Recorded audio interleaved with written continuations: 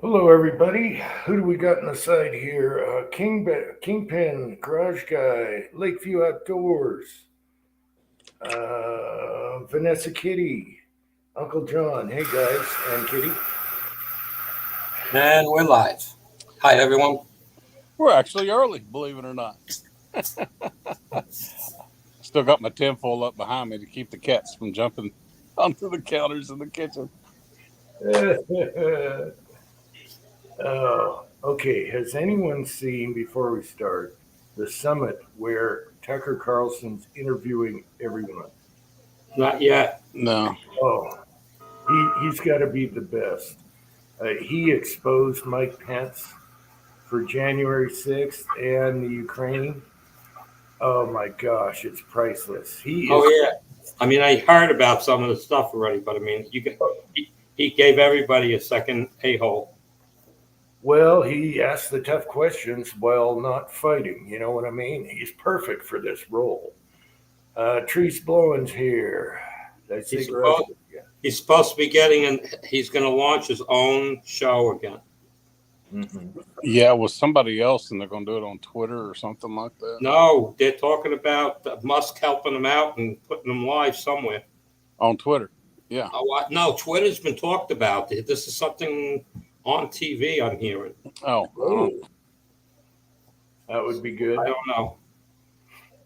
We'll see. That would be good, but he is so good at what he does. I'd love to see him in the debates asking the questions. Oh, God. Right. There ain't going to be no Democrat debates. What you talking about? Yeah. Lakeview, I hope the wife is doing better this week. And if you guys don't know, a lot of the medical coverage doesn't cover some of the things going on. So go over to the Scotsman's channel and donate tonight.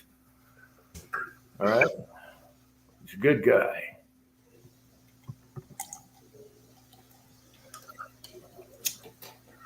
So the Ruger is definitely going back to Ruger. Yeah. I spoke with them and did all the stupid things they wanted me to test. And they had me take it apart and verify it's put back together right and all that crap. And I can't find anything wrong. And the best part is a friend of mine, I shouldn't say a friend, somebody at work, just got a Ruger PC last week. And he's taking it to the range today. So I gave him my bullets. Oh. I gave him two different lead bullets, a plated bullet, and my zinc. I gave him 10 rounds of each. And he called me today and said, "Can I buy you bullets?" This is why. I said, because I shot factory stuff and it shot okay. But no matter what I put in my gun from you, I had such a tighter group, it was ridiculous. All right. So there's nothing wrong with my bullets. So that narrowed that out. There you go. So I still have no clue what it is. I mean, it's not that the gun doesn't shoot, but the accuracy of the gun has totally changed as far as at 50 yards, 4 or 5 inch circular pattern group. And it used to be 1.25 inches. Has it let it up? Have you checked it? No, you haven't seen my video. You would look down. I put a video out. And I put a scope down it. You saw the chamber, the barrel, and the crown, and there is nothing. Huh.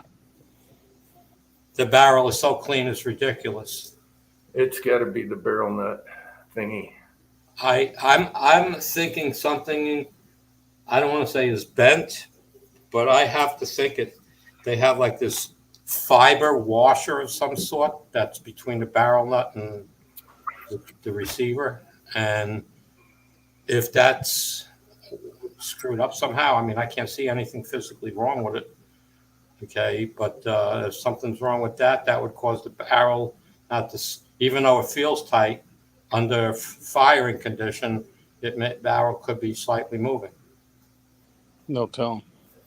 So Well, I hope they take care of it and don't just blow you off. I'm I wondering don't think about so. Ruger lately. Yeah. They're pretty decent. I mean, when I spoke to a woman the last time. Her name was Bonnie, and I said, my concern is that you're going to tell me there's nothing wrong with it when I know there is something wrong with it. I said, I I says, I know I can't put bullets in the mail to you, but I said, it doesn't matter what bullet goes through the gun. It could be factory or my reloads. It shoots the same. Okay. And I said, please, talk to me before you ship it back. Oh, she said, we'll be in contact with you. I said, okay, I hope so. Well, I've never heard any bad things about Ruger in their service. No, No, I wonder about lately because one of the 380s he was talking to Ruger about, and they're like, no, that's normal. And it's not normal. I have that pistol. Gosh, I just went brain dead. Anyway, I'm wondering about them. They've always been good, but James Puller's here. Did I say Trees Blowing's here? hey, James. Yeah, so I we'll find. don't have the side check, guys, so I'm sorry if I don't respond to somebody saying something. I'm on my phone. Ruger is supposed to be really good. There's a few channels that I watch, and one guy has sent back several firearms, rifles and pistols, to Ruger, and stuff he acquired, and it wasn't really, working right. And they took care of business. Yeah, Jake got me. It came to me right before you posted that, Jake. 243 Outdoors. His little 380 was showing. It was loose and showing wear up front. And Ruger said, "Oh, it's normal. They're supposed to be that way." But his was really loose, so that's kind of a blow off type deal. I would have sent it in anyway. Just send it to him with your address and say, "Deal with it."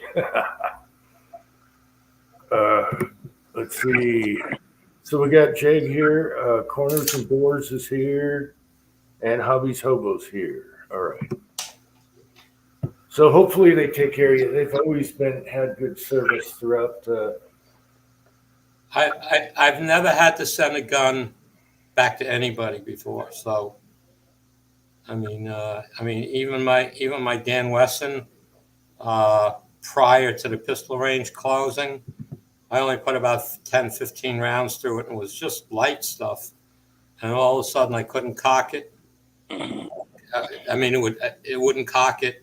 When I finally got it to cock, I couldn't get the hammer down. It was something, and I just took it apart, looked at the pictures, and bought the part, put it in. I had no problems. Okay. So, they're not very complicated. Even taking apart the Ruger PC, it's nothing. There's nothing to it. It's almost impossible to put something in wrong. So you think some debris got in your Dan Wesson or something in the sear? Or? No, I forget the name of the part. I had to do with the hammer or something. It wasn't the spring. It was a part that worked off the spring. It was a moving part. It changed. It actually held the trigger back when you cocked it or something, and it was completely. How should I put it? It had like a spike on it, and so it was like up, and it wouldn't let anything move. The hand. That's it. Yeah. It was the hand, and I figured, oh boy, I'm gonna have fun finding this shit. It's a gun made in the 70s, right? And I went online, and there were 5 people had them in stock. I was like, okay, great. It was $7.99 for the part. I said, while I'm at it, I ordered a spring kit and changed all the springs inside because it's never been touched since I own it, and I can't tell you how many rounds are through it. There's got to be 30,000 rounds through that pistol. Mostly, light stuff. Target the competition wad cutters. And it's funny. I'm talking about the wad cutter. I don't know, Jim. You think back in the day, 2.6 grains of Bullseye was the load for 148 grain double-ended hollow base wad cutter. That was what I used, and Now they're listed at 3.1 grains. Has the powder changed that much, or does they just? I don't know. All the old data, they didn't really have pressure ways to measure pressure properly like they do now. So that's one. Yeah. And then the powder has changed a little bit. I'm shooting 25-year-old wad cutters that I loaded, and that's when I stopped shooting, and so I had all this competition stuff loaded.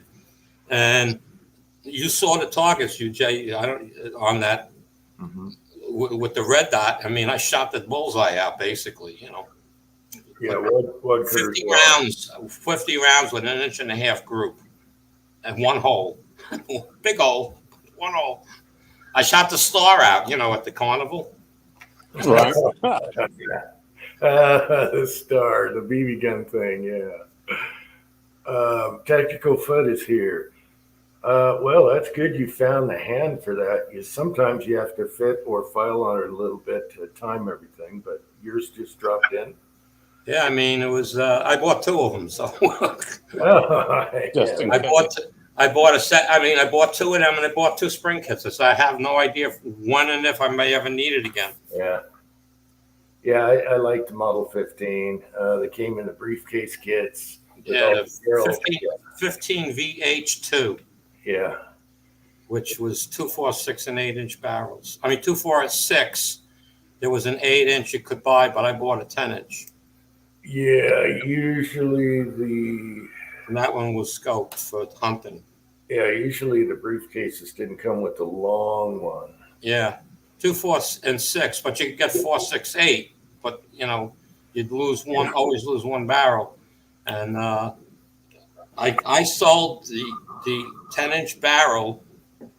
Oh God, it has to be 15 years ago with the scope on it for $2,000.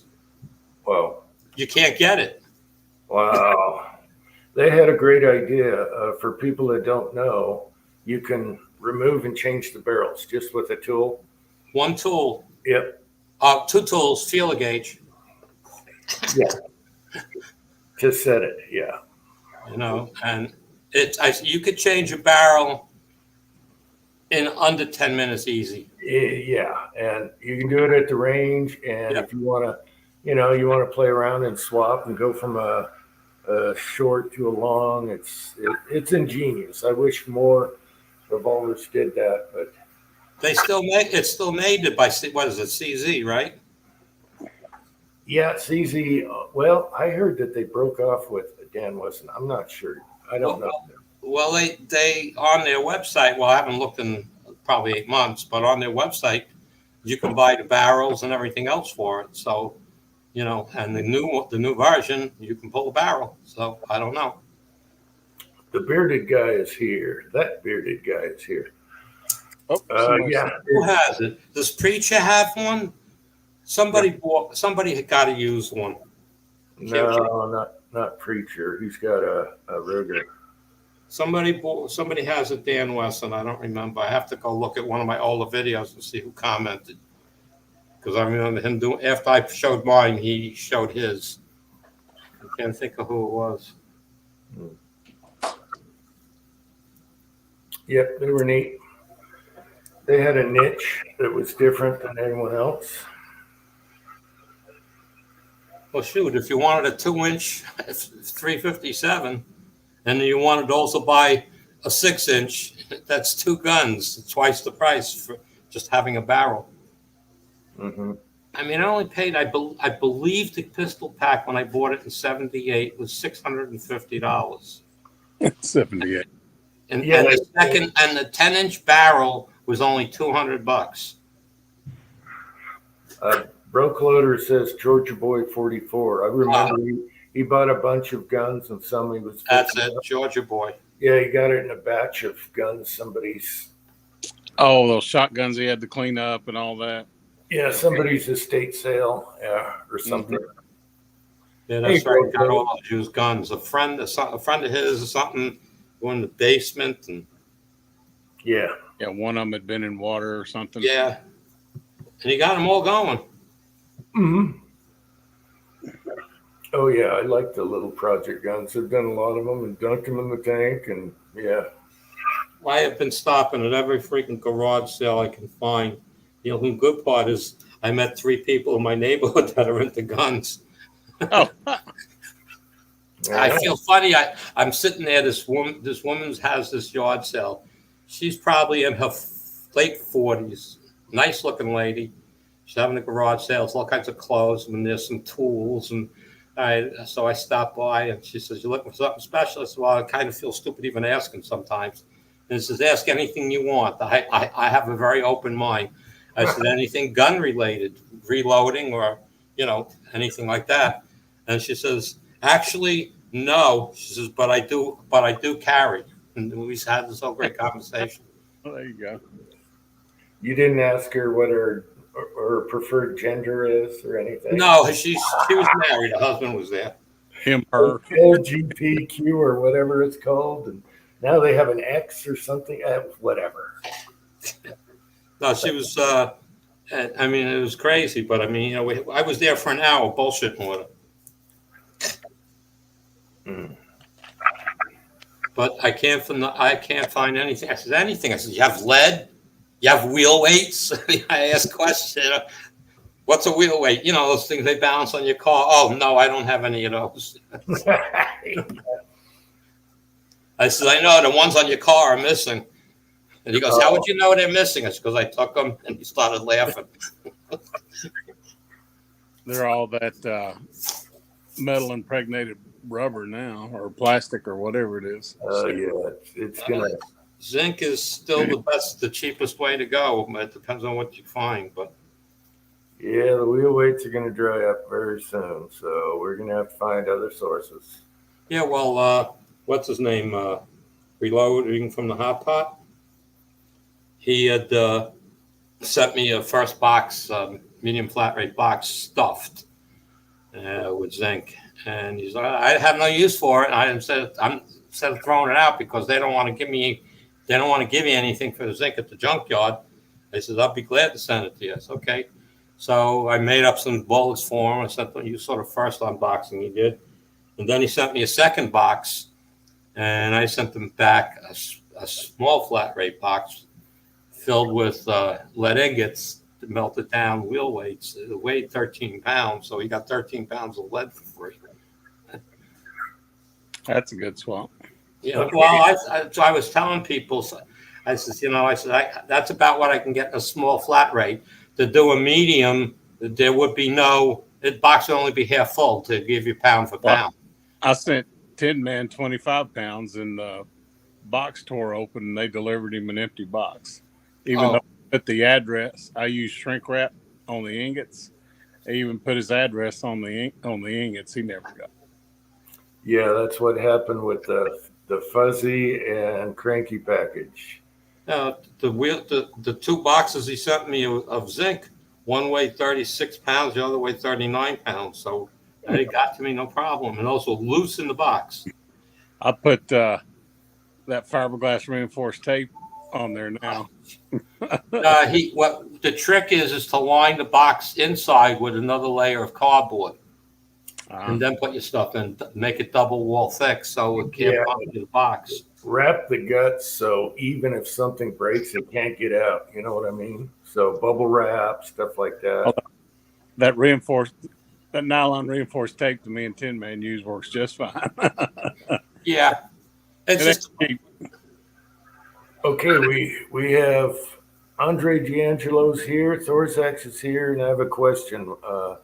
Uncle Jim, what is the biggest handgun caliber you shot? Smith 500.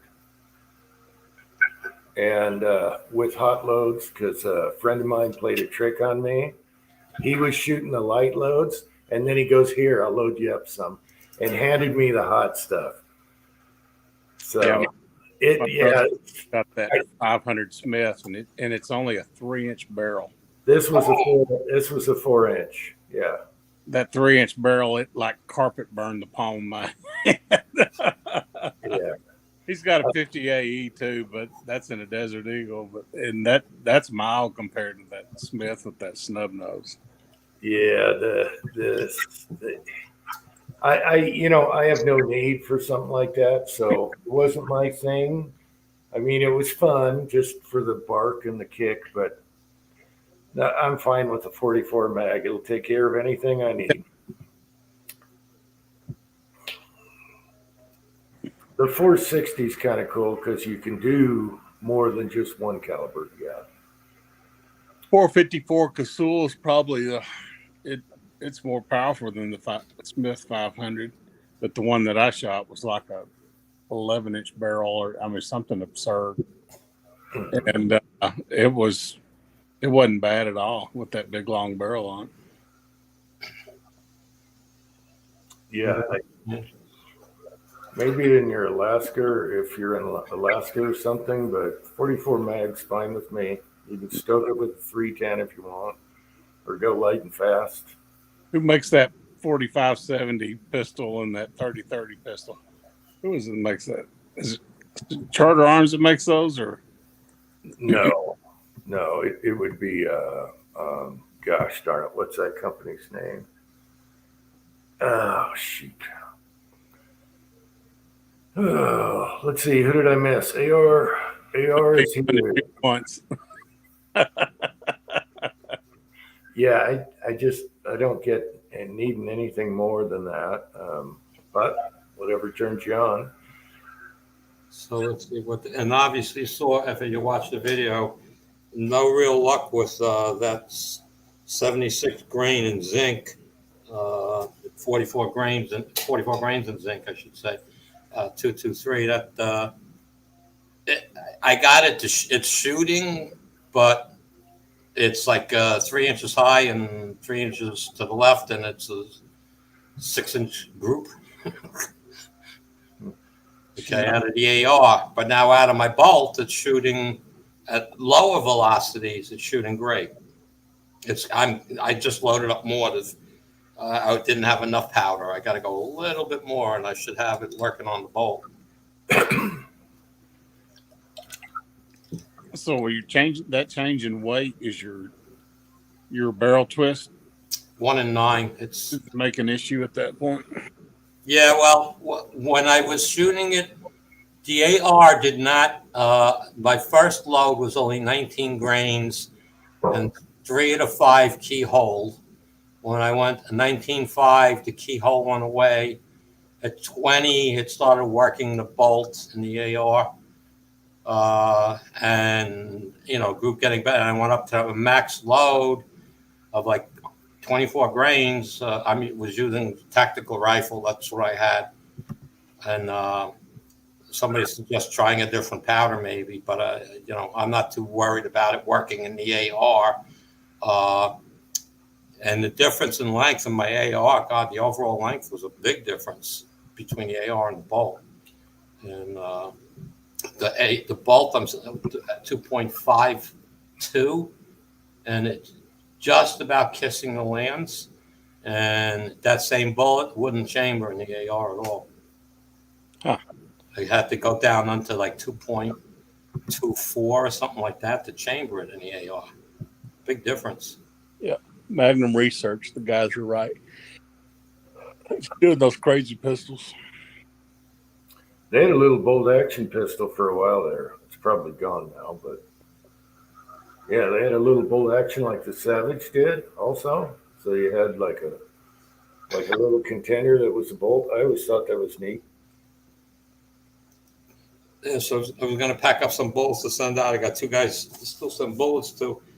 I'm sitting down, and I realized I almost loaded up all of one of the bullets of my 357 after casting today, so I can get them some more. So I can get those. I got to get 2 boxes out yet. One to who am I saying to dummy round, and he's going to try quite a few different bullets, and then James Pollard, same thing. He's going to get some of those 223s, but I'll send him some other stuff 223Ys that works, and I'll send same with dummy round.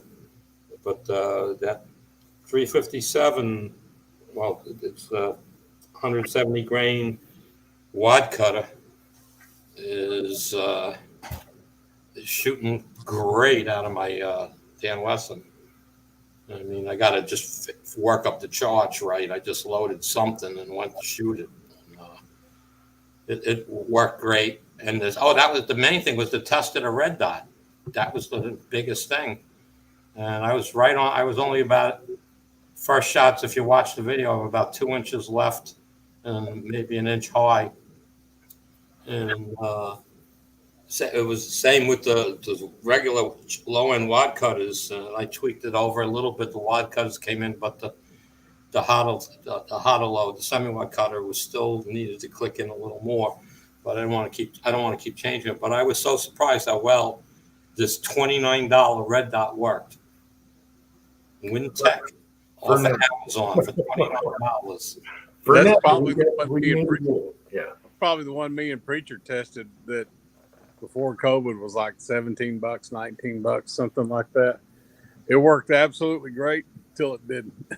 I'm not shooting super hot loads on it. I mean, it's all right. Well, we tested it with hot loads in that 458 SOCON. Oh well, big difference. As you can get, but I put it on 300 blackout and it worked for a couple hundred rounds, and then I handed it to Twine and she was banging some steel, and then all of a sudden she was shooting the ground. I'm like, "What are you doing?" She's like, "I'm aiming right at it." I was like, "Get a little closer," and 10 yards away, she still couldn't hit it. And then I grabbed hold of it, and then I'm like, "Holy cow!" And then it wouldn't even adjust. So whatever was holding vertical just snapped. And that's all right. I wanted to test with something. Hey, it's $20. If I didn't like it, $30 is no big deal. Right. Okay. So now I don't know which. Uncle Jim likes the Holosons, and they're like $130. No, $100. Holosons, and I like the SIGs. Holosons are $100. So Where? Whenever they're on sale, right now. On sale. Well, yeah, I just I could find you one right now for $108. All right, I'll have to look at what other people. And we're talking shake away, push button, works, indestructible. Yeah. There, the solar ones are what half. Yeah. I'm not interested in the shake awake thing. I know, but 50,000 hour battery life. If you forget to turn it off, you put it in the safe, and a year from now, it's turned off. Yeah. Yeah, no, I got you. I just gonna keep playing with this one for now and make sure I'm liking it for sure. But I'm liking it because I can't see the sights in the target. So no matter what glasses I wear, I have distance and glasses and reading glasses, and if I had the reading on, I can focus the sights, but the target's all blurred out, and vice versa. Yeah. The sights are blurred and the target's sharp, so it's like, okay. I need to get this off the screen, but Broke Loader says he needs to smelt, and I wanted to say, you need it now. You need a smelting buddy, just like Garden Buddy. All right. It's a dumb joke. Why did I look for that? Me and Cranky have astigmatism, so red dots. That's too bad. Yeah, I have a slight astigmatism, and I by changing the brightness level, I can almost cut it out. But it worked all right with the target, though. I mean, that's the end result was good. Mm-hmm. My astigma makes the dot like elongated, like it pointing at 4 o'clock, 3:30. Mm-hmm. So I just look. I use in there. It for me mostly it just makes a little sparkly star, but it's not so bad that I can't hit still at 50 yards. I mean, I shot Jim's 38, hit it the first time. My range set up steel. I didn't mention that in the video. My range set up four pistol points with steel. Oh, nice. Out to 50 yards. Okay, and they have a spinner on it. Everyone has a little spinner target on it as well. You hit it and it flips to the other side. I took 4 shots at it with the red dot and missed. I said, screw that. Yeah. Hey, do the spinner competition with a Martini Henry. That was a hoot.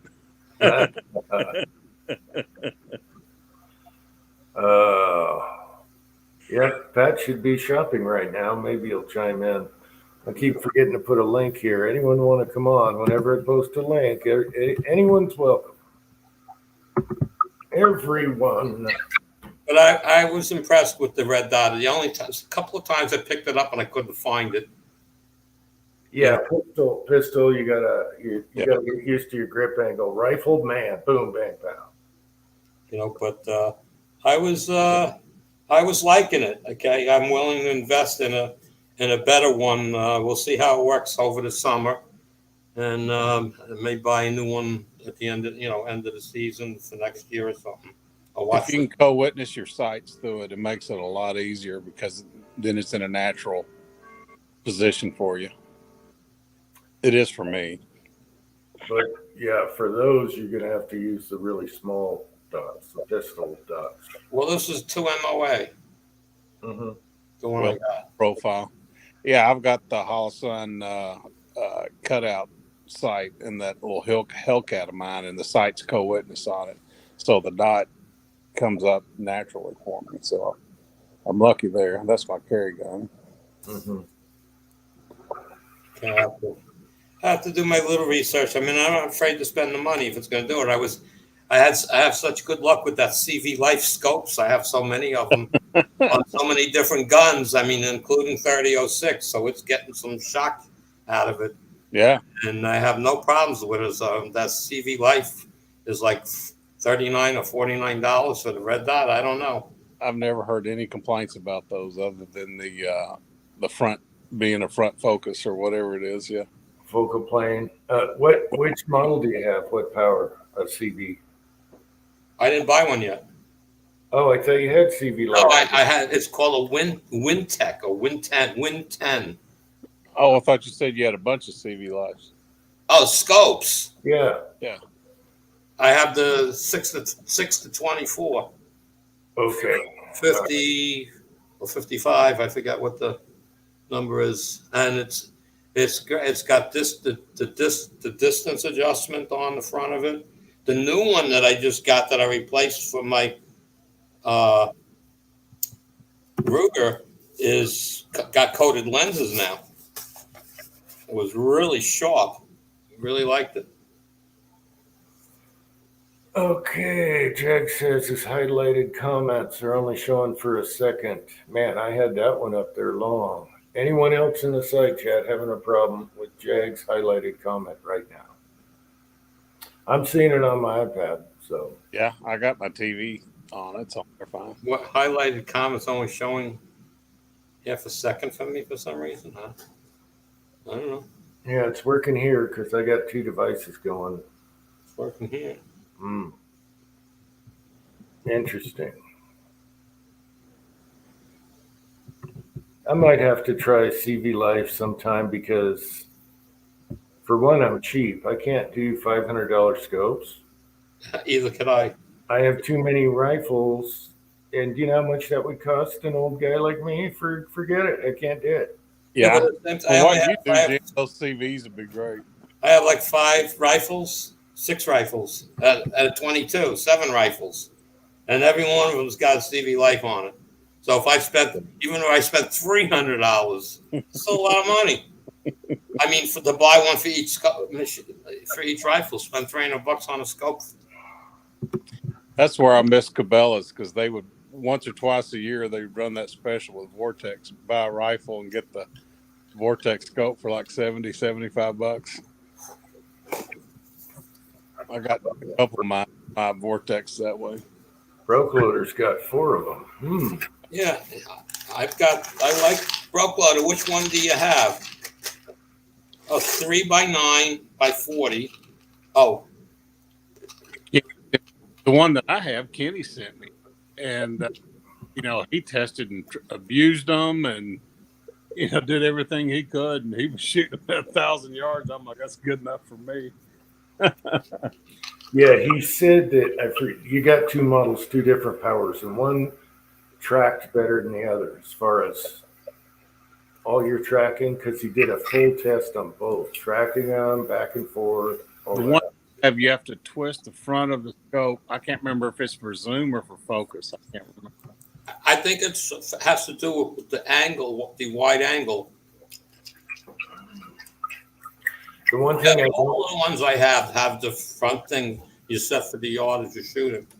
Is okay. The And it does make the target clearer. paralyzed. Okay. 6-shooter Texans here. The one thing I don't like is the reticle because it just screams the cheap Chinese because all the cheap scopes have that reticle, you know. And then the illumination thing, yeah. But whatever. I need cheap scopes. I gotta. I don't use the illuminations. I don't have, Yeah. I got rifles sitting because they don't have scopes on them right now because I'm pulling them off, trading them around, and yeah, I'm gonna have to get some cheap ass scopes. Tell your son you want 6 C5 Christmas. Up to like $100. I don't know what they cost, man.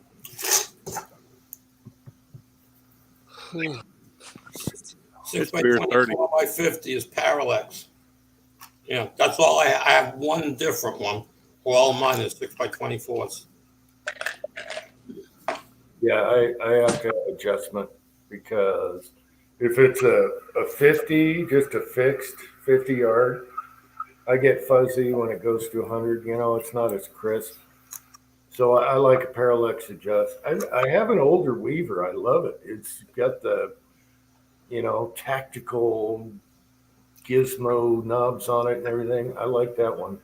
That's on the handy rifle right now. That's a 14, 3 to 14 or something like that. But they don't make Weavers anymore, I think. I think they killed Weaver. Oh, well.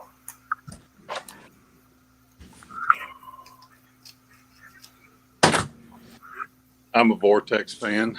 You know, the no BS warranty. Yeah. You know, you didn't Yeah, even buy it new. They don't care. I heard their base plain Jane model. Sometimes people had to send them back, but yeah, no BS warranty.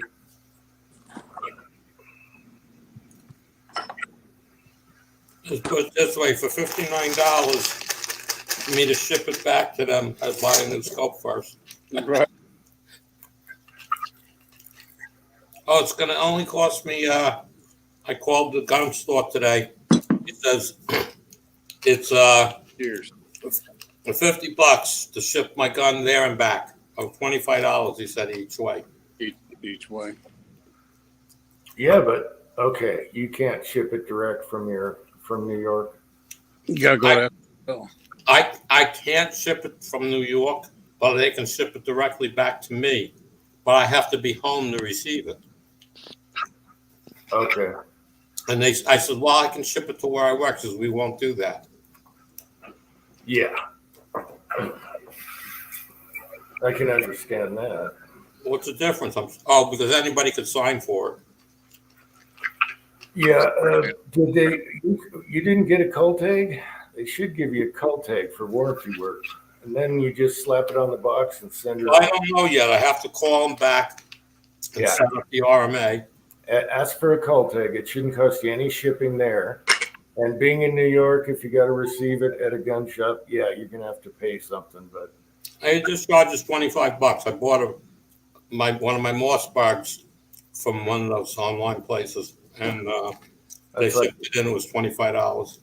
See, the thing is, unless they have to totally give you a new rifle, that's your rifle. You shouldn't have to do any paperwork or nothing. It goes right back to your house if you're home. Well, that's it. They said they'll ship it to my house, but you must be home. And I said, well, I can't guarantee I'll be home when the UPS guy gets here. request Saturday delivery.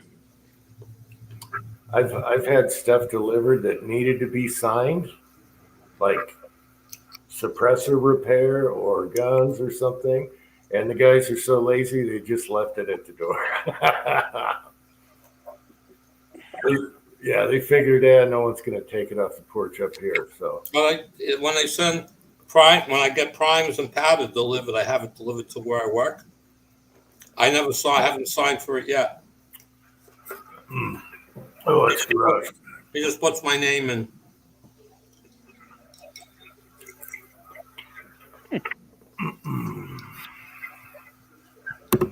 Well, hopefully they fix it. I hope so. The only bad experience with Ruger, and it's too bad because Ron was such a good guy. He was a World War II vet that was on the island with the flag, Iwo Jima or whatever. He was a Marine. Anyway, nice old guy, and he couldn't get his Ruger 22 pistol apart. Okay, it was too tight from the barrel to the receiver, or the barrel to the frame. And so I looked at it and I'm like, you're damn right. You got to take a mallet to this thing. And so he sent it in because it annoyed the hell out of him. And Ruger looked at it and they said, no, that's fine. I mean, they didn't do nothing about it. So what did he do? Bam! As soon as it came back, he slapped it on consignment and bought a Browning Buckmark.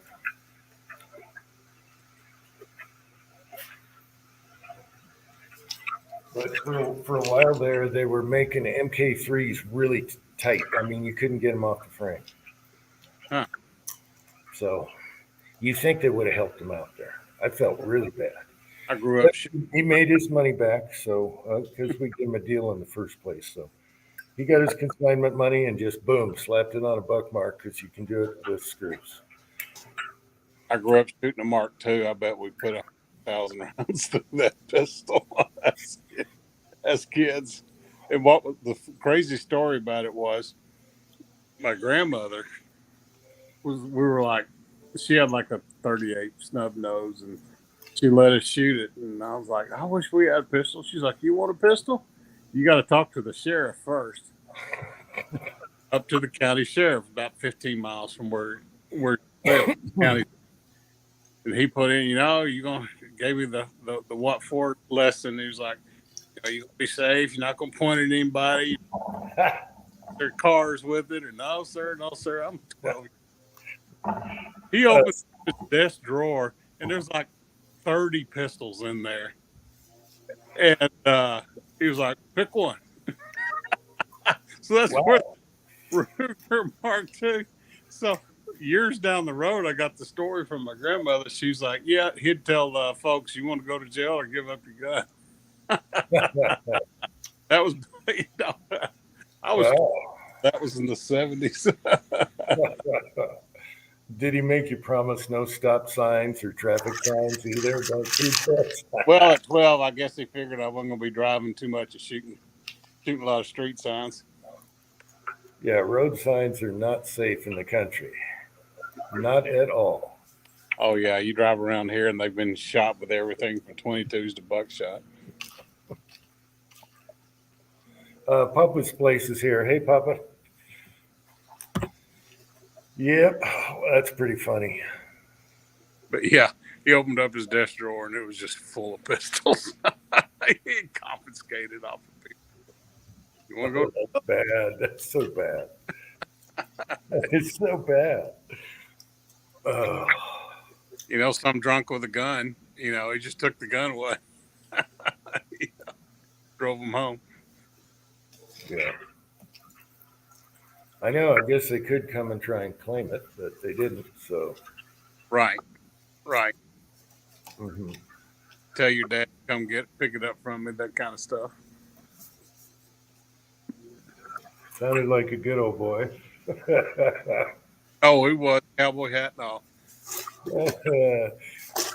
And justice. Your way. I'm going to slap your mama right in the mouth. Mama right in the mouth when I get on.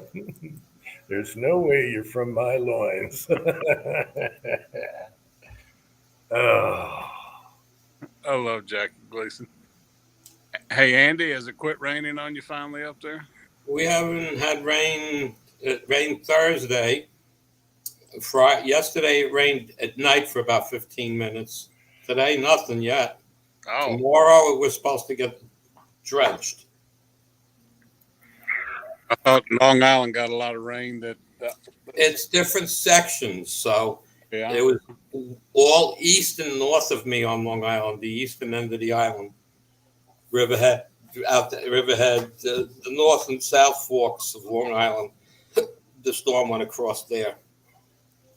It's going to The be cold like that. python. It's I going to picked be 2 or like 3. 100 degrees the next 2 days. Lovely. I've been dealing with. When I come home from work and park my car, it faces my 2-car garage. So there's a door on the left and a door on the right, the garage doors. And Thursday night, I come home, I pull it up and I look, and I see a wasp nest in the corner of the left garage, just bigger than the size of a softball, bigger than a softball. Okay. And they're going in and out, in and out, in and out. So I go over to my neighbor. He's an exterminator. And he says, I'll take care of it for you. Give me a couple of days. I said, yeah, I'll give you a couple of days. Okay. Meanwhile, I got to worry about my wife parks a car that they don't, they get scared, spooked or something. They go after her. She got stung. She could die with her heart issues, So she's never been stung in her life. So who knows what would happen. So I went to, he didn't come. It's Friday night. He still didn't come. So this morning I was doing my food shopping. I picked up a can of hornet spray, whatever. Wasp spray. Yeah. And I was scared to go near it because I got one car. It's parked close to the garage door. So it's like, and it's attached to a charger. So I can't move it too far. So I put it in neutral and let it roll back till I saw the cable coming. So that's about as far as the wire would reach. Got out of the car. I said, all right. I walked around and I popped the hood and they like, okay, they're not spooking or anything. So I disconnected the cables quick and dropped it on the ground and backed it up all the way out of the way. And I went in the house and got the spray. And man, I got it right up, right in the hole, man. And they were flying out like crazy and dropping. Okay. And I was like, I'm running for cover because I like waiting for the nest to empty on me. I was stung bad up in Vermont when I was about 16. The wood pile. Okay. It was my job to go out and get the wood for the stove in the wintertime. I go outside and I don't even know there's a wasp nest sitting up there in the corner. I didn't even notice it. The second day I was up there, I was attacked. I spent 2 days in the hospital. Oh, geez. Yeah, well, I wasn't just stung once, I mean.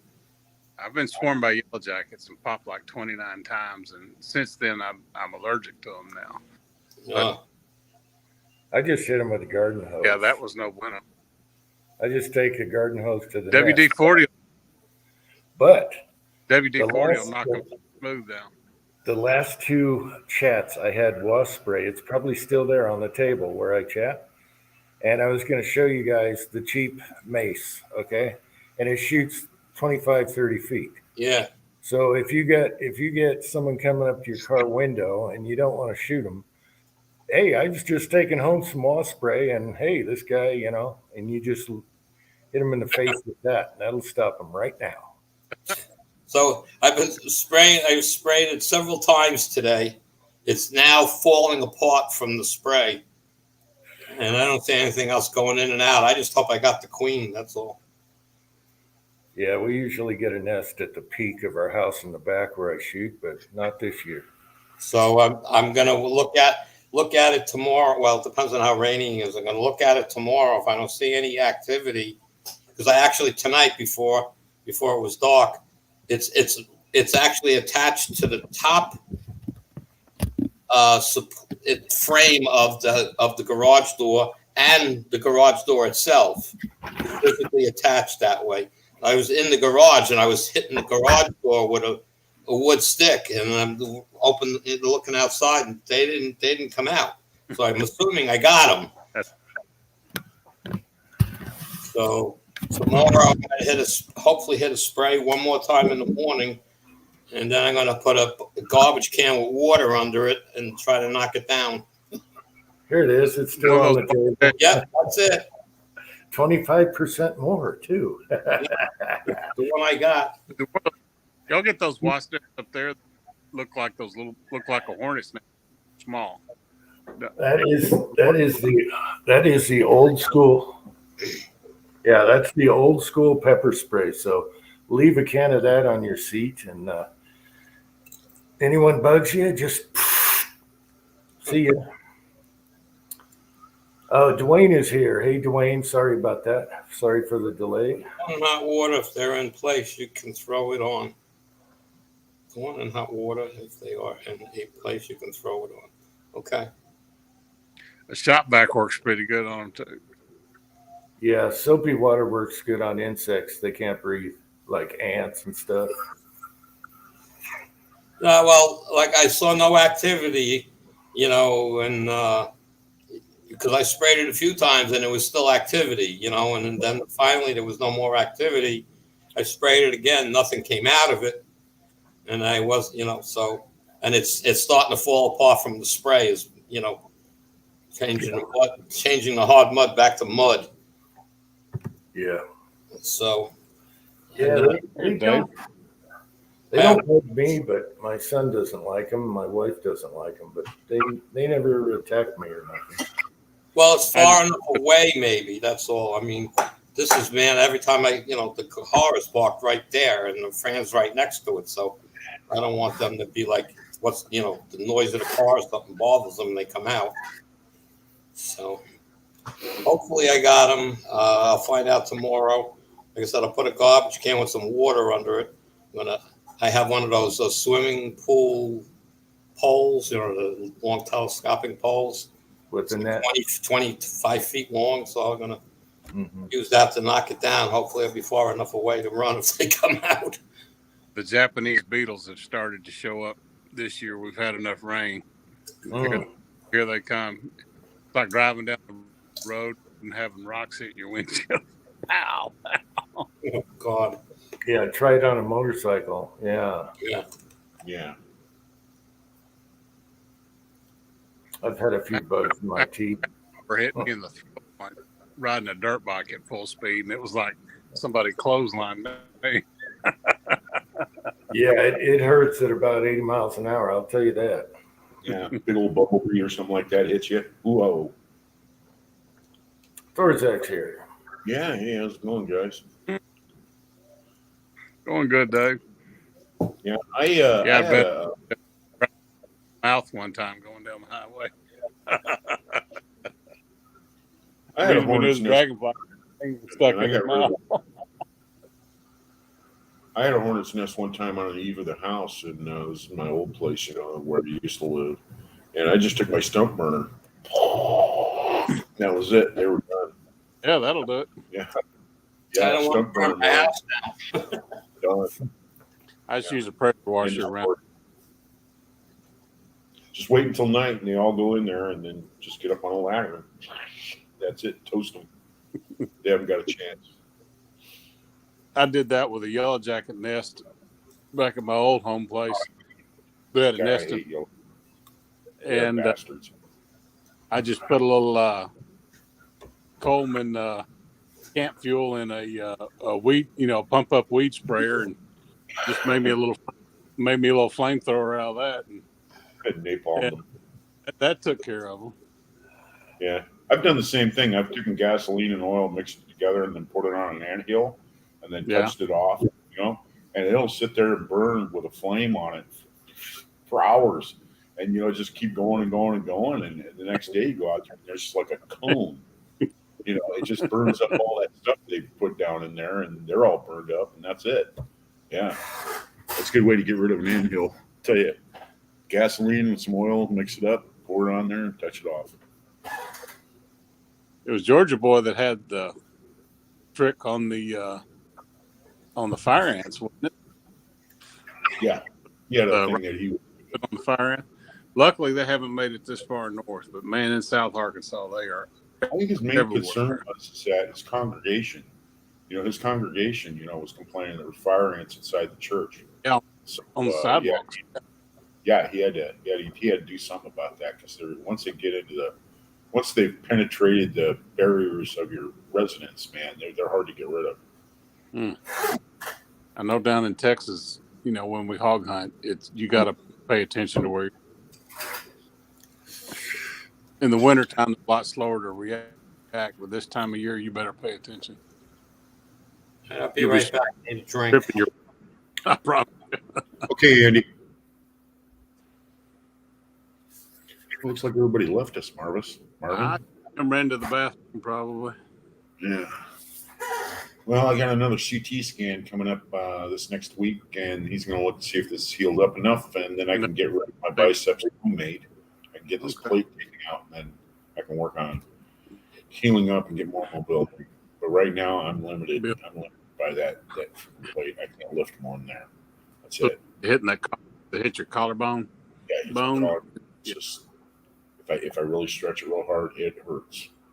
Yeah, and I don't instinctively. If I was to fall down, I have to be very self-conscious not to instinctively put my hands out in front of me, because I actually could like lever against that and either break this bone or pull my freaking arm. Do the karate roll. Do the old karate roll when you fall. Yeah, I just learn.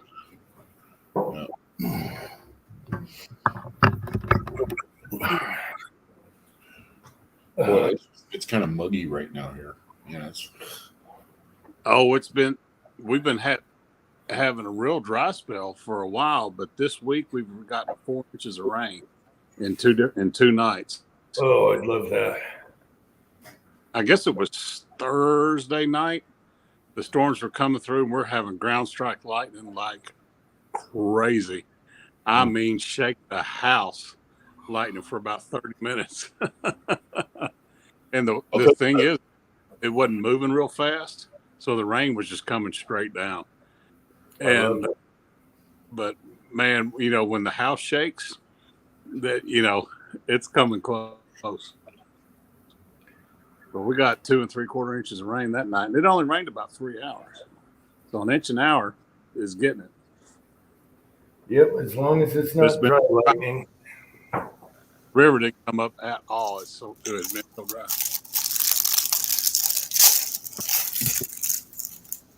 Fine Ape is here. I haven't seen Fine Ape forever. Wow.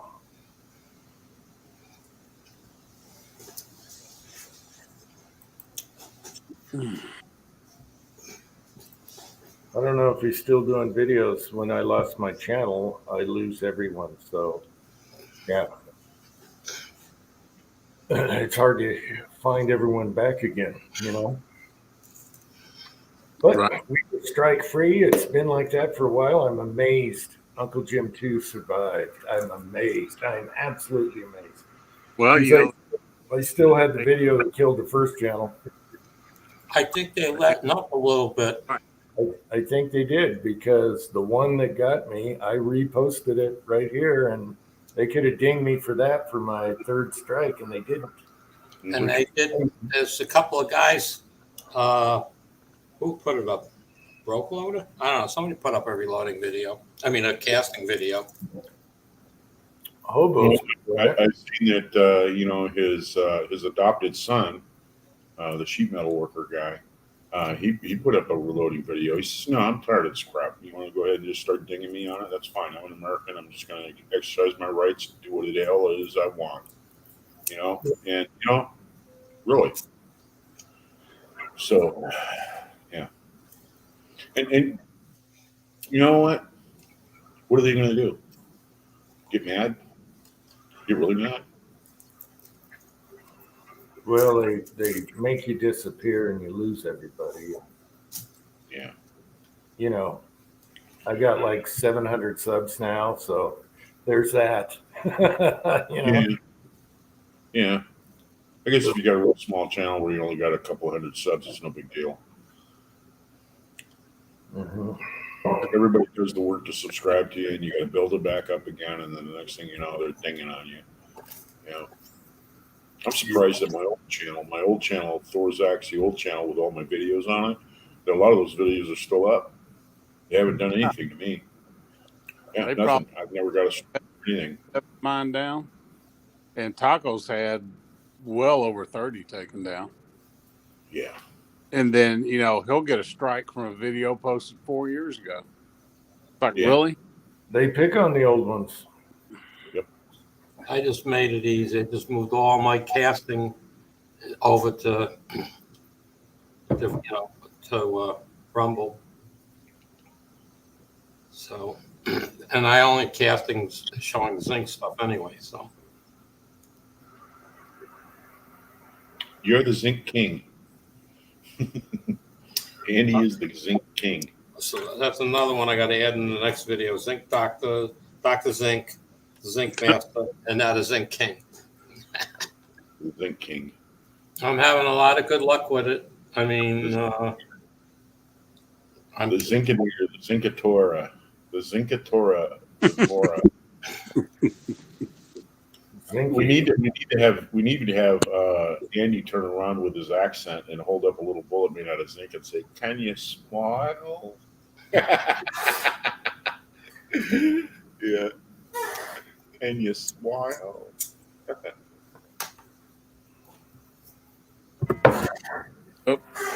By the clock's going on.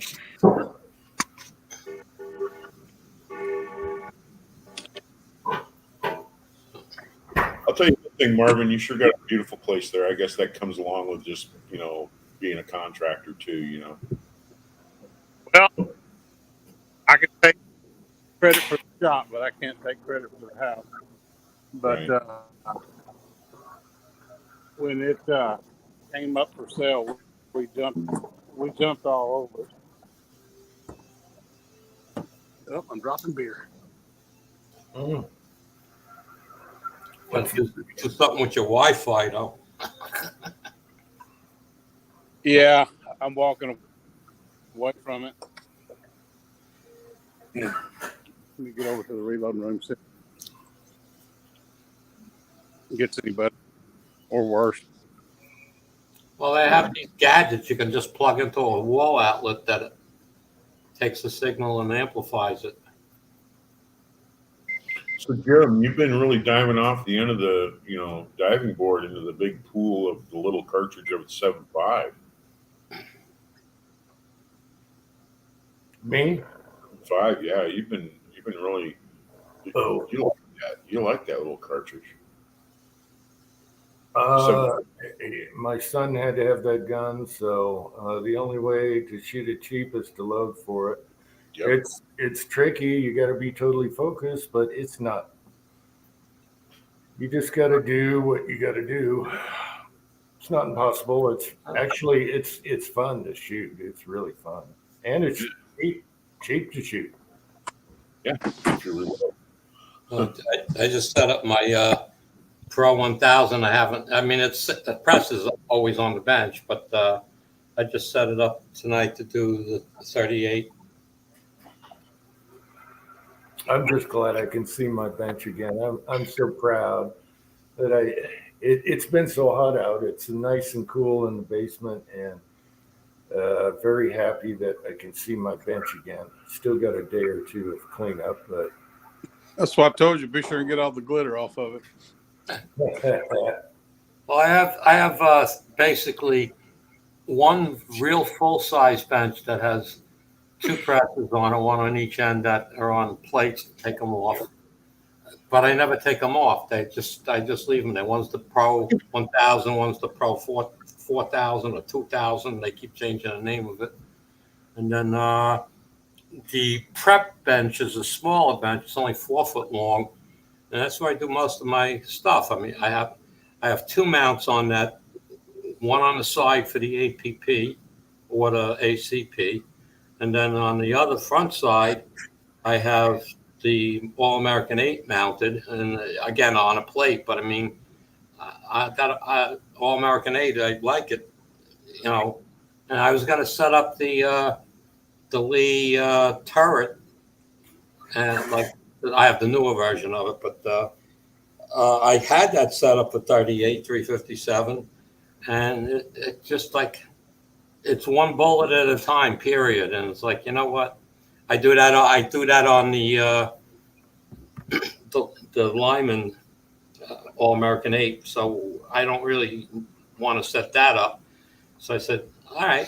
So I set up the Pro 1000. It's 3 stages. I'm putting in the cartridges already primed, so I don't care about that. And I'm putting powder in it because I'm measuring each powder drop. So I sit down and I do like 20 rounds, drop powder out of the electric powder drop, and then I go over there and I just put put one in, pull the handle, put another one in, pull the handle, and after the third pull of the handle, bolts are falling out. I want to answer Hobby's Hobo. Yes, I do. I had to start another channel in order to get back on YouTube because my information got wiped out because my computer, I had 8.1 or whatever it was, and they turned it off. One day I went over there and that was it. I had a blank screen. Everything was gone. So I had to get another computer. I had to start a new YouTube channel. I haven't made any, videos on it. I just basically use it for this format right here and getting into chats. But yeah, I do have an old channel. It's still available on YouTube. You can go up there and you'll see my ugly mug with a beanie on. Okay, and I look like a killer. And yeah, that's me. And I have all my old videos in there. There's a lot of things in there, like some of the pistols I had, some of the accuracy things I had, some of the bullets I've made, my machines, I had, I don't know, 300 some odd videos. I don't know. I can't remember. But there was like 4,000, maybe 3,500 subscribers. So, yeah, I had another channel at one time and everything was cool. And I went through some changes in my life and there were some things that were going on and I couldn't really get into YouTube at the time and I just stopped my content. I haven't been really back into it since. And with all the controversy and the bull crap that's going on in YouTube, I'm just thinking to myself, and then you got to go over there and you got to start, an account with Rumble, and then you end up like Walter. I would like to show you more. And if you want to see more, you can see it on the Rumble channel. Just type this in right down here, and, just that's good. Go ahead. But Walter, mildest channel out there, mild-mannered guy. He always starts out with what the weather's doing. It's another beautiful day on the West Coast down here in Southern California or Central California, blah, blah, blah. Really nice guy. Just a retired guy living in a retirement community. And here's YouTube just treating him like he's Satan, like they're going to pull up in a van and run out and throw a net over the guy. You know what I mean? And it's messed up. It really is. I really feel bad about Walter. He's very, very, very knowledgeable. He tries a lot of different things, and he does it his own way. And like I said, I really feel bad about Walter. Walter's got beat up for no reason whatsoever. He's got clubbed in the head and a bag over the face, and a punch, bag over the head, punch in the face from YouTube. I don't know what happened. Yeah. They just don't want to. They don't want to see the reloading. I mean, the casting. Well, somebody must have either a YouTube flagger or somebody once seen it, and then they just put him on the radar, and they just kept up on him. Walter Bundy. Every time you put up a video, man, they would just tear it apart. Easy targets. Okay, Jag is right. I've been watching my device, and the quotes are flashing sometimes and going away, and now this one's staying. So it's kind of a glitch with StreamYard tonight. As far as the weather in California, I don't care. All right? I really don't care about what the weather in California is like. It should be ocean temperature. Sorry, people that live there. It should be ocean temperature right now. All righty. Oh, I'm going to get some hate there. Going to get some hate. Oh, well. Oh. Yeah, Broke Loader's been brave. He's going to be Broke Loader 3 soon, but I think they're backing off a little, So hopefully they're backing off. You do feel violated when you lose all your subs, all right? They just rip you, and then you don't have your subscriptions, so you lose all your friends, their channels. And so you got to start over and wait till they reply so you can sub them back again because you're never going to remember them all. So it is kind of violating. So, Jag. No wonder Jag gives me shit.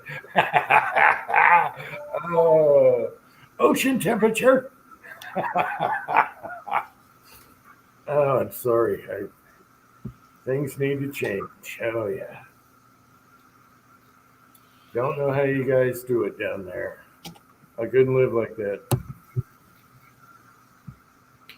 Well, I think that there's a certain amount of society that, they have a right to their opinion on what they consider, um, I don't know, unacceptable, I guess, or whatever. I don't know. That's how the whole smoking thing started. First they kicked people out of, bars and eating establishments and stuff like that. And they shut down all the smoking sections and made everybody smoke outside. And then all of a sudden they demonized everybody who was smoking. And, I mean, Jim remembers when I was a kid, I mean, you go to McDonald's and you can ask for an ashtray and they give you one. It was acceptable. But what people consider socially acceptable anymore has a lot to do with the way that they try to influence politics so that they can make, like 70% of the population do what they think they should do. You know, and that's what's wrong. It really is. Now, Jim also remembers there was an area in over here in the Northwest. I mean, you could get on Highway, 103, go up to 104, get on 101, and you couldn't drive more than say 25 minutes to a half an hour, and you'd run into a roadhouse. A place where you could get on a Saturday and or a Friday and Saturday night, you could get a steak and a baked potato, and they had live music and go dancing, and they had drinking, they had cocktails and that sort of stuff. And it was a place where you took your old lady, you had a good time, and with the whole thing about drinking, all now they're all shut down. All of them, all those places. Like I said, every 30 minutes. I mean, there's a place right down the road from me that's a convenience store now, but that used to be a roadhouse when I was a kid. I used to remember going up there and you just see a line of cars and the parking lot was full and there was a live band there and they had prime rib and then on Saturday nights and a steak and surf and turf thing on Sunday night, Saturday and Sunday night, and that place was packed all the time. But not anymore because socially that's not acceptable to have places like that. You're killing me because I'm hungry. You're killing me, and what I crave. I haven't had it forever. I don't know why I'm craving it, but a chicken fried steak at Greasy some spoon. Yeah, I know. That's just delicious. It is. a chicken fried steak at some crappy diner. Why do I crave this? It's been forever. Yeah, and you got to add a little pepper on top of it, because they don't put any pepper on top of it, so you got to add the pepper. And, you get the whole mix going, man. Chicken fried steak is awesome. There's a place called it's the Paulswood, Junction Diner, and they have a chicken fried steak down there. You can't eat the whole plate. I mean, it's got two great big giant patties slathered in the country gravy, and then you get 2 eggs. You get a great big thing of hash browns with it. You get a full stack of 4 pieces of toast and bon appetit. I mean, I'm telling you, they serve pancakes that big around that are drooping over the side of the plate. It's quite the thing. And like you said, it's a greasy spoon place. But man, they got good food down there. You don't make a habit out of eating there unless you want to weigh 350 pounds. I'm telling you that.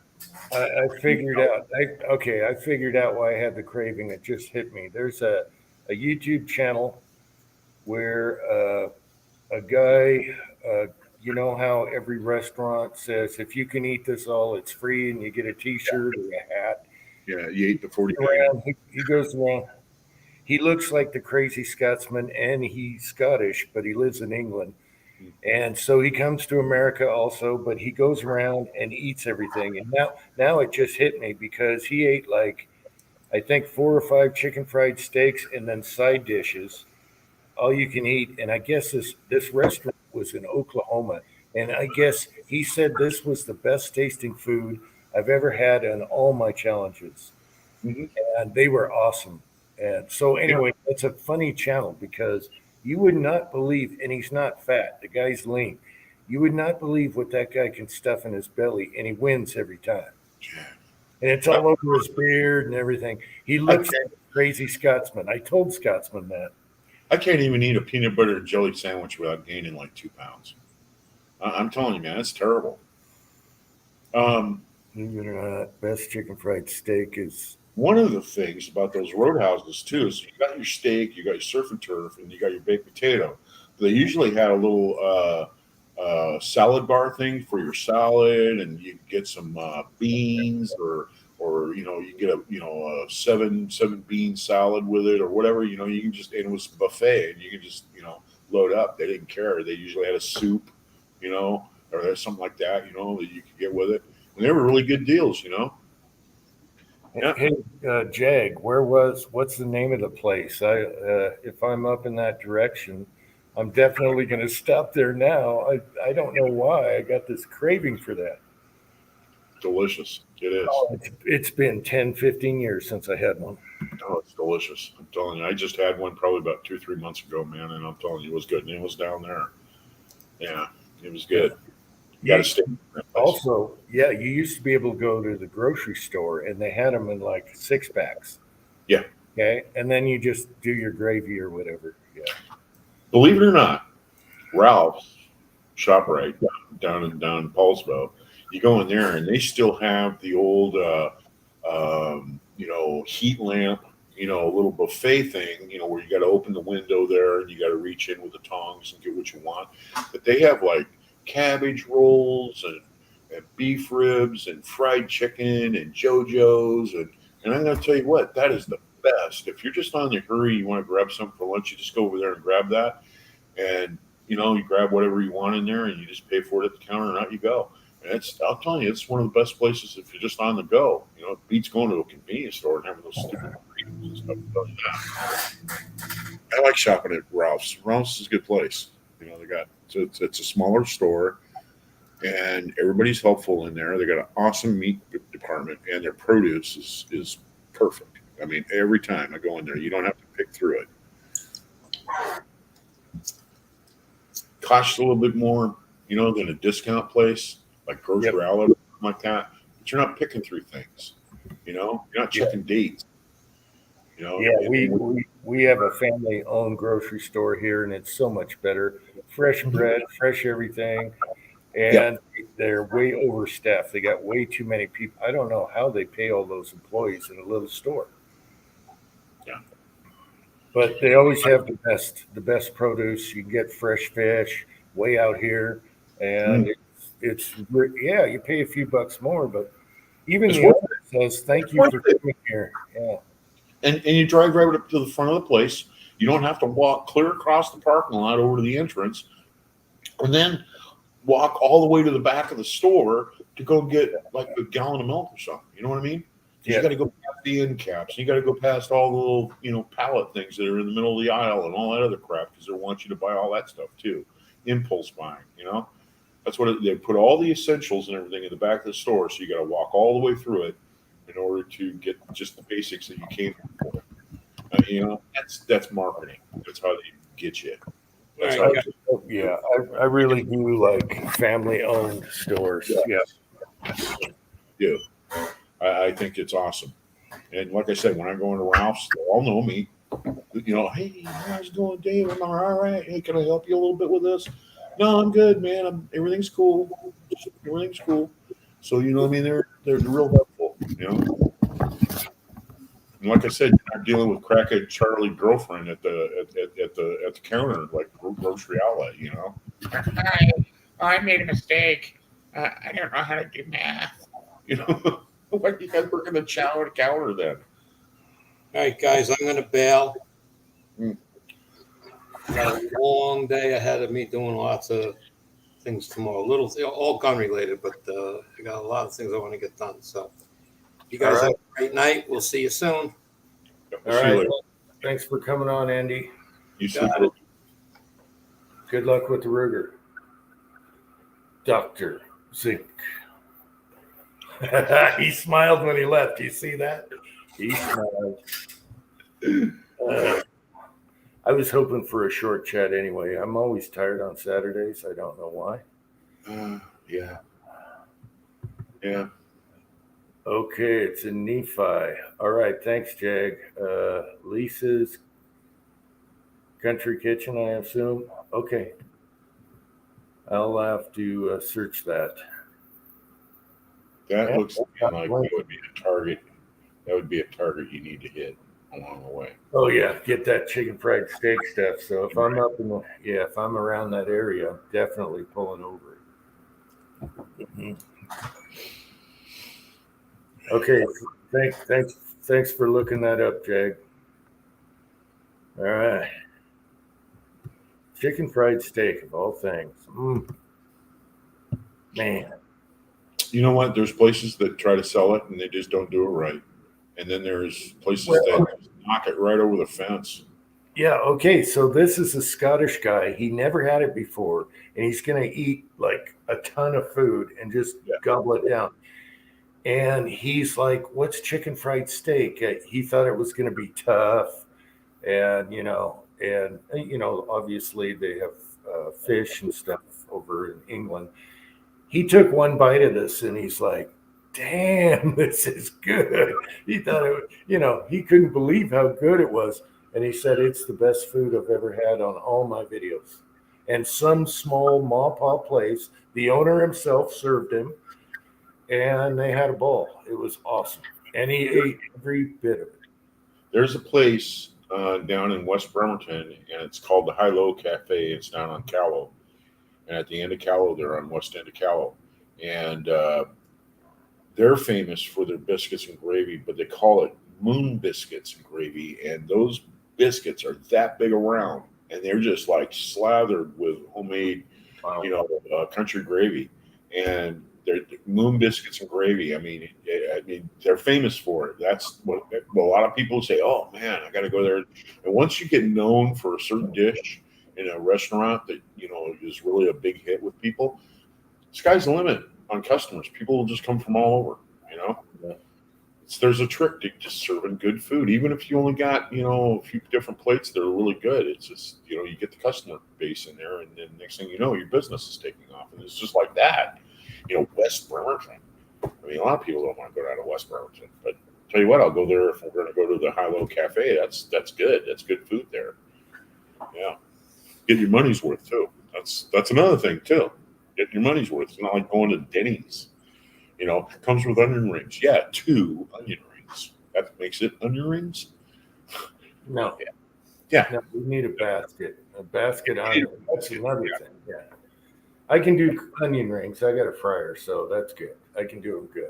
But I think the reason chicken fried steak is so tender, they pound it with the mallet. They mash it with the little squares on the mallet, whatever you call it. And man, there's something about it. Texture, flavor, killing me. When I make navy bean soup, or I make like a 15 bean soup or something like that, and I put ham in it, what I do is I take the ham slice and I lay it out on, a cutting board, and I do the same thing. I beat the crap out of it before I cut it up. And what happens is it breaks up all the fiber of the meat. So when you throw it in the soup, it absorbs all those flavors and everything. So it isn't like you're eating your soup with little chewy squares in it of meat. And you get these kind of chunks of already tenderized meat in there, and that makes the soup really good. That's a perfect after plowing meal right there. Yep. Navy bean soup with onion. Ugh, that's good stuff. That's a winter dish. Yep. So anyway, you need to do video. Start that off. Do a video. Anything. Just the desk, the hand and the feather, whatever. Do a video. Me? Yes. Oh.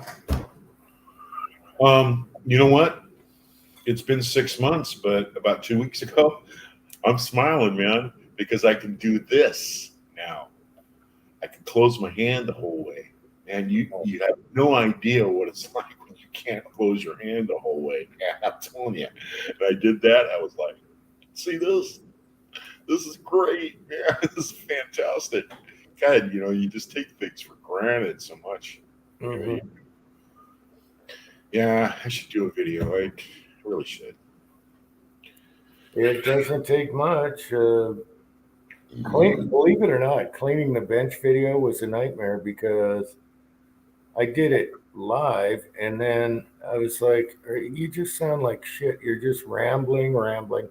So I had to, commentate over it and then cut it up. So it was a nightmare. And usually videos are super easy. That one was tough. And then when I used a little microphone on my phone where you plug it in the phone, you can't hear what you're saying. Mhm. I did that, and then it didn't go with the video. It was way off. So I did that 3 times. I had a nightmare editing that video of all things. It was so videos are really easy for me, but that one, what the hell? It's a bench video. Yeah. But I say just hit the camera and talk at the desk and do something. Yeah, I just got a camcorder. I set it up on the bipod, and I just start talking. You see my hand out there. I might be fiddling around with Yeah, something. just Give hit, it commentary and that. just hit the button. Now, what's going to be your new channel? The last one was Thorzak something. And I guess what? I know it was Thorzak's, and then I opened up my new channel under Thorzak, so I got 2 channels by the name of Thorzak's. It's the same thing. Same capital letters, everything. I believe so. I just typed it in. That's me. Boom! They gave me another channel. So there you go. All right. Let's. Can you post something right now on the side chat? That way, I can click on it and make sure I'm on there. I think we can click on people in the chat again. Before you couldn't. Okay. So, yeah, just sit at the desk, hit the camera. Those are easy. So, okay, click on the T here and go to channel. And let's see if I'm subbed. Home. It's been a while since I've been over there. I haven't even looked at it for probably months. Well, all it shows is your subs, and there's nothing on there. Okay. All right. Maybe it's new content. Who knows? Maybe they took care of the content. Yeah, do a video. I sub to that one now because I'm sub to the other one. Mhm. All right. Let's get back to the live. Boom, boom, boom, boom. I'll tell you one thing. I really like this whole thing about going over to comments in StreamYard. StreamYard had their act together, and now I can see all the comments. That's a big plus. They also have an option. I forget what it said. They have an option when I go live here. It says down below that now users or guests can also stream to their thing with this. I don't know what that means. Right. Maybe someone can tell me what that means. I didn't click on it, but I can just move the slide and it'll make it work. Gunswater is here. Hour late. Gunswater, we're probably not going to be on very long. Where's Tin Man? I got to go. Bring him in here. Now, Tin Man's working his ass off. He has huge hours every day. Yeah, I really admire that guy. I really do. I really admire that guy. He is a go-getter, and I'm going to tell you what. Before he knows it, he's going to be a foreman at that company. He's just, I don't know. He's hit me that way, Well, he's smart, and he really welds really good. Oh my gosh, you can see what he does. Yeah, and then he CADs everything and designs it and throws it. Yeah. Yeah, Ozark just said, yeah, he's working overtime. Oh yeah. That's part of being young. Got to pay the bills. Got to, the extra money comes in handy. And dude, I'm telling you what, that's part of being an adult. See, he designed that and welded that, and they're beautiful welds. Wow. It looks like a giant crack pipe, but they do specific. Is that some sort of vent thing that he put together? It's specific stuff that are ordered. It's all custom made stuff that no one else. They can't. They have to have it made. That's what I keep telling him, dude. I'm in the whole, submarine world. Do you realize how much custom stuff you have to make out of sheet metal that goes in a submarine? I Yeah, mean, well, ever need a job, you talk to me. You talk to me. If there's your company goes out of business and looks like you have to move or whatever, man, you talk to me because we need people like you. We need talented young people that know what the hell they're doing. Yes, we do. yeah, well, that's what they're doing is custom stuff. Let's see. You can simultaneously stream on multiple channels. What does that mean? Okay, that's the little option on StreamYard now. I'm using the free StreamYard, so I ain't paying that much a month just to, I'm cheap. Can't afford it anyway. Yeah, Ozark. I figured it would have something to do with ventilation the way he made it. Looks Oh, like yeah. something that it has sort of like an anti-condensation sort of thing to it, so it doesn't accumulate moisture. Yeah, it seems like they do a lot of vent work, and then MIG he works similar.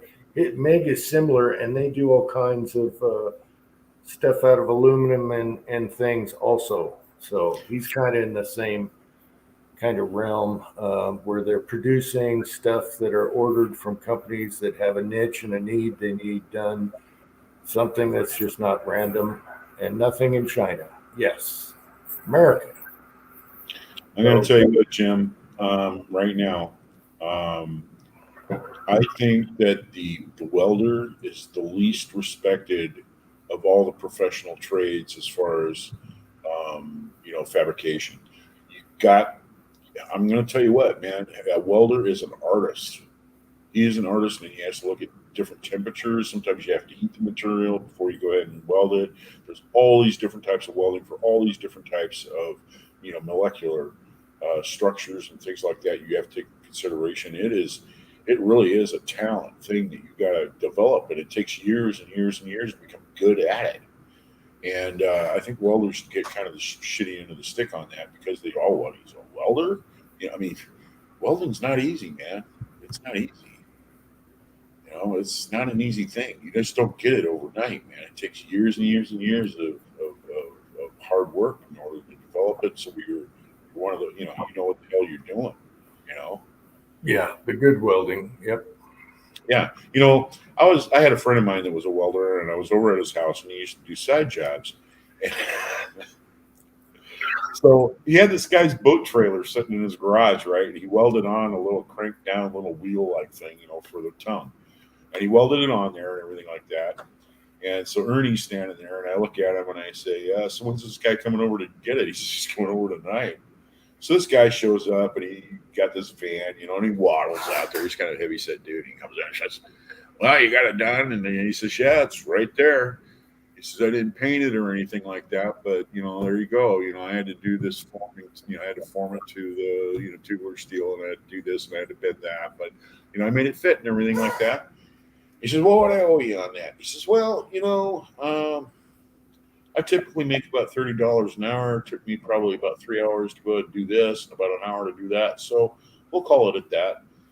And the guy looks at me, he says, does something sound wrong to you? And I went, what do you mean? He says, well, I lay carpet all day, and I only charge people $25 an hour and $30 an hour for it. I don't believe in paying people more than what I make. And so Ernie looks at me, and he gets the acetylene torch out. He turns the acetylene on, and he just gets the gas just right. He touches that fucker off. He just go like that. He says, okay, that's all you'd have to say. I'll have that off for you in a minute. And then the guy just turned around. No, I'll go and pay for it. Changes his tune right away, man. He's seen that acetylene torch come out, and now I said. And Ernie told us, says, you know what? I had to go through like the apprenticeship, and I had 4 years of training, and you don't need that for laying carpet, dude. Come on. I mean, I had to go to the school. I had to be certified. I'm a nuclear welder. Come on. Tin Man answered your question right there. We do exhaust stacks. Fishing exhaust station. Boilers as well as generator exhaust stacks. It's just top down. What's up, guys?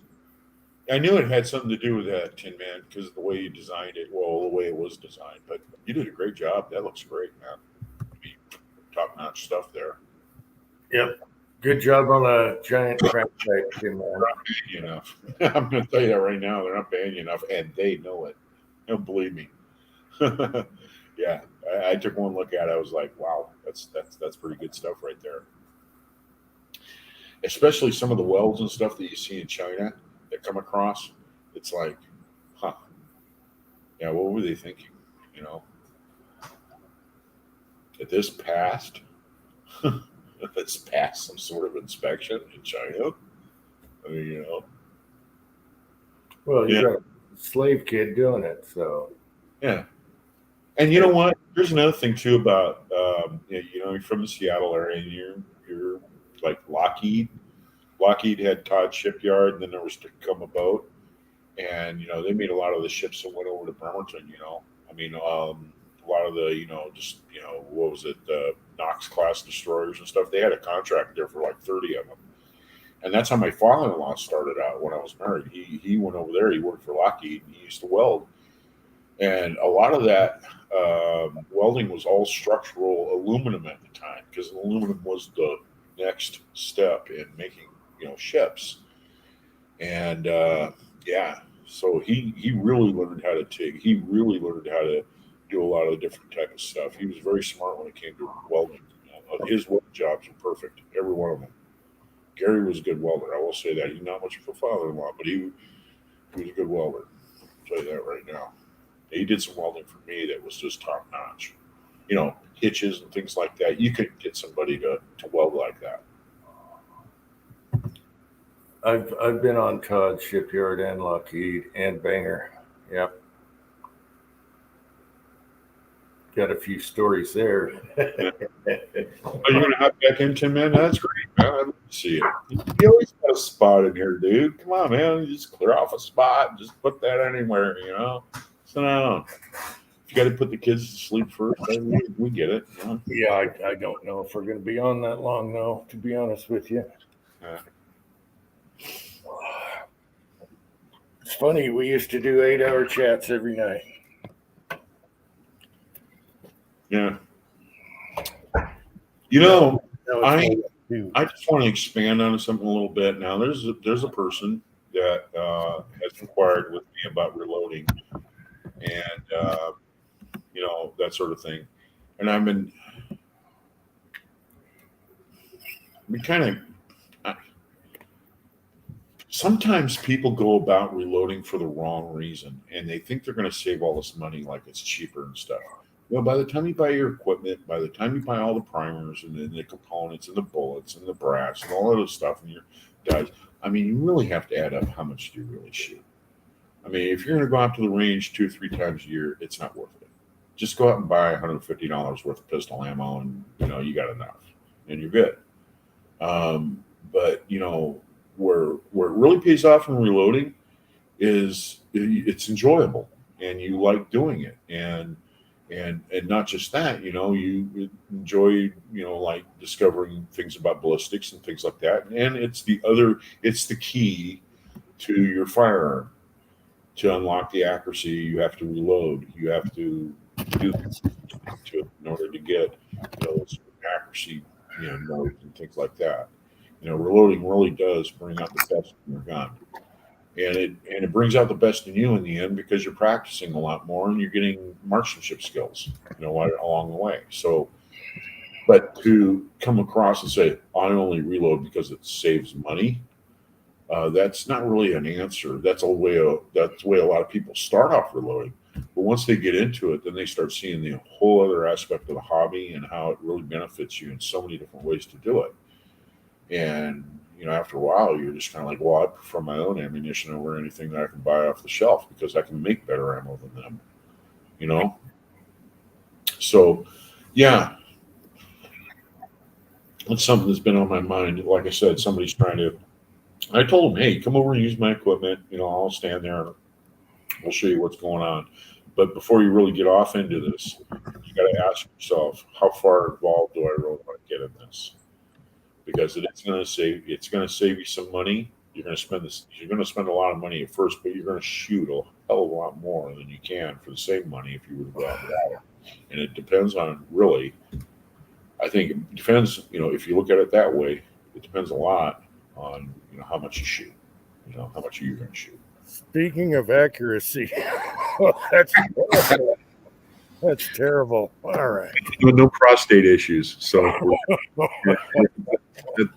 that's something to show. Yeah. That's terrible. You were talking accuracy. I'm trying not to laugh when I'm doing my accuracy test there. See Sorry. what Tin Man went and said I really avoided TIG welding aluminum, but we don't do much of that. So we mostly do TIG on stainless. Lots of MIG welding. Yeah.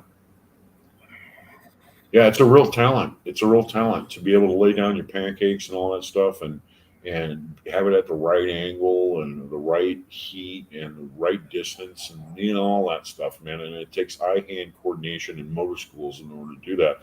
And like I said, in the submarine world, those guys are laying on their back and they're upside down and they got a mirror and they're trying to weld that way. And it just takes an incredible amount of talent to do that right, because those are all inspection points, So, yeah. Road loader. I think gardening makes you focus with Garden Buddy.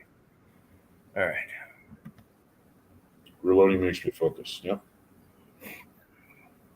I like it. Eventually, you are going to save money. You save money reloading. We can get carried away with equipment. Yeah. too. I agree with that. 4-hole turret and you're done. If you want to cast, get a little 2-cavity mold and do that. There you go.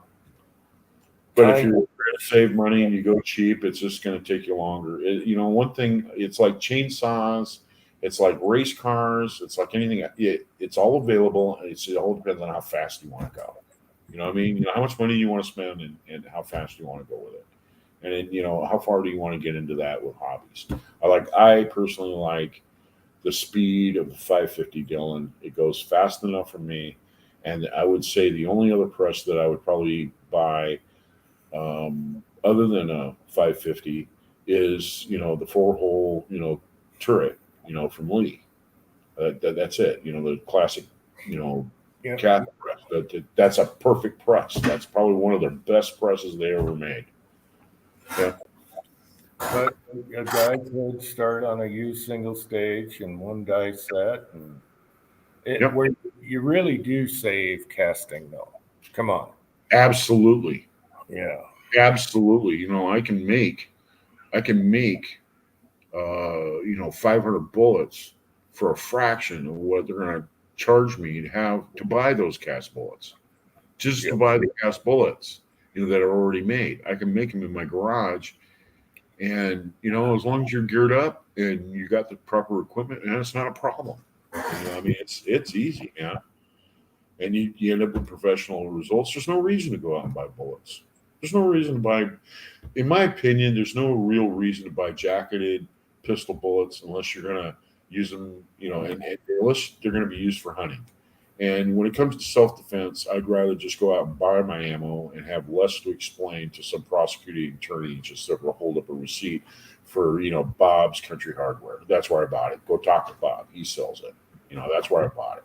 So if you want to take up where I got the ammo, that's what I got. I didn't make my garage. You're not going to demonize me. You're not going to say that I'm bloodthirsty, that I've been thinking this up, and I premeditatively made this ammunition to go out and shoot somebody with. You're not going to build that case against me. Ozark wants to if you still have the shot maker. Yes, I do. I still have that shot maker. I have I can make size 8 shot, and I can make size 7.5 with it. I have the nipples for that. I can change those out. I still have it. And you know what? That's another thing too. All you're buying is material at that point. And you know what? That shot shoots just as perfect as anything you're buying off the shelf. It really is. And for target shooting, your clays and that sort of thing, I mean, if you can afford to go ahead and get a shot maker and you enjoy, skeet shooting or trap shooting, that's the way to go. It really is. Just get a shot maker. Spend the money, buy a shot maker, save you a lot of money over the time that you're going to be reloading your ammo. Oh, broke loader. I was wondering, what are you doing with all your potatoes? But another craving I have is au gratin potatoes. Oh yeah, cooked in the oven. Oh yeah, au gratin potatoes. Oh, God, you're killing me. With little slices of onion in it, with all that cheese and sort of like a sauce, and it's all swimming around in there. It's awesome. it's awesome. It is. Fuzzy is here. Hey Fuzzy. Hey, Fuzzy. Hey Fuzz, you should cover Tucker Carlson annihilating Pence. He's doing the summit interviews right now, and you should do a video on that. It's hilarious. All right, that's right up your alley, Fuzz. And it talks Ukraine. How do I get this out of here now? I can't click on it. Oh. Are we blinking? Yeah, there. What the? All right, my quotes are screwed up. Okay. Me and a friend of mine, we have. Oh my gosh, this could be stuck on here forever. Oh, my internet. Chico. What the hell is Chico here? Chico man. Yeah. The man from the South. Chico. My internet is screwing up. Okay. Can you hear me? Yeah, I can hear you. Can everybody hear Jim? Rollis is here. My internet's kind of lagging. I got the circle of death for a minute. I don't know why. I could plug in the battery. Uncle John is. Hey, Rollis. Hey, Uncle John, and is Muggy on the other side of the water? Is it Muggy over there? Because it's Muggy over here. Hey, Chico Wise is here. I've been wondering about Chico. He must be really busy. Haven't seen videos from Chico other than shorts a long time ago. All right. Hope you're doing well, Chico. If you guys can hear me, I'm lagging. You know what's funny is that you look over your shoulder and you see when like Chico and Julio and a lot of these guys first started out and on their videos and stuff and just starting just very with basic equipment and stuff, and everything. And you look at them now and you think to yourself, wow. I mean, they just they ran with it. And it's cool. It really is. It's really cool. They got it. You know what I mean? It's like, boy, it's awesome. Yeah. Reloading is a hobby. It's a very enjoyable hobby. And like I said, it's like chainsaws and, race cars. You can go as fast as you want. There's all kinds of equipment available out there. You can spend as much money as you want on it. It all depends on the speed and how fast you want to go and where's your learning level. If you're just learning about it, a singing stage is just fine. But then you're going to find out that it's real slow, super slow. And it's like Andy. Andy uses a Lead Progressive 1000, and the Lead Progressive 1000 has been beat up over the years. But I believe that if you take your time with a Lead Progressive 1000 and just slowly go methodically with it and let it go through all its paces and everything, make sure that your primer feeders, working fine and that sort of stuff. Make sure you're feeling the primer going in, doing all that stuff, and you're just making those mental checks, with a powder measure. A Lead Progressive will load ammunition just as accurate as a Dillon. It will. I mean, the end product is going to be the same. So, I got to admit that. But the Lee does, and usually does, and a lot of people Lee actually has a group of people that buy, Lee equipment, that are fans of Lee equipment that figure out all the stuff that's wrong with it, and then they told Lee, hey, you need to fix this, fix the flashing on that, and the chute should be at a different angle so it feeds this, that, and the other thing. I mean, Lee gets a lot of advice for the customer base. Yeah, the end user, which where it should come from. Floyd Hicks is here. Good to see you, Floyd. Good to see you, Chico. I've been wondering about you a couple days ago. I'm like, I haven't Yeah. seen Chico for a while.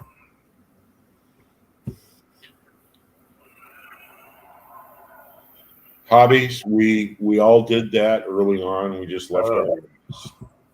I just thought, well, you shoot it once, that's it. Yeah. Yeah. It's the most important, one of the most important components that we recycle is our brass. But nowadays, people are going to the range and they're literally setting up a bullet trap. I was out there the other day at our range out here, and a guy had a bullet trap in the back of his truck. Started unloading, and going to bring it out on the range, and then the range officer came out. Oh, you can't have anything there. Yeah. Well, because the range wants to recover the lead that you shoot. That's it. Period. There's no other reason. They don't want you to take the lead home because, well, that's money they're losing. That's the way they look at it. They're going to rebuild the berms, and when they do that, they're going to sift out all that lead, and then they're going to, have it all melted down into ingots, and then they're going to sell it on the internet or whatever, and so they're kind of ripping you off in a way when you go to a range. You're already putting money in the ground they're going to recover, and then now they want you to leave the brass. I mean, how much do you have to pay to go use the range? Well, you're including your brass, and then all your projectiles that go in there that they're going to recover and they're going to sell. So, don't let them fool you. Like, oh, we're just getting just by, I mean, it's such a service we're doing for the community. Bull crap. This is a business. And that's the way you run it. Indoor ranges, what they should do is, the baffles on each side in each stall, right? Yeah. In between shooter. Yeah. They should widen them and bevel them so everything shoots forward. and then they can make a killing on the brass. No one's sweeping it. And don't leave any brooms. Yeah. I went to range like 2 weeks ago and I shot off some 9mm. I only shot like 35 rounds. It was all one-handed with my left hand, and I was just goofing around with a Beretta, and I got them all in the black. Well, mostly in the black. I was rolling the trigger a little bit, and they were getting out there on the right side because I was shooting with my left hand. Anyway, there was another guy there that had a 320 SIG, and he was just blazing away with brand new 9mm ammo. And I asked him, I said, do you save your brass? He says, no. I said, well, do you mind if I have it? He said, no, go ahead. So I walked out of there with like 350 rounds of once fired brass, all Remington brass. So that was pretty cool. I was like, hey, thanks a lot. He said, yeah, enjoy. Yeah. Yeah, we used to have, like Elvis Ammo, the 55-gallon drums of brass and lead. The lead was mixed in with some rubber mulch, from collecting it. And then people would, certain companies would buy it, and that was part of the income of the range. But, however, they never locked it up. They just had it in a little open shed thing, and people used to park next to it and start sorting through everything and throw it in their car. Yeah, I know one of the guys at the range, and he told me, he says, Dave, anytime you want to go into the shack over there and look through the brass, just take whatever you want. I don't care. It's like, yeah, whatever. Because I've been a member out there for like 35, 40 years, Yeah. And I know what goes on, and I know the politics that goes on in that place, and it's just, I really do appreciate the fact we do have a shooting club and that we have a safe place to shoot. It's just some people really get into this headstrong thing about the club, and then all this politics start coming in. And It seems like all the good ranges are political, and it's us versus them. We can do this, but you can't. Or the fancy shotgun guys take it over, and then the next thing you know, the other ranges, like the rifle and the pistol range, are the people that are supporting the whole place. But the shotgun people, they don't have any problem with buying all their clay targets, even though they're not making any money on it. I mean, it's an expenditure of the club to have a shotgun range. But the fancy shotgunners say, well, we're shotgunners. We're the elite. You need to support us. You know, it's part of the tax for having us. Mhm. What the hell's that? You know, you guys don't make it. You guys need to shut it down or cut back on the amount of shoots that you have. You know? Gunswatter, there's some indoor ranges now that won't allow steel case because they don't want to sort through it with magnets. Yeah. If ever I went, well, I'll tell you what, if I went to an indoor range and they didn't have that rule, that's all I'd fire is steel case stuff. There you go. Yeah. Enjoy. Bon appetit. Yeah. But some ranges are getting that indoor range. Prime stuff too. For Dan Prime steel case stuff. There you go. Yeah. But some of the greedy indoor ranges have gone on to, and now you can't use it. But how do you enforce that? How do you know what's coming out of that pistol? You know, you just Right. have a baggie, you know, Sure. take the box off. Yeah. Yeah, some indoor ranges won't allow you to shoot reloads, and I got news for them. You know, people, you know, reloading has gotten to the extent nowadays with tumbling your brass and doing this, that, and the other. You can make that stuff look brand new. You can't tell it. You put it in a brand new box, and you hold it up there and say, "Yeah, it's a brand new box of ammo." You won't be able to tell if it's brand new or not. You know. Yeah, here's the other thing. There's a lot of zinc ammo out there, and now those guys buying 55-gallon drums of lead, they're going to have to figure out a way to process it. You know, low Mhm. heat, but Yeah, because I'm sure they figured it out by now after screwing up a batch of yeah, tons of lead. there's nothing worse than making crab pot weights.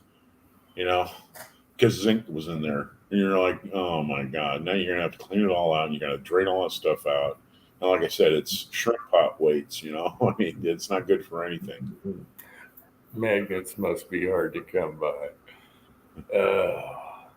The tough part is sorting out brass per caliber when you got 55-gallon drums. You know, and at one time we had a machine, but the Makarov and the 9 would always get caught together. And what else? There was another caliber that was a pain in the ass, and the 22 shells are a pain in the ass. But there's actually sorting machines, but they don't work perfect. Here's another thing, too, a warning to you guys. Never, ever pass a magnet over molten lead. It's a bad idea. That shit will just jump right out of the pot. It will. It happened to me once. I had one of those little telescopic magnets, and it was on my bench, and I had the melting pot down, and all I did was pick it up to just go ahead and move it out of the way. I passed it over top of the pot, and that shit just jumped up down there, and it was like just like that, and it was a solid ball of lead on there. That was crazy. I was like, what the hell, man? Yeah, What did you have in the lead? huh? You didn't have clips or anything in there, did you?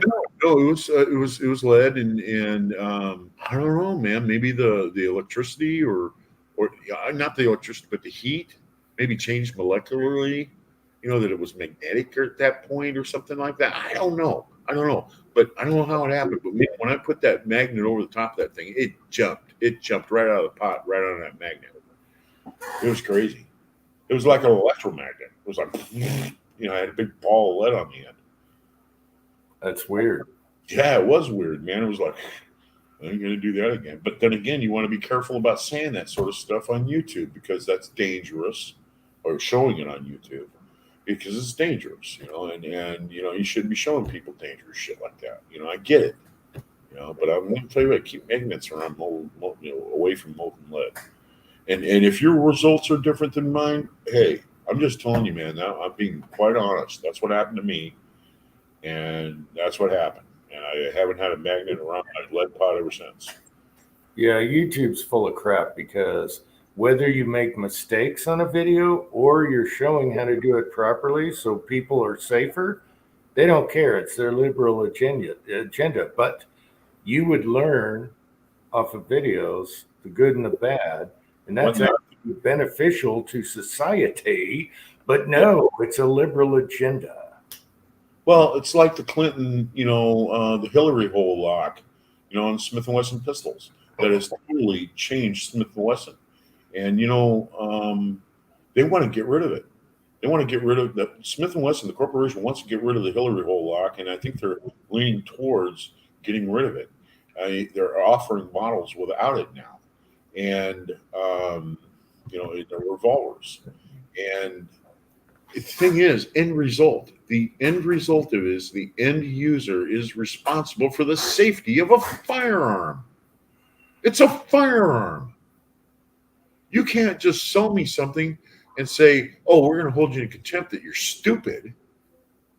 And like you said, it's a political thing, and it's the way they think about it, and then they lever this power or whatever to try to conform you to make you see things their way. It's just ridiculous. It is. It's messed up. Chico, go for it. Garage door pups rock. Yes, it does. And broke letter, yes. We learn from mistakes. How else are you going to learn? The harder the mistake, the more painful it is, the more the monkey brain remembers and learns from that. For that. Yeah.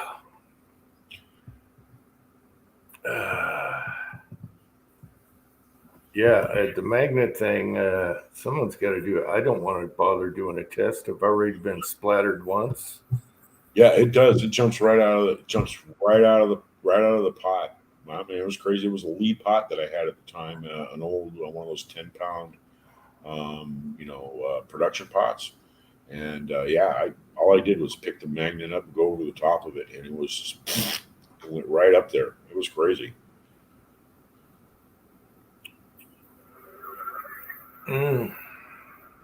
Tin Man stocking up. See, so the Tin Man's in the mode. He's in the mode. He is a lead Filanacho dude, man. He's like looking for it everywhere. Yeah. And it's huge. When you first got going on, casting and stuff, and the next thing you know, you built a bullet trap, and you were thinking, why am I going to throw this stuff away and leave it into the dirt over there when I build a bullet trap and just recover it and melt it back now and make new bullets out of it?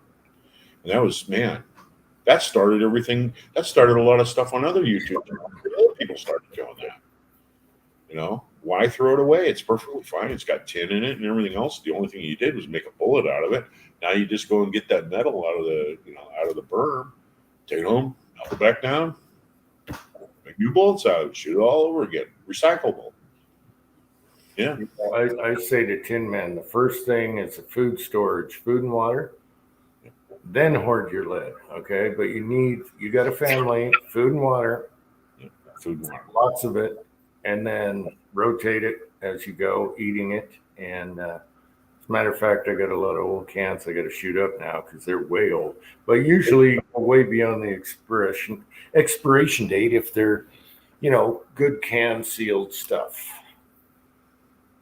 Yeah, but rotate it, food storage first, then your lead. Yeah. Guns and food. When the stuff hits the fan, guns, water, food. That's what you need. Your currency is useless. Everything else is useless. You might not have gas for your cars. Here's another thing too. Even in the way of rifle, you can cast a bullet that's heavy enough, even though it's only gonna be moving like 2,000 feet per second. I mean, if you're a hunter, a true hunter, and you're patient, and you can get close enough to the animal, 2,000 feet per second with a heavy bullet is more than enough to kill anything out there. You place your shot just right. There's a way around this whole thing about, jacketed bullets having the, that are the coup de var of having, a jacketed, a lead bullet that's properly made that fits your bore will rival. Sometimes you can outshoot jacketed bullets because there's no imperfections in the jacket, because there is no jacket on a lead cast bullet. So you can get really good accuracy and more than enough hitting power to kill animals with. You don't need to go out and buy a whole bunch of jacketed bullets for rifle or pistol. It's just that you're held by the confines of velocity and pressure. with cast bullets. Okay, Broke Loader, I think Tin Man has some kind of a garden because he showed his huge zucchini they just plucked. His huge zucchini. And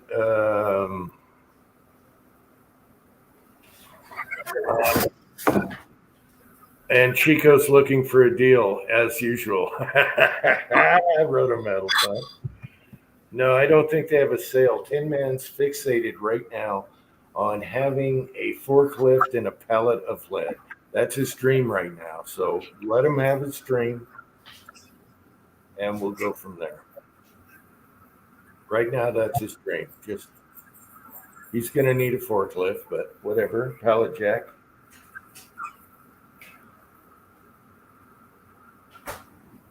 But it was when liquid debunking this, yeah.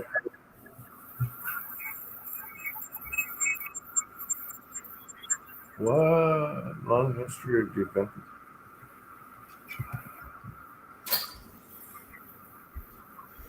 Okay, so yes, we have a garden.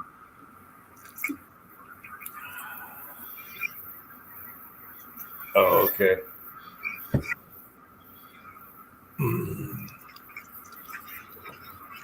I don't know if you can go to your range and dig it out of the berm. I would do that. You'd be amazed how much lead you can get in just an hour, let alone 4-hour day.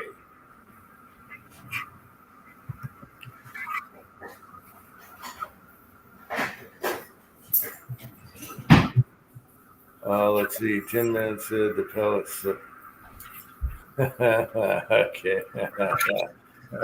Chico, sorry, no major sale. They're not.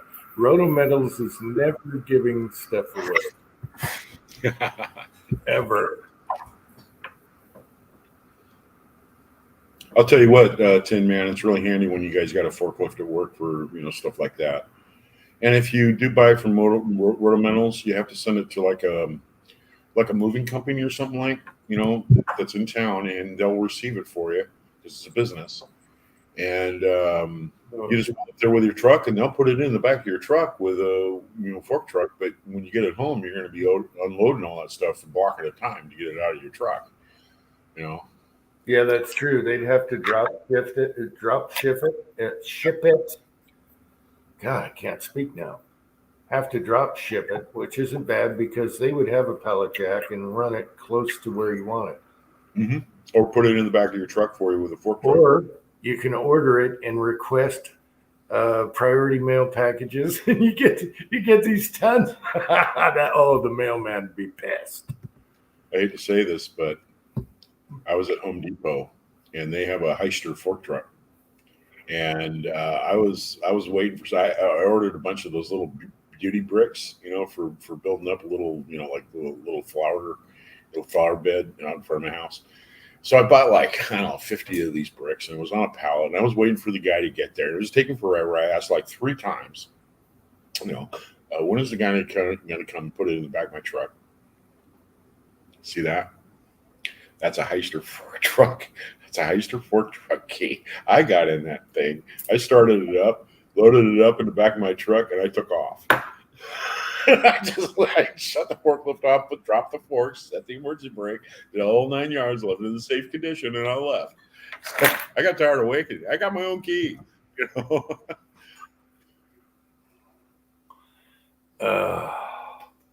Yeah, it can be backbreaking, but when you're at a range, a lot of people shoot in the same spot. So you're going to have gold. Yes.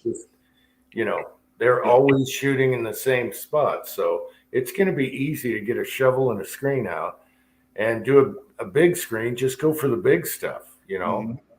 and don't worry about little stuff. You can get away at 4 hours. You're going to have all the lead you want. For Yes. what? You'd be amazed how much lead is in there. Yeah, that's going to be good too. It's a nice mix. I got something to say about these cowboy action shooters too. They go out there and they blow away all this ammo, and that's all lead cast bullets at these steel targets.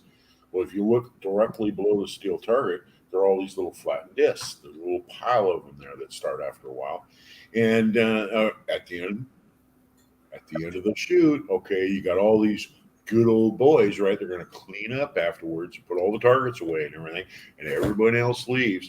You know what the first thing you do? They put all that lead in a bucket and they divide it up among themselves, and they go make bullets out of it to shoot at the next batch. That's right. Yep, that's exactly what they do. They don't tell anybody about that. Yep, you're supporting their shooting. Yep. I had this really crappy, cheap range. It was my favorite because it was just I remember that crappy range. when you And, were first moved here, you got that little area that you used to shoot. Is that what you're talking about? No, it was a crappy range in Everett Oh, right. between going to the good range that they now shut out that I was a member of. You know, you go over the bridge there, and what was the name of that range? Anyway, the crappy little range, you paid like $20 a year Mm-hmm. to be a member, right? But they were only open a few days a week. Mm-hmm. But you can sometimes volunteer, it's just voluntary, and go out and clean the berms or fix them up. Yes. And man, at the time, I wasn't interested, but we were just shoveling the crap back to the back, you know, tons of lead, just, you know, Yeah. getting boards, just putting new boards up and crap, you know. Mhm. And I'm thinking now I could have done, but they don't care, you know, they're not. Oh, that would have been awesome. I'll tell you what, I did that. I think it was like 2008.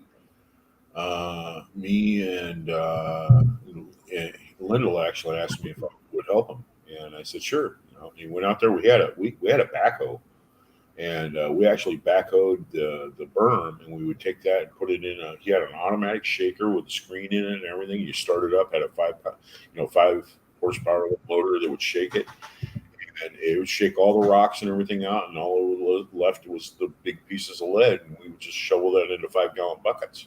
And that's how I got the bulk of what I have in my garage. I got like 2,000 pounds of it. Well, Yeah. You know what'd be awesome is a hose and a gold mining machine.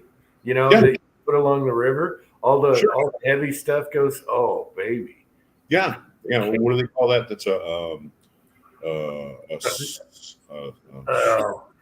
gosh darn it! I went brain dead. dredge. No, it's not a dredge. It's somebody out there in the side chat can help us. Yeah, there's the kind that tumble, and then there's the other kind that shake. Yeah, And also it has like a conveyor belt, and then they yeah. it drops off the smaller pieces or the lighter Sluice. pieces. Sluice. Yes. Yeah, sluice. Yeah. Tim That would. remember sluice. It kind of sounds like slut. All right. Where are you at, Tin Man? Okay. Yeah. Problem with swingers, James, is you lose so much.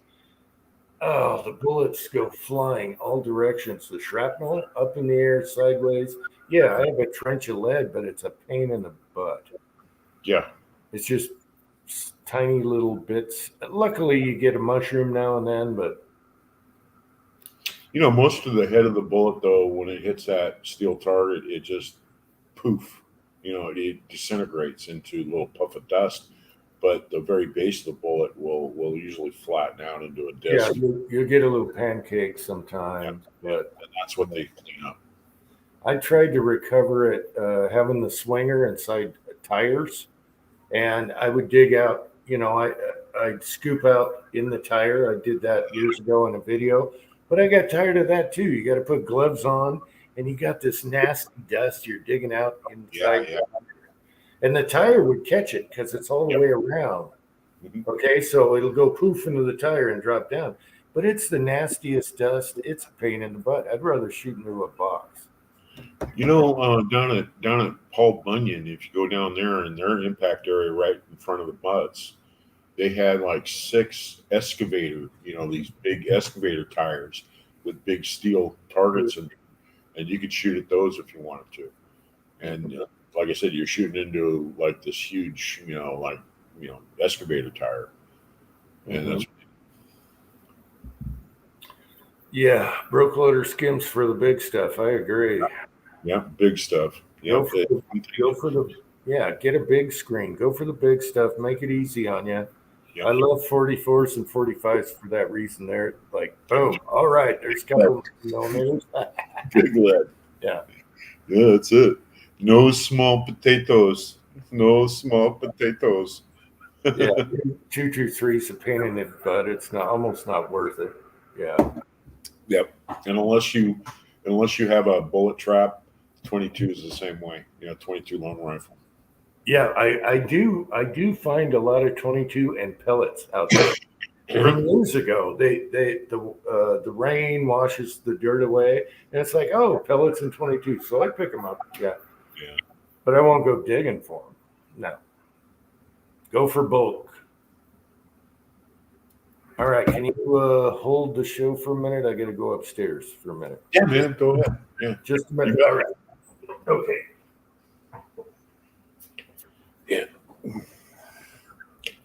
Enjoying my adult beverage. Actually starting to cool down. It was kind of muggy in here. It was nasty. I don't like it when it gets muggy. I don't mind it when it's hot. I just don't like it when it's hot and muggy. Just don't like the humidity.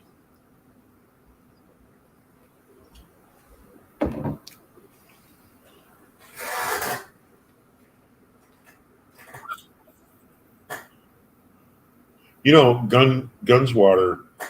I read your comment there. I love watching gold mining shows. Gold mining is a lot of work. You can apply at the state level and you can get permits and things like that to go out gold mining in streams and stuff like that. But it's kind of that in itself can run away from you. People get gold fever after a while, and they spend thousands and thousands of dollars on equipment and all this stuff, and yeah, I used to work with a guy that was really nuts about that sort of thing, and he really didn't recover much gold, but man, he sure loved going out there and trying to find it. And you know what? Teach his own. It was his hobby. Whatever. What makes you happy. But yeah, he bought a sluice thing that he ended up having to end up taking a huge loan out, like maybe $15,000 for. It's a lot of money to go out there and dig for gold in some stream somewhere up in the Olympics, or in the Cascades. Yeah, but it's a hobby, and people are going to do what they want to do. And that's cool. I'd like to see Brokeloader come back on here on the chat. You don't have to show your face; just show the desk. Mhm. Someday, Brokeloader and James Pollard needs to come on. A lot of you guys need to come on. All right. Yeah. Everybody is free to come on. There's no treehouse club here, okay? I don't know if I made that clear. There's no treehouse club at these chats. Anyone I put a link to, you can come on. Have fun. Shoot the shite. No treehouse clubs. Ever. I hate treehouse clubs. I chop down them trees. Take a chainsaw to their ass in their treehouse club. Yeah, there you go. That's what I think of your treehouse. That's it. Anyway, it's garage time again. Gosh darn it. Unplug. All right, check. It's cooling off finally. Oh, I love when the sun goes down. It gets cool. Yes. Oh. Yeah, I'm experiencing the same thing up here. It's starting to get cool, and the mugginess is going away. I like it. Yep. Another half hour, and the house will be all cooled off. Oh.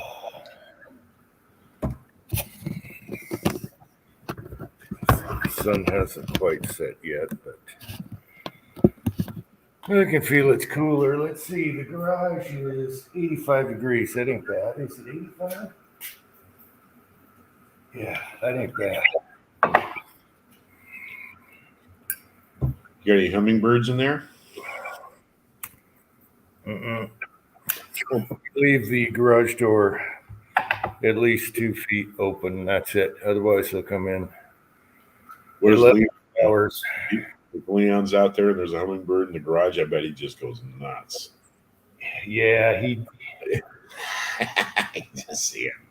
I think I've only seen one hummingbird get caught by one of the cats. They're usually too quick or Oh, too. yeah. Yeah, I like hummingbirds. It's just annoying when they're in the garage. You know the funniest thing? I've got a chipmunk. You know, I put peanuts out here on the back porch, and you know the squirrels and the birds and everything. They all come by, you know, and they're not afraid of me or anything like that. But I'm going to tell you what, I got a chipmunk. He's just a little guy, and he's master and commander, and he flat gets with it with those squirrels. I mean, those squirrels are scared of him. I mean, they're twice as big as he is, and I guess when you're small, things happen fast. I guess I don't know, but yeah, he flat lays it down. These are my peanuts. Oh yeah. Yeah, and it's really crazy watching how wildlife does that. And this, you know, the whole thing with hummingbirds. You'll get a male hummingbird, and he'll start going around your feeder. And if any other hummingbirds go there, he'll chase them off. They fight like hell. We tried it. Yeah, we tried it when we moved here. It was quite the racket. You had 8 of them fighting on each thing, and it was so annoying. We had to take them down. We thought it was cute until they all showed up and started fighting. Yeah, they do. It was annoying. They're very aggressive. The males are very aggressive. They'll chase off any other male that's there. And they make a hell of a racket. Yeah. Yeah, he'll sit in the cedar tree that's like right off my back porch there, and he'll wait. And he'll sit there and watch the feeder. And if another male comes by, he'll fly right on there, man, and it's on. Oh, it's on. And he'll wait for him. We have some feeders right up there, and they're no longer in use. Yeah. I'll tell you what, No longer. 1 cup sugar, 3 cups water. You know, or you know, and you stir that up, and that's the best hummingbird feed around. They actually recommend that you don't use the pre-made stuff that's got the red dye in it, because the red dye is no good for the birds. Yeah, William Gainley, you are correct. William Gainley's here, by the way. Yeah, they go after the red tractor, the red quad, anything bright colors, the compressor, and that's how they come in the garage. And you can literally have the garage half open, and they'll look down and swoop up. So we have a 2 feet rule. As soon as I said Master Commander, there he is. He's right out there, man. He is there. He's out there on the rail right now. Yep. There's our 2 feet rule right there in the garage door. 2 feet rule. That keeps them out. It's not a big deal if you have a short garage, but we have a tall one, and good luck with that. Because hummingbirds do not fly down. They're idiots. They're monkeys.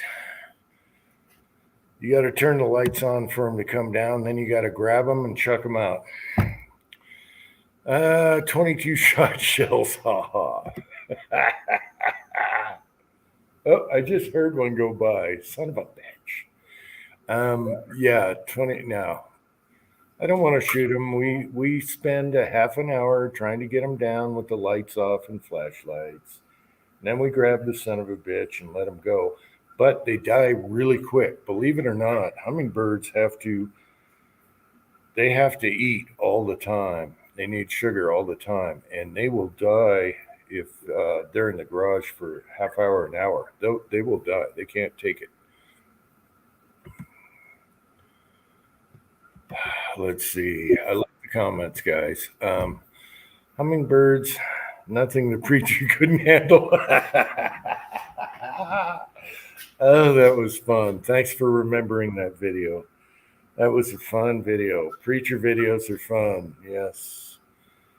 Yes, I had the privilege of him visiting twice, and our cheeks were hurting. Our cheeks were hurting. Same with those are coming over. Our cheeks were hurting. So, yeah. Not much meat on a hummingbird. That's right. They are so lightweight. They weigh nothing. Yeah. It's like holding a piece of paper. And they're cool. They got the best. Their wings are beautiful. They're green and different colors. They're beautiful birds. They're just stupid as a brick. All right, we got West Covina Dodge here. You ready to connect, or are we naked? Let me know when you're ready. Hey, you know what, Jim? One of the things I think is really interesting about, there's a culture that you're kind of into, and that's the whole thing with all the actors and stuff that did a lot of action movies, and supposedly they did their own stunts, and you've really researched a lot of that stuff and find out where these guys are lying or they're faking out or whatever. Guys like Steven Seagal, that guy, and there's others too, and the people. The guys that never really got the credit, you brought up that one guy. He says this guy was a kick-ass MF. If you ever started anything with him, you better be able to finish it, and your chances of finishing it are very slim. That was that old guy that you had pointed out that was training a lot of those guys that were the stunt doubles and stuff. Yeah. Yeah, there's movie stuff and there's real stuff. I love watching UFC. I'm watching it right now.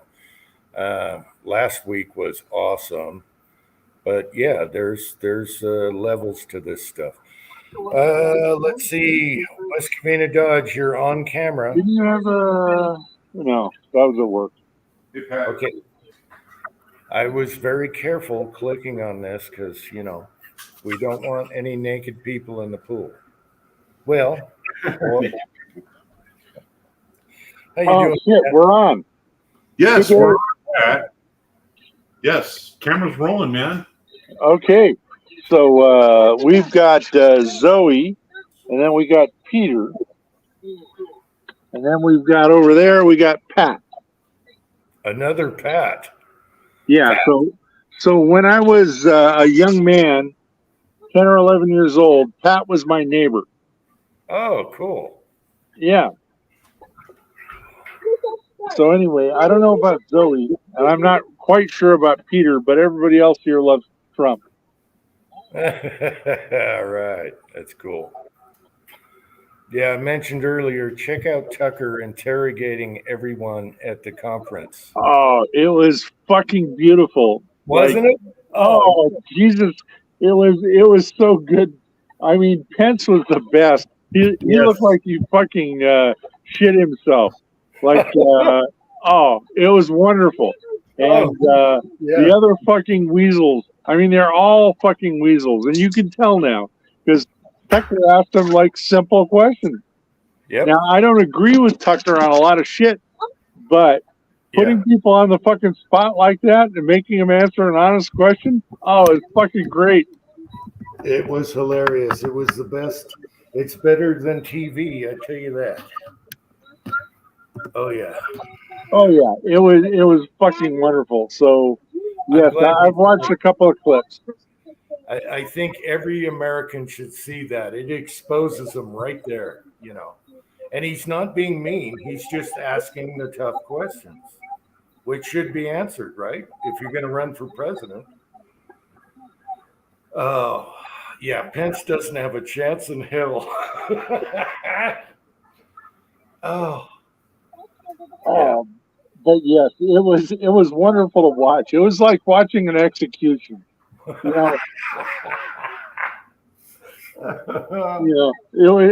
was great. It was inevitable. You could see the doom coming. The sentence had been pronounced. It was a matter of executing the little motherfuckers. And it was fucking good. And especially that weasel fucking Pence. And it was good. Oh, it was good. It was so good. If you guys haven't seen it, just YouTube it. Pence and Tucker or whatever. What channel was I watching? It was very good. Gosh darn it. It wasn't Spike. No, it was something like that. Anyway, it was so good. You can see them squirming. You can tell all these politicians are doing their spiel. And boom, no spiels here. Answer some simple questions, and we're gonna be polite, but you're gonna drown in your own quicksand right now. Oh shit, we even got Greggy here. Oh, Crap. Sorry guys, you gotta answer this. yeah, a pool like that sounds really good right about now. Oh yeah. Yeah. What's the weather down there, Pat? Can you beat 100 degrees tomorrow?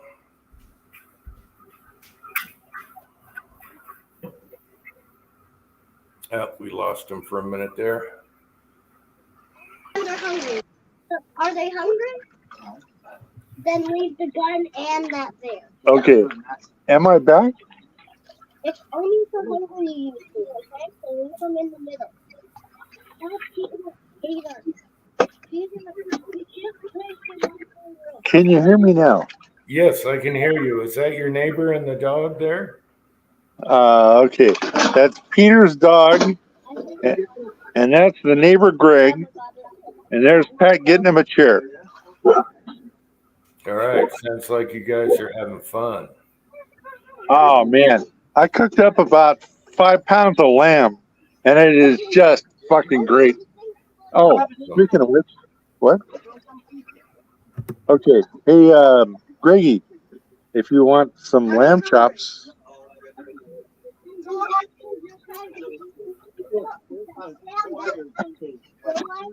No, your dog goes around. You lost around. You can't just move the thing around.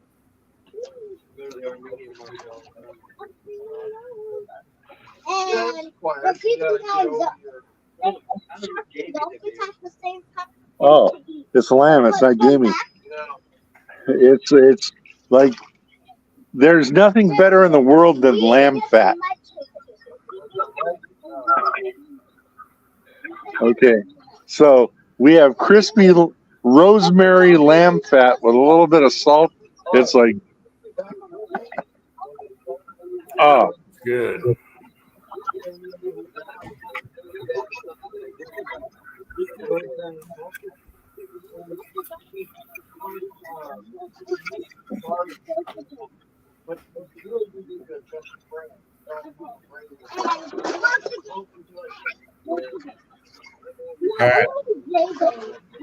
Pat, Houston, she's breaking up. She's breaking up, man. We can barely hear you, dude. oh, I'm sorry. Yeah. I'm hearing Pat now. Mac is here, 112 degrees in Texas. Hey, Mac, how's it going? All right, all of you cowards on the side chat, somebody get on here before Uncle Jim calls it at 7:32. Yeah, he's gonna call it here pretty soon. We need people to come on. Tin Man, come on. Bring him in here. Oh, all right. Hang on. I'm going to hop off and hop back on so I can switch the camera. There you go. All right. Jim, I'm gonna tell you something. Oh. One video you need to do the next time you have a get together with the guys, okay, and you have the group come down and visit you, and Ozark's part of it. You're gonna have to do a special video on the men's breakfast at Uncle Jim's. Oh, You're gonna have to do that. You are gonna and just have Ozark cook it for you, and the whole night you just let him work his magic. Go into the kitchen and he'll show what he's doing and all that stuff. And oh my God, yeah. Everybody sit down. You have your prayer, and boom, man, you hit it, and man, just have the men's breakfast at Jim's place, and that would be a perfect video. It would be an awesome video. I would watch that over and over again. Breakfast, lunch, and dinner was awesome. And Yeah. Pat can also cook really good, especially meat. Yes. Well, that's what got me thinking about it. Is Pat? Yeah, Pat didn't have to cook because Ozark was there, but it's like having a chef in your kitchen, and Pat just relaxed. He's like, all right. But yeah, Pat's done a few cooking videos on how not to destroy meat. And yeah, good stuff. Oh, Tin Man's going to be on in a minute, and we got Pat back. Okay.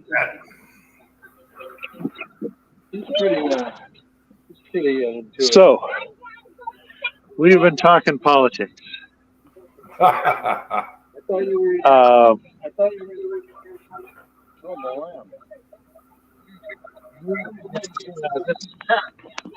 Hey guys, how we doing?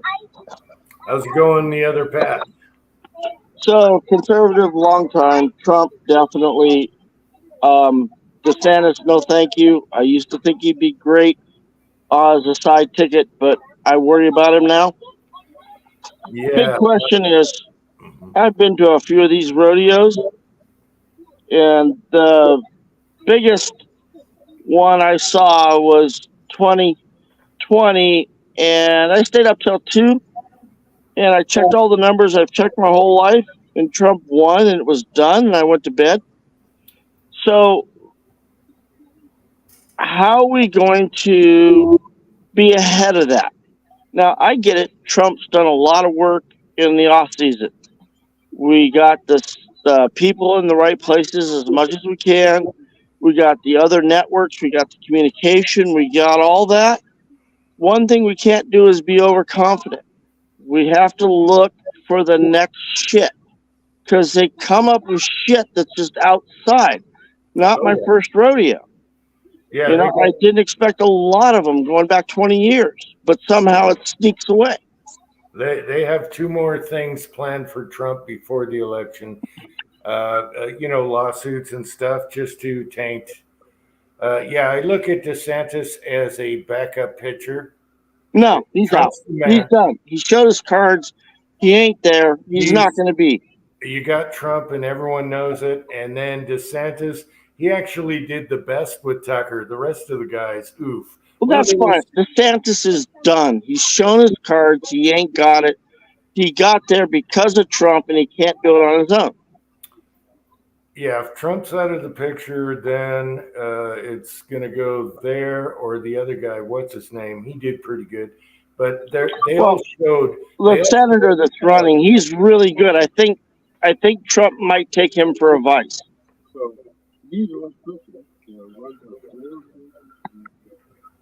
So with that said, and I know Trump, if you look at his history, he doesn't get snowed twice.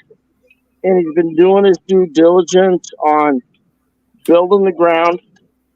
But the problem is that we're all happy. Our numbers look good and everything else is awesome and Biden looks like shit. But every time that happens, we get tripped up. Well, we saw the election. It was 3 a.m.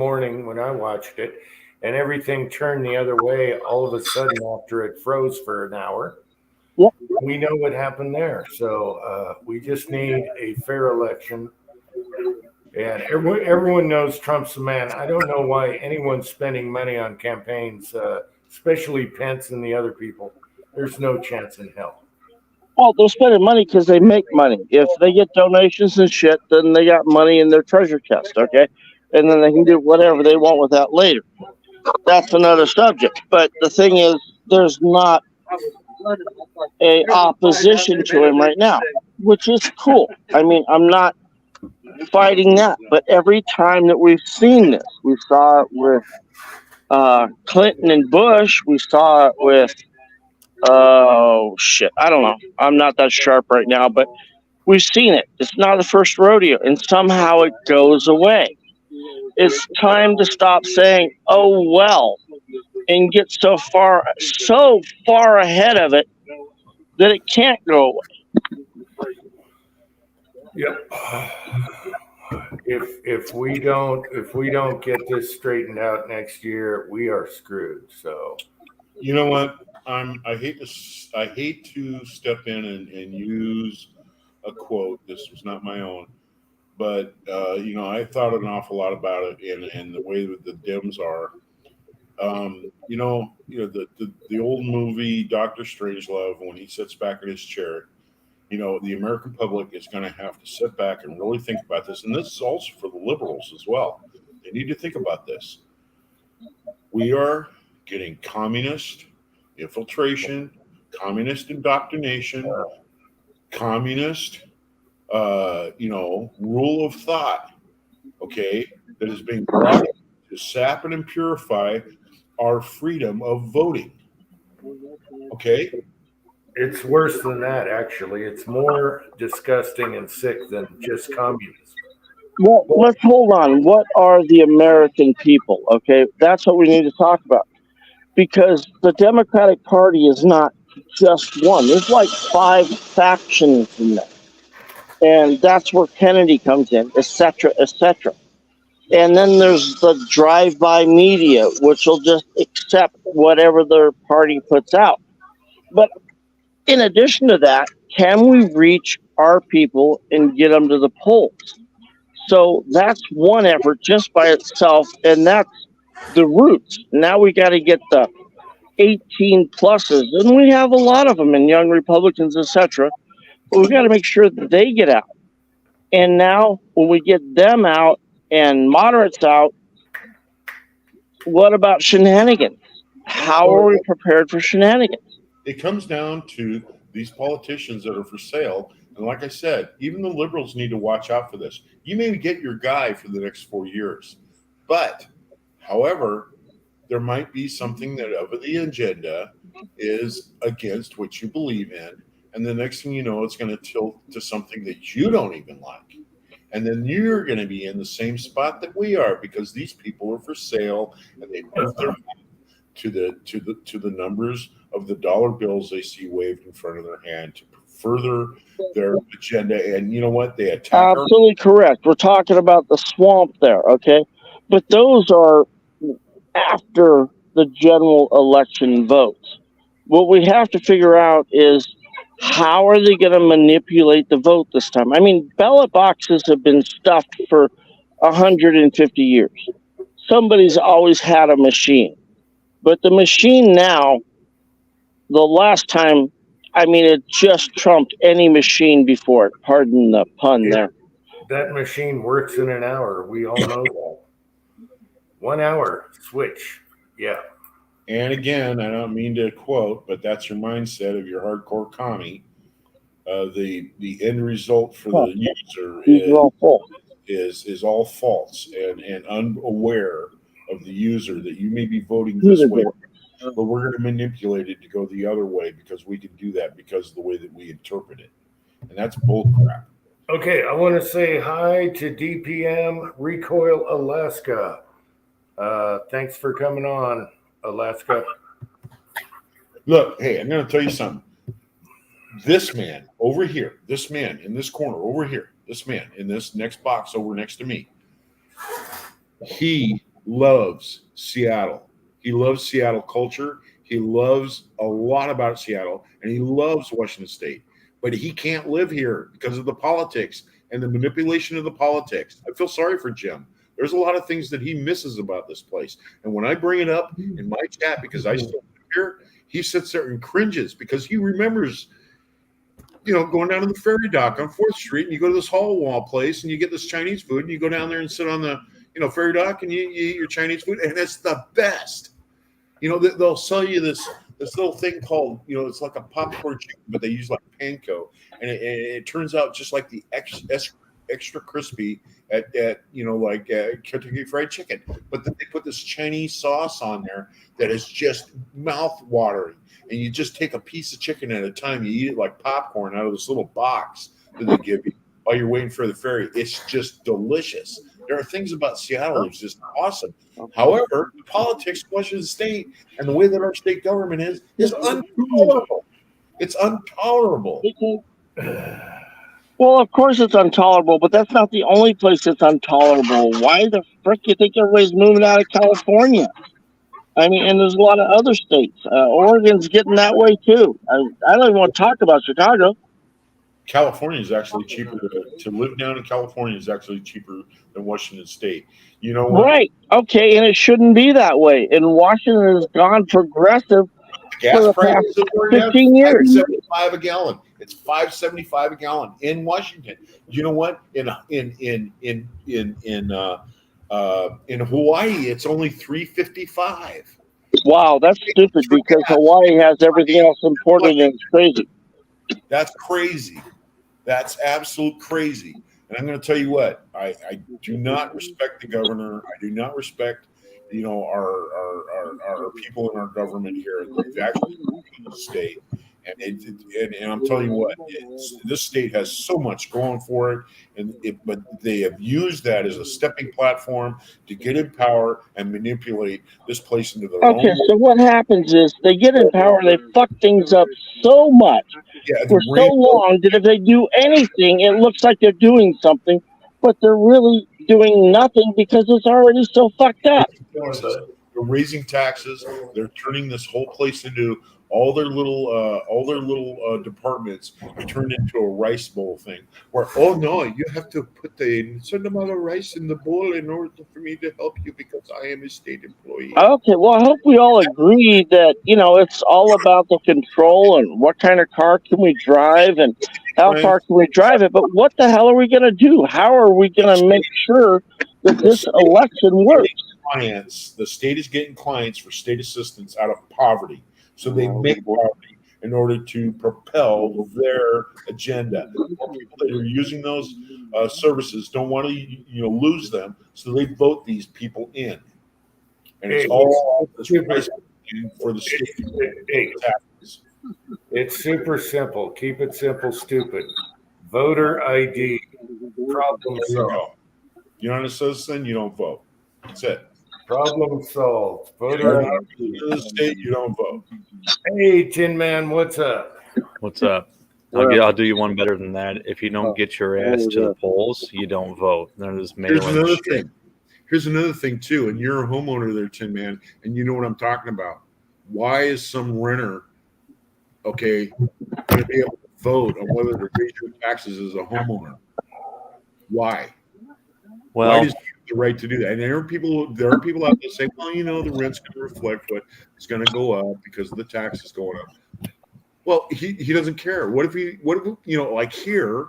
Okay, what if he's in the military? He's going to move out of here in 2 or 3 years. He doesn't care, but he just wants to, he wants the extra services, so he votes for it. But he moves out of here.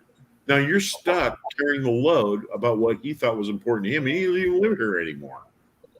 It's bullcrap, dude.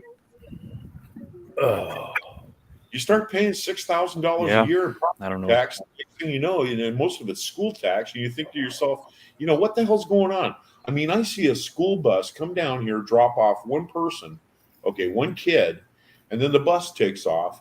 And within a half an hour or maybe even 15, 20 minutes, another bus comes down and 5 kids get off. Why aren't they all starting waiting? It's all the same school district. What the hell is going on here? it's called waste. It's called waste management, just like the dump. There you Well- go. And that's another thing too, waste management. Take a look at what they charge you for So your garbage. That's absolutely crazy what they're back to the school bus thing. That's called government money, and if you don't use it, you lose it. So they find a way to use it.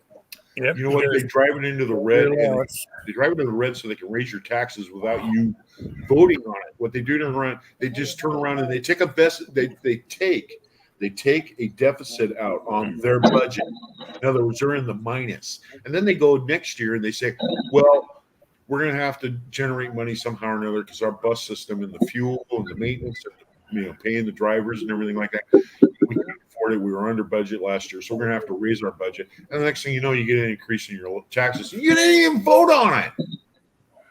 Well, not only did you not vote on it, but do you understand that the people getting the raises, etc., are the reason the vote goes the way it does?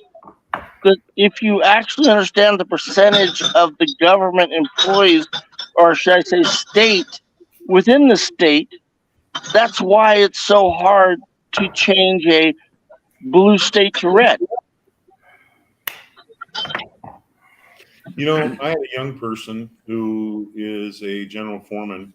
I had a talk with him the other day about something that not him, but he was backing his guy, and they were forcing me to do, and I didn't do it. I told him, no, I'm not going to do it. So hey, when you got 40 years, then you can do that, but you can cash that card. So I wouldn't recommend everybody to do that. The bottom line is, I can retire at any time. However, to go on with that, he told me, well, Dave, that's your job. And I looked at him and I said, you know what my job is? My job as a federal employee is to provide the best services available that I can do for our trades out here to do the most quality job they can for the war fighter. So in the event that they have to reach out, they can go ahead and grab the enemy by the nose and they can kick him in the ass. They can keep kicking him in the ass until they go through them like through. That's my job. What you're asking me to do has nothing to do with that. We're gonna get fucked. We have to figure out how not to get fucked. And he shut the hell up when I said that. No, that's All right, we're all getting depressed. especially because we're here.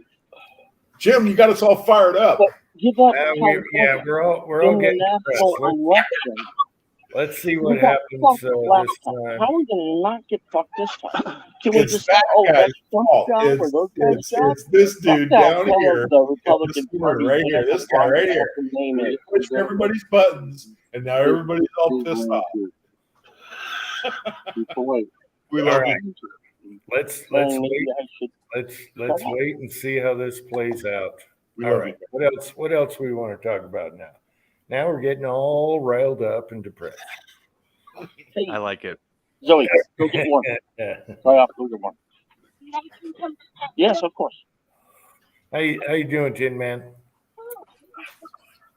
He left. Oh, No, there I'm you right here. I'm exhausted. How about you?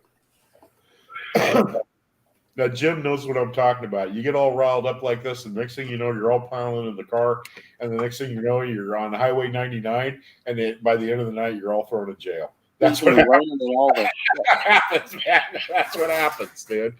I've seen it. Yeah.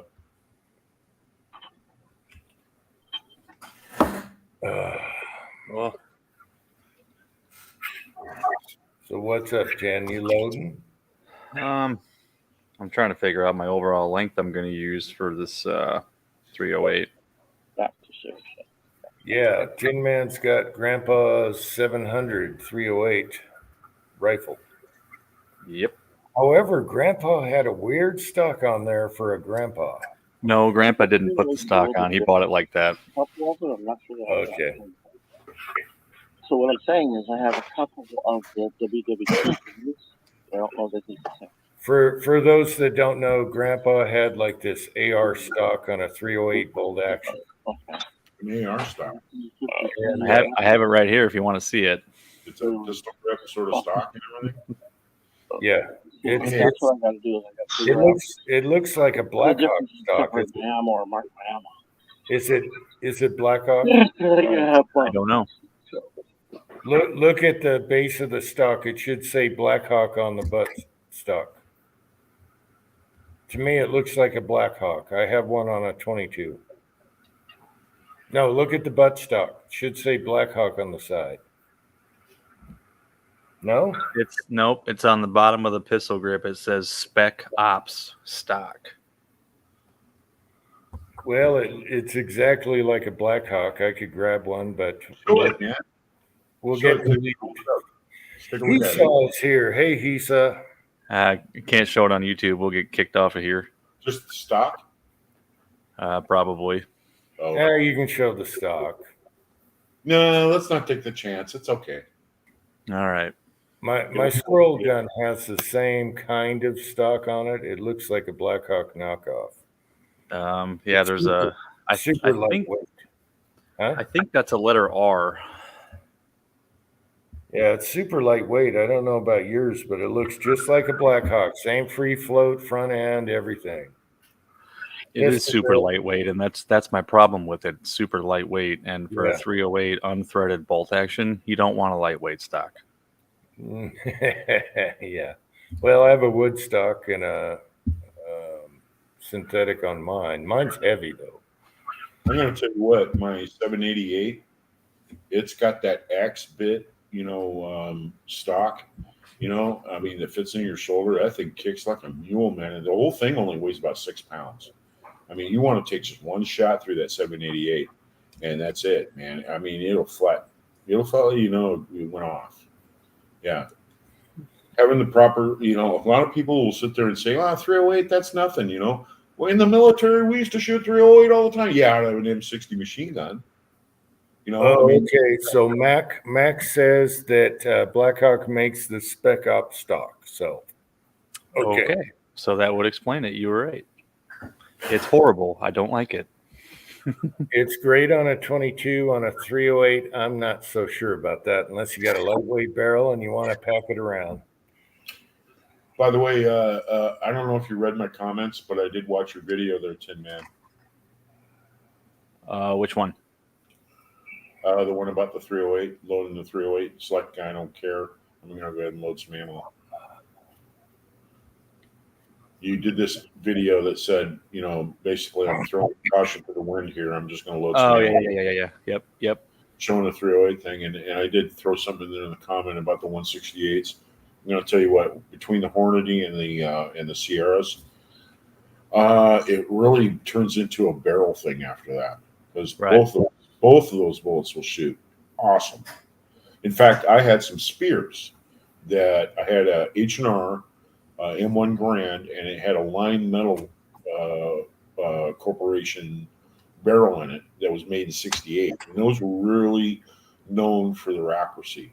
A lot of the match guys, before they actually start coming out with Krieger and all the rest of these barrels for barreled actions, they want that barrel. The 1968, for some reason, they made a certain amount of them, and the best bullet that shot in there was actually a Spear 168 grain hollow point. It loved that bullet. I mean, I could shoot one whole group's less than an inch at 200 yards.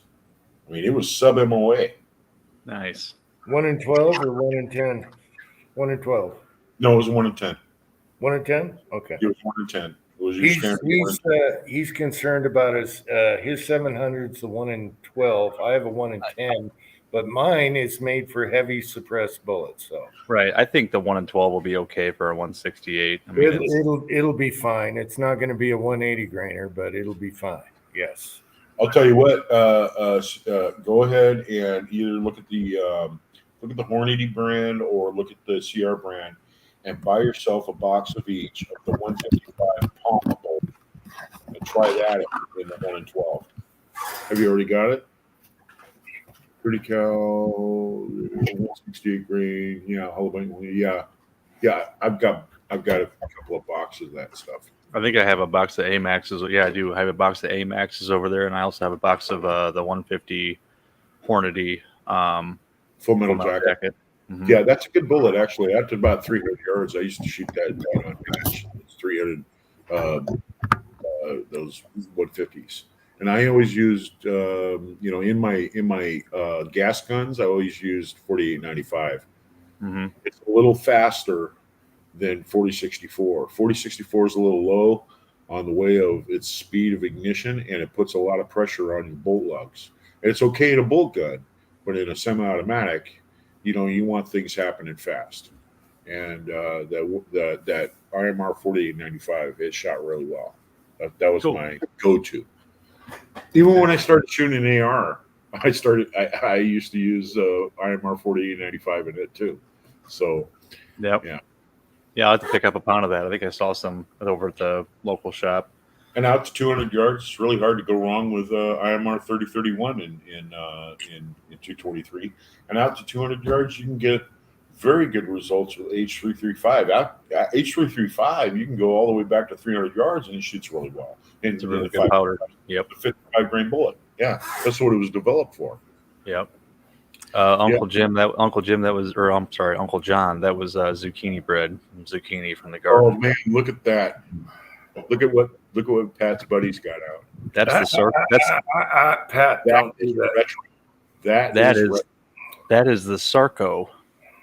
The triangular handguard Airsoft airsoft gun. Yeah, that remake that they did. Yeah, Those airsofts are so awesome. they are. They really are. And a 30-round magazine. I love that airsoft gun because it's all scratched up. I wish I had a scratched up gun. Yeah. I like how they went ahead and tailored the triangular handguards with a deal where you have to pull back on the delta ring and you have to, and it's flat. It's all retro. I like how they did that airsoft. Mhm. Yeah, I like how they did that airsoft. Quite nice. I have Yes, a they- retro. Yes. Little plastic BBs won't hit it. They won't even go through a tin can. I love the retro because it's so light. It's 20-inch, but it's so damn light. It's perfect. It's awesome. For a combat rifle. If we're going to talk about the M16A2, the Vietnam era M16A2 or A1, with a forward assist, that's all you needed that rifle for. 300-yard arena. You're in the jungle. 55 grain bullets, light, fast, low recoil. Cycling rate was up there. Everything 1 in 12 twist. Lots of damage when it would hit something. You know, it would tumble right away. I mean, the original M16s that came out in the early 60s had a 1 in 14 twist. A 1 in 14 twist, not a 1 in 12. All right. He saw is becoming a suppressor bandit. Good for you, buddy. You're gonna love that. So Rugged, yeah, that Rugged Henry designed Rugged for Silencer Co. Now he's his own company, and my 12-year-old can is basically the same thing, and I love that can. It's 12 years old and it's rugged. So Rugged's even better because they got a better piston for pistols, no gap, no slits, and you're gonna be a happy man. Should you get a 45? I would say get an AR, get a Foxtrot Mike's AR pistol, and put that thing on there. Oh baby, that's one of my favorites ever. Oh yeah, you're all right. Way to go, he saw. So Pat, who's your buddy? No way. Who's your buddy? No way. What? Dude, His this buddy bullet is- won't even go in the case when it's in the lands. The what? I'll show you. Oh, you're hitting the lands. How long are you though? Long. That's why you got to shrink her down, Chinatown. Dude, Well, yeah, you're way out. You're not even seated yet. that's where it's hitting my lands. Oh, what? Ugh. Yeah, man. I'll do it again. No. Yeah.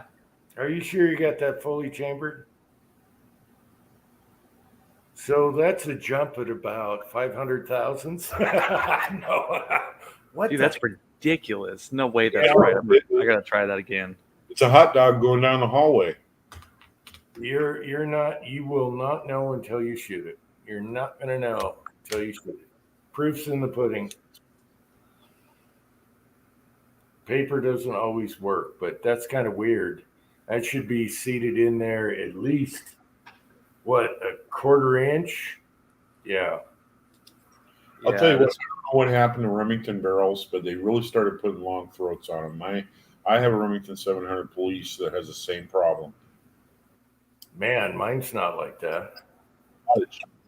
Well, you got an old one, asshole. That's why. No, I have a newer ACC, the suppressor company. It was Really? made with suppressed, yeah, and it shoots good. Yeah. So this is saying 3.04. So at 2.8, which is magazine length for 308, dude, that's a That's a hell of a 20, jump. 2400th jump. Yeah, you got a jumper. That's a quarter inch. Well, I would shoot it. You can always send it to Kenny to bring the barrel down. Yeah, you can cut the end of the chamber off and then rechamber it and shorten your throat up. If I'm gonna do all that, I'm just gonna get a nice barrel. Screw it. Yeah. But I'm gonna see how this one shoots. This is also a hunting rifle in 308. I mean, they make it have like what, an 1/8 inch jump on average. Yeah. Hey, mine's out of the box, untouched, and it shoots. It shoots really good.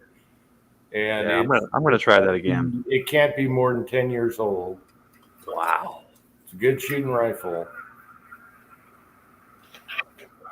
Yeah, let's make sure that's all the way in there. I really do like the 700 action, and with the Timony trigger, oh baby, What's not to like? I mean, most match rifles, most of your premier match rifles, if you don't go out and buy a Panda action or some custom action, a lot of guys just use a Remington action and they lap the bolts and they do their headspace thing and tighten up the chambers and go with like either a Krieger or a Douglas barrel, heavy barrel, and you got yourself a tack driver right there without a lot of investment. William, I'm pretty sure it says 308 on the barrel, so it's 308. Let me double check, but I did it again, man. Same thing. Oh, Jeez. Wow. Are you sure? Are you sure your shoulder and brass is right, or is that a reject or something? No, this is the actual Hornady case. Okay. Wow. I don't know what to say about that. To be honest with you, I don't know how much mine jumps off of factory ammo, but it shoots good. It's like easy for me. Yeah. That's headspace correctly. I mean, Okay. All right. wow. Well, I know for a fact that somebody shot the shit out of this barrel because I did bore scope it and it was dirty. So you think the chamber's eroded? I mean, it could be, The and lands are eroded above the chamber? perhaps, I don't know. Did Grandpa give you a good deal? It was okay. Mm. You know, I have a theory about all that too. You know, some people call it flame cutting, and some people call it whatever. But you know, when the round goes off, the propellant is being ignited from the very back, and so you've got the rest of the load up there that really hasn't. I mean, we're talking milliseconds that hasn't really ignited yet, and you built up enough pressure to move the bullet out of the mouth of the case, and it starts down the lands and grooves. Well, there's a certain amount of powder that really hasn't burned up yet, and what it does is it goes in, past your throat, into the lands and grooves. And what happens is that's abrasive. It's like sandblasting, and it starts to erode that area in there. It's not flame cutting. It doesn't have anything to do with that. It's just you're taking an abrasive substance at super high speed. You're forcing it down that barrel, and you're going to get some abrasive, evidence there that it's starting to erode that area, and it always happens right there in the head of the chamber. Yeah. So some people say, well, you're shooting too hot of loads, you're doing this, you're getting flame cutting. No, it's just the powder itself is abrasive, and it's just like sandblasting. And you know what I'm talking about, Tim.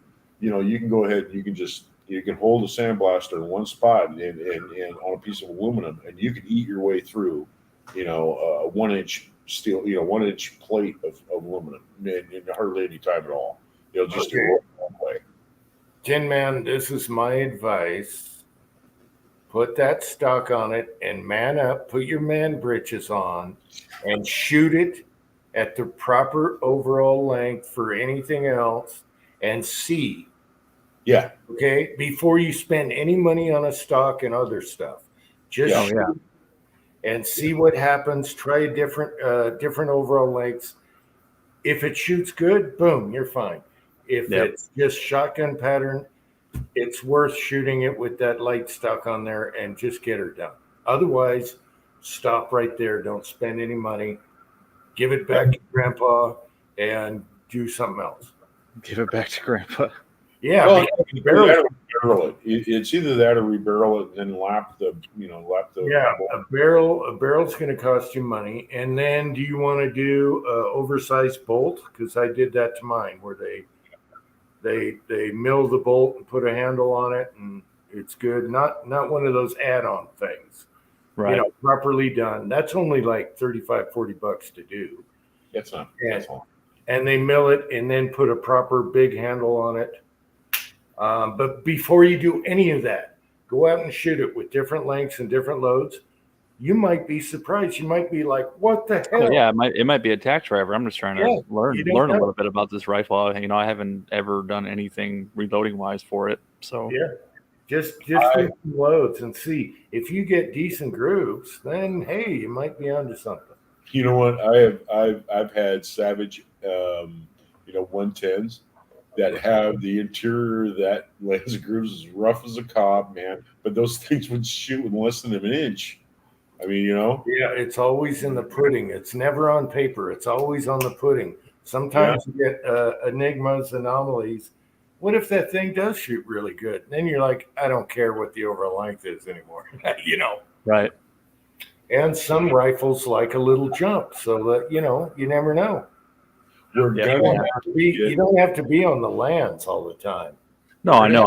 I'm just trying to see where they're at. I mean, Yeah. We're gonna have to get Tin Man though to do the same thing about holding that overall, bullet length thing from Hornady up there with a bullet, in the top of it, and get him a little set of wings, and then the other hand he can have a magic wand, and he can have a little tiara on the top, and dance around in a tutu and say, "This is the magic that I'm trying to get." You know what I mean? Because it's all fantasy world. If it won't group, it won't group, and no matter what you put through there, it's not going to group. right. And so, yeah, I've had guns like that before. Me fact, me too. My AR-10. My national match M1. It was all set up for national match and everything. And what an idiot! I bought this gun. It had a price tag on it of $1,300, and I looked it over and everything. And the only thing I didn't look at was the muzzle wear. Yeah. Yeah, and that last 2 inches of an M1 Garand, you really want to look at that. And the way you do that, you take a 30 caliber bullet and you put it in there, and if it drops, it's going out. Yeah, that's because they had a lot of sand on the beaches and they used the cleaning rods. Well, Jim, I don't even think it was that. It's where the gas. It's the way the gas system works. When the gas comes back and it pushes the piston back, then it pushes forward. That's cold air. Okay, that's cold air going through a very small jet into those, that last 2 inches there. And when you shoot rapid fire with an M1 Garand, it's all it's doing is adding heat because you're putting oxygen on something that's already super freaking hot, and so yeah, it gets brittle and it wears out there. I don't think it's from more or less from cleaning rods and sandy beaches. I think it's a flaw the way that the gas system is. Yeah, but you got to remember those GIs. It wasn't their rifle. They're just You don't give a shit. they're if they drag that steel rod against there, they're not caring about it. Those guys are just like you and me. They'd have that pinup poster, and every day that goes by, they get to fill in a little bit more of her. And then when they get down to the end, they're going stateside. That's it. They don't, the rifle, all that other stuff. Yeah. Yeah, the first thing I did when I was buying mine's a 39, so it's super young. The first thing I did was put a live round at the end of the muzzle, and that thing did not move. That thing showed all bullet where it starts touching the size 309, and I was like, sold, bought, done, paid for. You know what? That was the one M1 that I didn't do that. And the end of the barrel was shot out, and it shot way off to the left, and I ended up replacing that barrel. That's probably one of the major things you look for on those, other than maybe the action coming loose or something when you're racking it. That's one thing I found on a 30 carbine. Or a bent op rod. Yeah, that's something you want to look for. Mm-hmm. I don't know. Man, put that light stock on there and bear down. Maybe put a pad on it, whatever. Just something temporary. Put a towel on your shoulder. Man up. Put the Uncle Jim. I don't need no pad. I've shot this rifle before, and it sucks. You've seen the Uncle Jim bruise on the shoulder. I think Pat caused that when he came over. Just bear down, do it, and see. See what happens. Right. The stock's on it right now. I haven't taken the stock off, and it still has the goofy ass scope on it and the rings that are too tall. And it's just see-through scope weird. Rings. Just do it. Shoot it. You still use the irons. Are you going to have time to go to the range? Oh yeah, that's really tall. That's up there. Yeah, you could use shorter, medium rings or something. You got to gooseneck yourself in order to shoot that thing. You're just like, ooh. Those are probably those. Look how low the stock is. Yeah, compared to the rings that come with them, the see-through rings. Those are way high. Yeah, you need regular tall rings. Yeah, I'm telling you, man, this rifle's set up goofy. Yeah, those are extra high. That's what came with the scope. Isn't that a whatchamacallit scope we talked about earlier in the chat? It's not a CV Life. I guarantee you, it's made in China because it says sniper on the scope. What is it? Explore sniper. Oh yeah, it's Chinese. There's your sign. Whenever your scope says sniper, Hey, Yep. just shoot it. And then you're going to have to figure out, is it the scope or is it the bore, or the chamber? Yeah, I know. The mount on it's not too bad. It's a UTG, which I mean they're a cheaper mount, but they're decent. Yeah, okay. Yeah, James says sometimes guns shoot great with a jump. I agree. Yeah, I'm not saying it won't shoot good. I don't know. It all I'm trying to- depends. It all depends how it shoots. The proof's on the target. Tin Man, if it's any consolation to you, the Remington 700 action is probably the most rebarreled action out there. Oh So- right, it's a very sought after action. It's a solid Yes. action. It's So a great it's one. And even if you end up having to rebuild the rifle, you'll have something fantastic in the end. Right, depending- and that's why I wanted it. I mean, I wanted the action. Basically, is why I bought it. You're raising a family. I want you to save some money on that too. Don't go hog wild and buy a bunch of crazy shit that you can't afford, dude. I'll mail it to Kenny and let him run away with it. I'll tell you what, I rebarreled my M1 in my garage. Yep. I unscrewed the receiver and put it back in there. I timed it and the whole bit. I went ahead and the reverb, everything. I did the whole thing right in my garage, and I went out there and shot it. And in fact, I think I made videos of it. It shoots less than half an inch at 200 yards. That's with a Criterion barrel. Did you have headspace gauges? No, what I did is I went ahead and you take the chamber reamer and you turn it from the front of the muzzle. It has a rod that goes down, and you actually cut the finishing reaming that way. And when the action barely closed, okay, the bolt barely closes in the action, okay, now you're there, okay. So you do it a couple of more twists to give it a little bit of slop, so you don't have any problem with binding or anything like that. Because different ammo, their headspaces vary, right? So anyway, I took it out. Man, I went out there, man. It shoots in less than an inch at 200 yards, some ammo away, and that's with a Criterion barrel, which is a Krieger barrel. Those Criterion barrels are actually a really good barrel. They're not as refined as the Kriegers, because the Kriegers, they put a lot of lapping involved, and stuff like that. But the Kriegers, the Criterion is a good barrel, and it's cheaper. And it's available for a lot of milsurf guns. Pat is listening because he's probably going to do a few FAL kits. Buy Criterion. Just go to them and look on their website and see what they got available. I mean, I'm telling you, I'm thoroughly impressed with the barrel that I got from them. It's awesome. Yeah, it's awesome. I have to look into it. Then I have to buy all the crap to put the barrel on it myself. I mean, it's quite a bit of money right there, getting the vise and all that shit, the reaction rod, time of the. I'll tell you what. I'll tell you what I do. I've got a vise in my garage. Okay, all I got to do is unbolt it. I've used it once for my M1 Grand. I've used it like 3 times. I did an M14. I had a M14 that I did. M1A, and then I had 2 M1 Grands I did. I haven't used it ever since. And I'll tell you what, it's a universal vise, barrel vise, and I'll just send it to you. You don't have to do that. This is not a project I'm going to be jumping on right away. It's going to be a while. I mean, like I said, my grandpa just got a hold of me. He's like, "Hey, I'm thinking about selling that 308." I said, "All right, I'll pick it up off you." And when I get to it, I get to it. I mean, I'm busier than hell right now, so I'm not in a rush. Kyle is here. Hey, Kyle, you want to hop on here? There's a lanky poo, Kyle.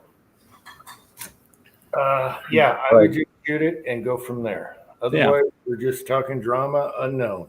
Yep, that's what I'll do. I'll shoot it. If it shoots good, I'll leave it how it is. I don't know. But I can imagine shooting that with that light stock, because I have that on a 22. That's my lightweight kit. That's my lightweight hunting gun, and that weighs nothing. Yes. Yeah. I'm telling you, it's it's bullshit. That's all I can say. Well, it's great if you want a lightweight. Yeah. Yeah. Yeah, if you're only going to take one shot and take it hunting, it's great. But if you're going to go to the range and shoot like a full box of ammunition, you're going to be sorry. Well, and check this out. I don't really know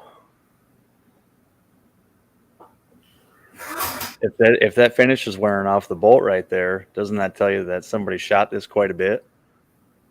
Yeah. Well, Yeah. And then here's the lugs. This Okay, what do guy's- the back end of the lugs look like? What are the back end of the lugs? Are they blued or are they polished smooth? I mean, they're not polished, but the bluing is off of them. It's smooth though. There's no. I can't get good lighting on that. There's no gooniers on it, like a jagged. It's smooth, right? All the edges crisp and clean, and you might be just looking at bluing wear, which wears easy.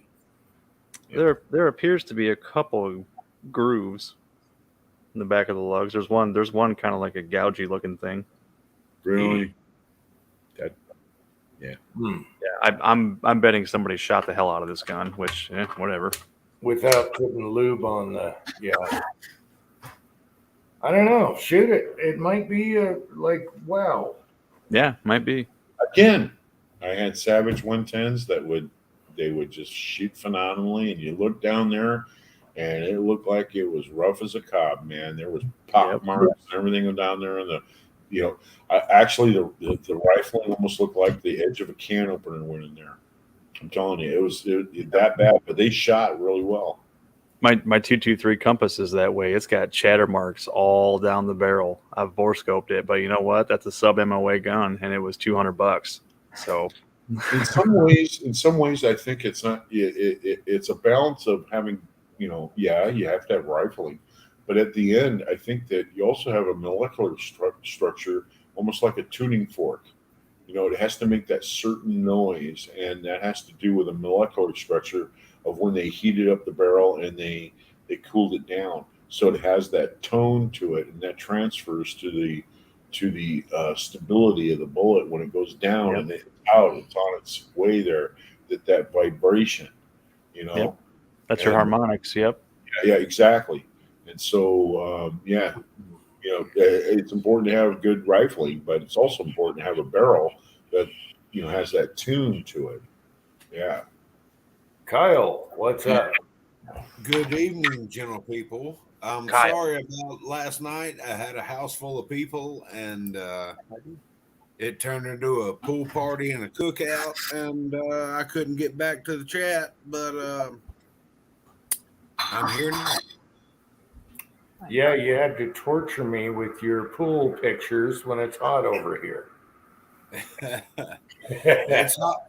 It's really hot over here. And Pat is having a pool party right now. Yeah. Well, I mean that looks good, I mean he's doing his thing. That's all well and good. But yeah, it was right around 100 degrees yesterday, about 90% humidity. And it was just miserable, and we all just decided to play in the pool. And time got away from me, and I was like, oh crap. And then before I knew it, the chat was over. So He saw, I don't know what a ×2 R2K9 is. 9 can? I don't know what that is these days. All right.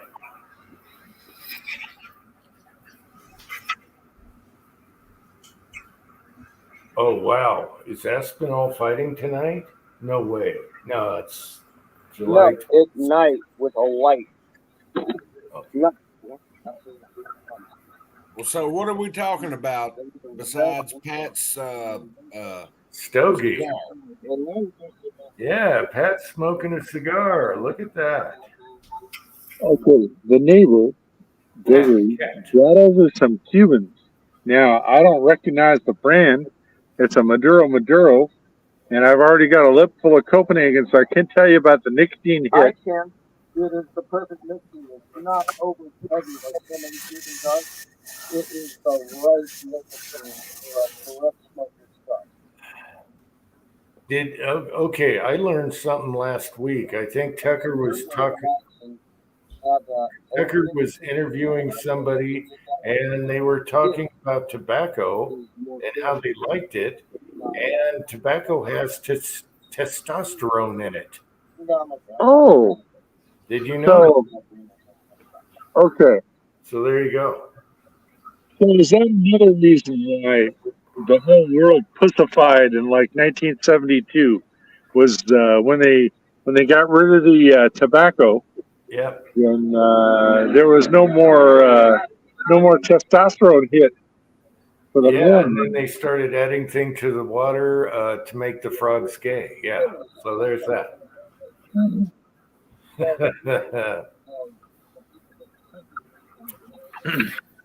Not the gay frogs. Okay. You're talking about atrazine. Okay, so Pat's like, don't start me on why people are breeding and stuff. And my opinion is, okay, no. The people who are driven, like Tin Man here, to, okay, all right, okay. Well, maybe if like we had like the marriage laws of Brazil. The other Pat is going off. Yeah. Well, he's got it. He's got more skin in the game than I do. Okay. Ask him about the. He's been calling her the T-Rex lately.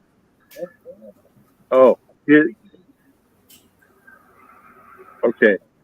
So it's all my fault. I introduced them. This is my fucking fault, and I'll never reconcile myself with. Yeah. Okay.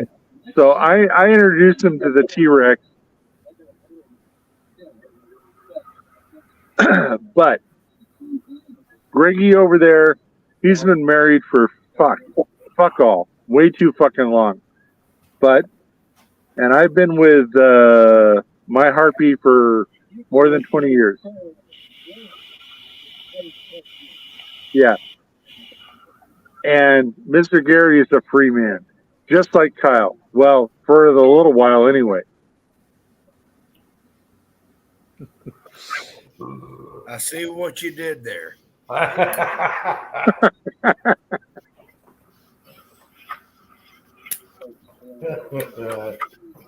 But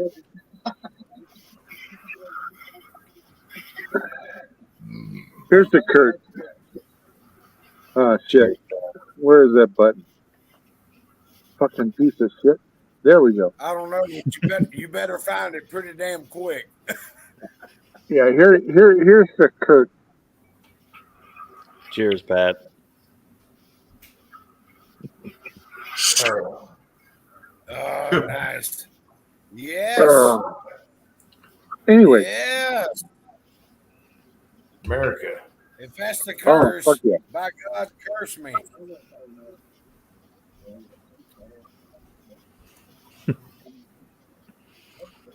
All right, don't everybody speak at once. You know, it's okay. What do you got? What do you got there, Jim? A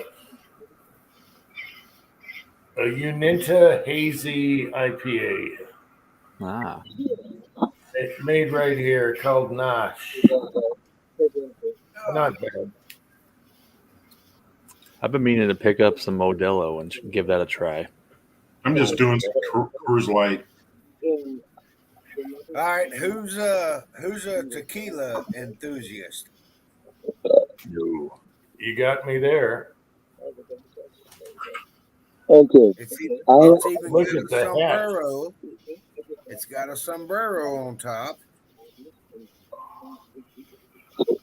Well, okay, what does the sombrero say on it? Man, go up. Mexico. Oh, okay.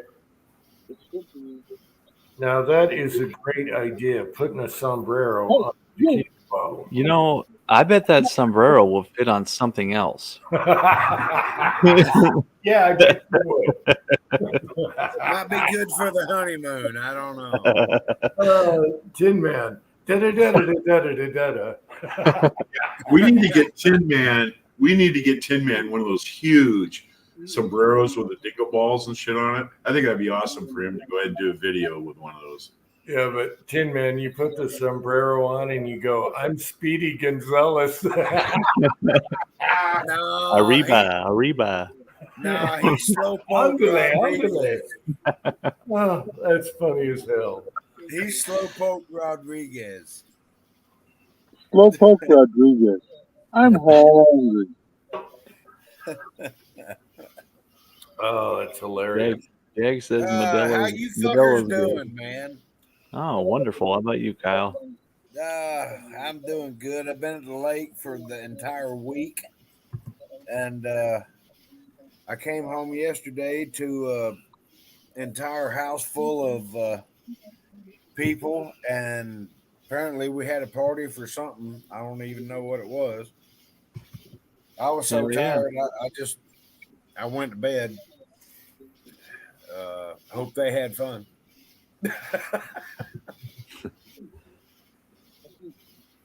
I got me 16 and a half hours of overtime this week.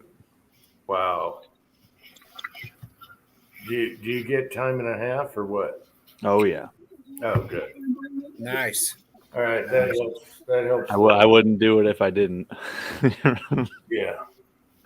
I think I'm fixing to have to start to work in about 2 weeks. I don't want to. Oh, This retirement thing has been pretty damn good. yeah. It's hard to go Just back. running out of money. Yep. Yeah, it's hard to go back. That's why I don't like taking vacations either. Like take a little week off here and there. I do, but I don't like to because that week off makes me not want to go back to work. And when I do go back to work, I don't feel like doing shit. It ruins my work ethic. It takes you 3/4 of the next week to unscrew everything that got screwed up while you Yep. were off. Yep. I hate that shit. Pardon my French. You're good. Look at that stogie Pat's got.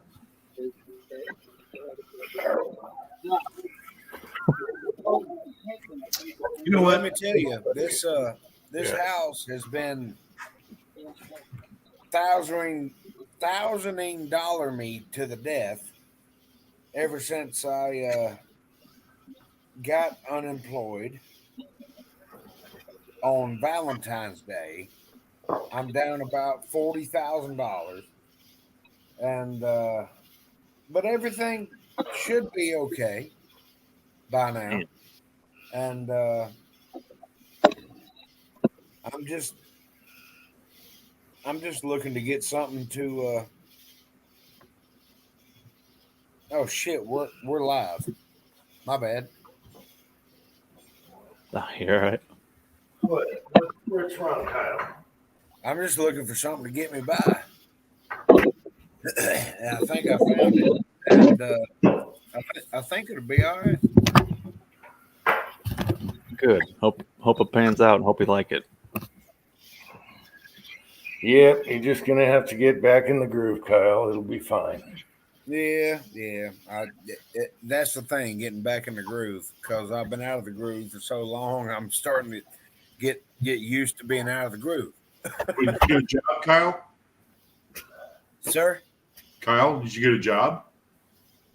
Yeah. Oh, good.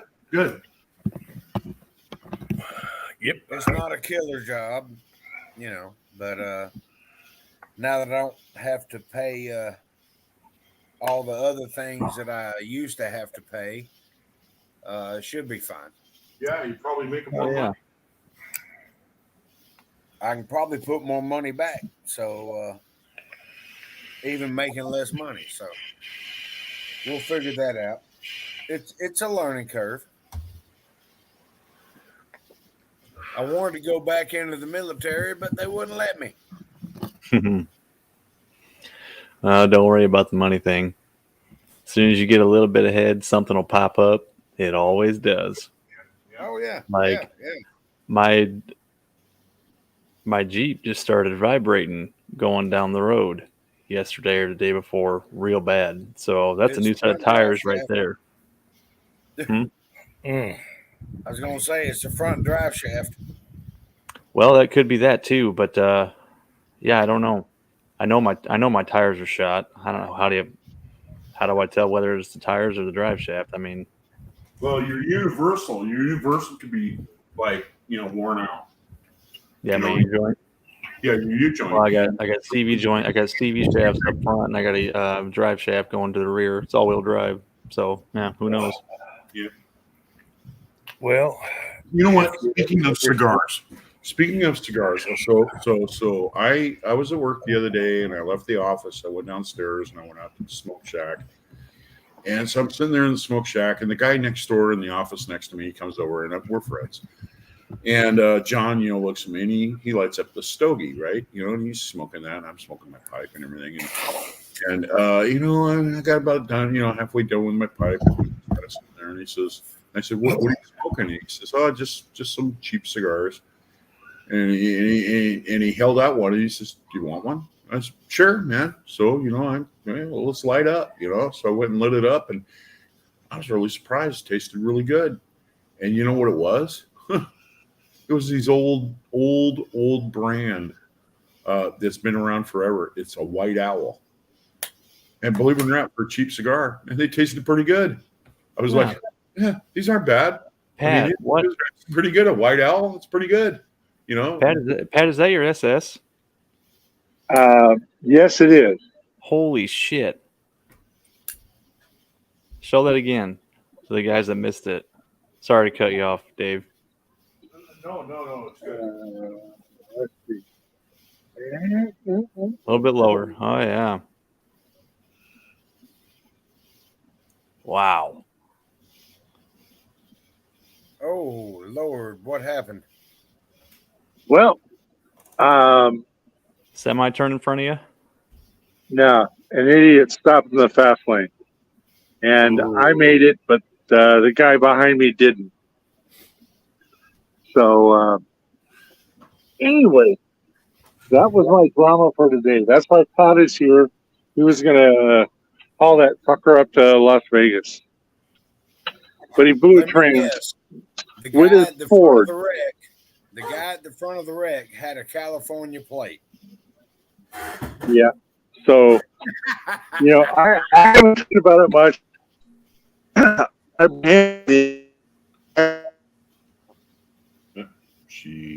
We're losing you, Pat.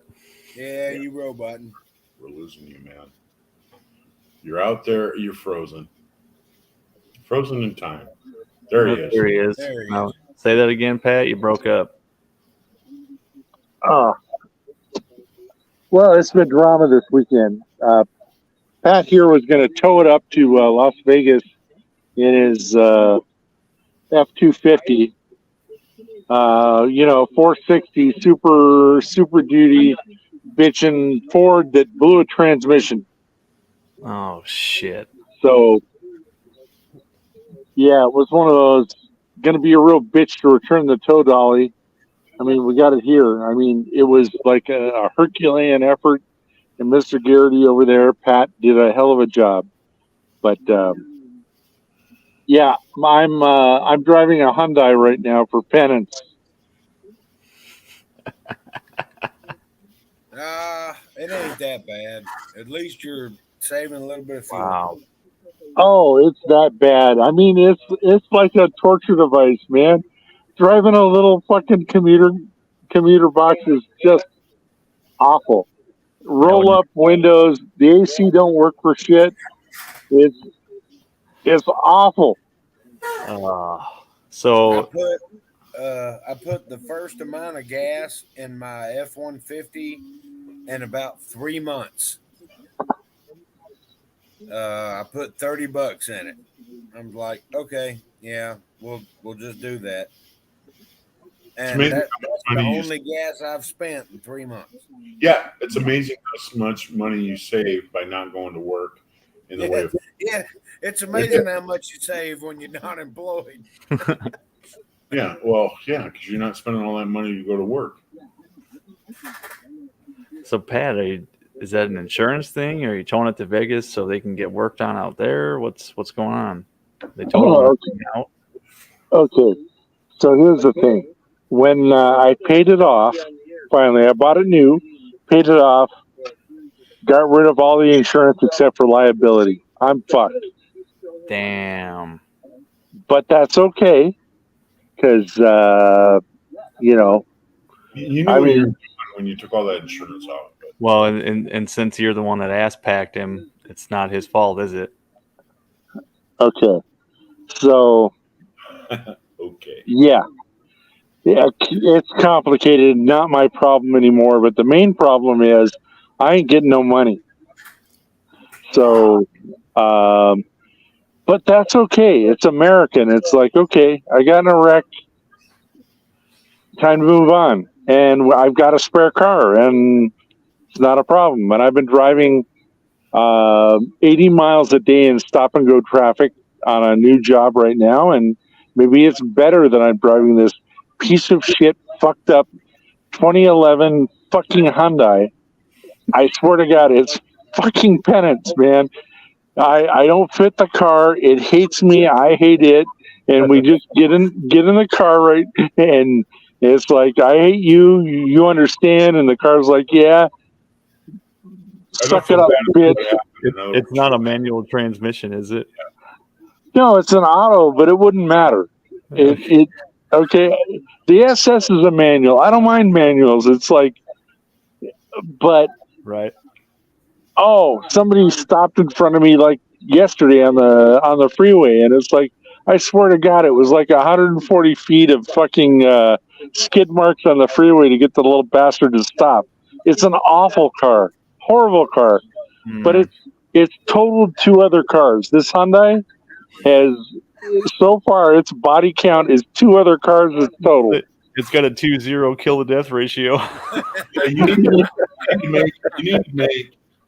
need to make one part of the car here and one part of the car there with a little explosion in the middle of it, and put that on the side of the fender. In other words, these are my score marks. This is how many. I should, but it's like it's no point. It's tattooing an ugly woman. There's no point. Yeah. Yeah, doesn't matter. So, but it's okay because I've driven.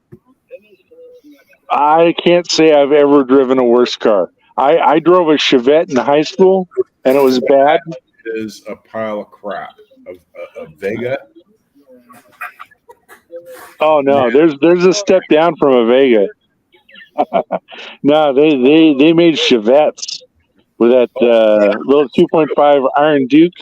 Yep. The Chevy Chevette. The Chevette. That's the same engine I've got in my boat. Yeah. Well, hey, I got a ticket for 51 and a 15 in a Chevette. I love that car. It was my mom's car. Okay, it must have been a manual trans because I'm telling you, I got pulled over for doing like 80 and a 55 one time in a Chevette, and it was like, "Are you sure you're going that fast?" I had a Chevette. It was blue. Yeah. Okay, so you were going downhill from Barstow. Yeah, I've been flooring it since it was a 25 mile an hour zone. Okay, I have a question for Pat. Everyone listening. Okay. Pat, I have a question. Since I have an F-250 with a 460 engine, was it an automatic or a stick? And the final question, could it tow a mini bike with Preacher on it? All right. Okay. So the Ford that let us down, that was a 460 with an automatic transmission. Automatic. And it was the automatic that let Mr. Garrity down. And I can't say it could have happened to anybody because it's a fucking Ford. But well, it's got a stick, and that transmission can tow a house. Yes. Yeah. So if I was using your truck, Jim, it would have made it. I mean, what year was it? It was probably newer. all right. Hey, Pat, what year is your 80, 89 Okay. four-wheel drive crew cab? Wow, 89? Yeah. Damn, that's a steel body. That's a steel frame. It's, I guess. Wow. So I've been told by the Ford fans over here. It's the last of the Mohicans, and as good as it ever got. No, mine was the last of the steel frame, 1990, with the stick and overdrive. Okay, so you got a 90. So Pat's got an 89, right? 89? Same Yeah. body. Yeah, same body, everything. Same truck, crew cab, four-wheel drive, the whole 9 yards, but an auto trans, and Ford let him down. How many miles on that? Okay, so the question is, Pat, how many miles? 150,000. Ah, wow. Those are baby numbers. You have to really bump those numbers up. Wow. Well, so yeah, we got a dead Ford out in front and my dead SS and all the good stuff, but and we've been arguing back and forth. There's been a bone in contention about Chevy and Ford between me and Pat.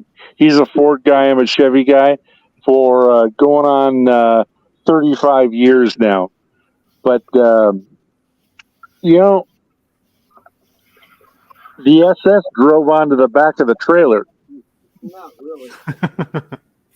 He said not really. Okay, well, it needed a jump start, but Hey, we got Mario in the background. Good to see Mario again. Hey, What's up, Mario? Uh-oh, shall we do a countdown? No. There's a link if you want to come on, Mario. Yeah, Ford and Chevy, apples and oranges. Chevy, the electronics always go out. The doors shut like crap. Their rear end blows up.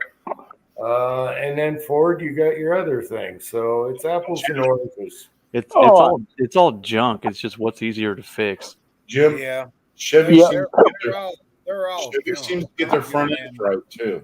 I Trust gotta me, say about I've Chevys. been an auto mechanic for a long time. They're all junk. They're all junk.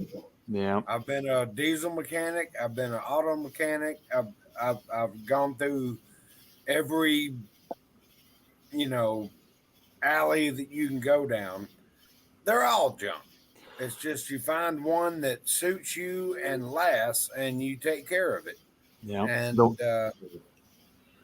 it'll take care of you. The one car that comes to mind that talk about longevity with no input for like maintenance or something was the Ford Probe. Those things ran forever. I had one with 200. Nobody could figure out how to change the oil because every time they tried, they'd change the transmission fluid. I had one with I think it had 290,000 miles on it, and it ran when I sold it.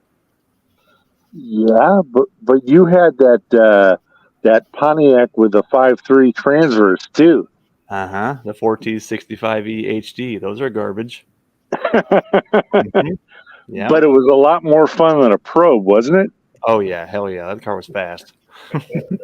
Like I say, they're all junk. I had to put a new engine in my F-150. No. I mean, they're all junk. You know what? When I going. first started out, I went from one junk car to the next junk car when I first started out, first married and everything like that, bending wrenches on them. And the first real break I ever got was I got a deal on this Isuzu pup pickup truck, which is basically the love truck. And you know what? I bought that with like 60,000 miles on it. Some guy went and bought it in Groton, Connecticut, and drove it all the way out here. And then he retired out of the Navy, and he went and traded the truck in so he could get something four-wheel drive or whatever. Anyway, so he traded this truck in, and it had a canopy on it and everything. And I got a killer deal on it. It was on the lot, and they haven't even washed it or detailed it or anything. And I just went up there and I just waved some money and salesman's face. I think I got that truck for like $2,000. It was like, here's the money. That's all I got. And he went in there and he says, you just bought yourself a truck. And, I took it for a test drive first, but but I'm going to tell you what, it had 60,000 on it. I never imagined that it was going to go over like maybe 120,000. I got 500,000 miles out of that truck, and I drove it for over 20 years. And the only thing that went wrong with it, was the stuff that finally just wore out. The water pump, the starter, the brakes, anything that had any type of real high wear, that wore out. But the engine ran like a top. I never had to head off of it or anything. I just changed the oil in it about, every, 10,000 miles ago. I didn't really care. It was this cheap truck. And it just ran and ran and ran and ran and ran. I couldn't kill that truck. It just kept going. And finally, the body on it had rusted out to the point where it was just a pile of junk. And I traded that truck for some work that I had done in the bathroom. I had it retiled and everything, and new flooring put in and all that stuff. And this guy, he just traded me straight across for that truck because he was going to use it for his business.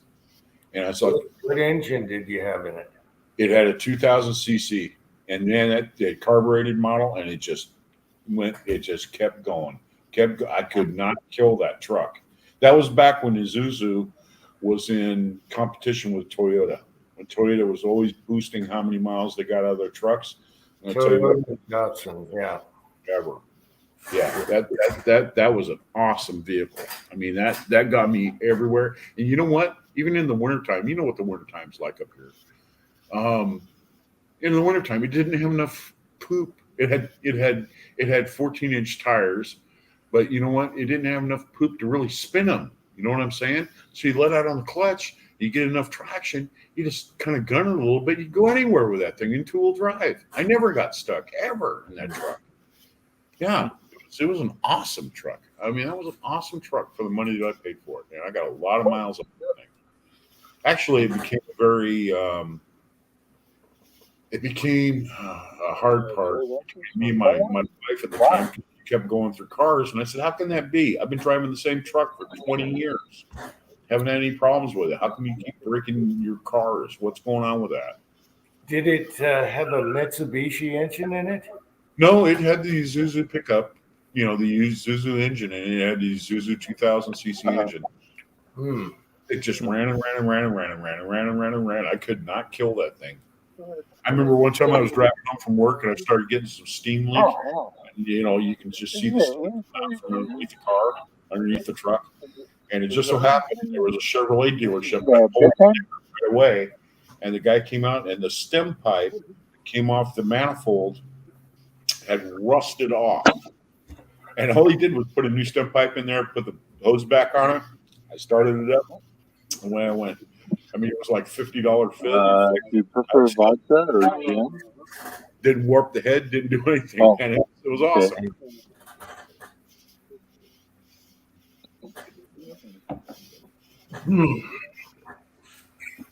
So yeah, I gotta figure out whether it's my tires or whether it's my drive shaft shaking. I think I'm just gonna go to my tire guy and say, hey, pop my tires off and throw them on your balancer, see if they're all messed up, and if they are, I guess that's my answer, right?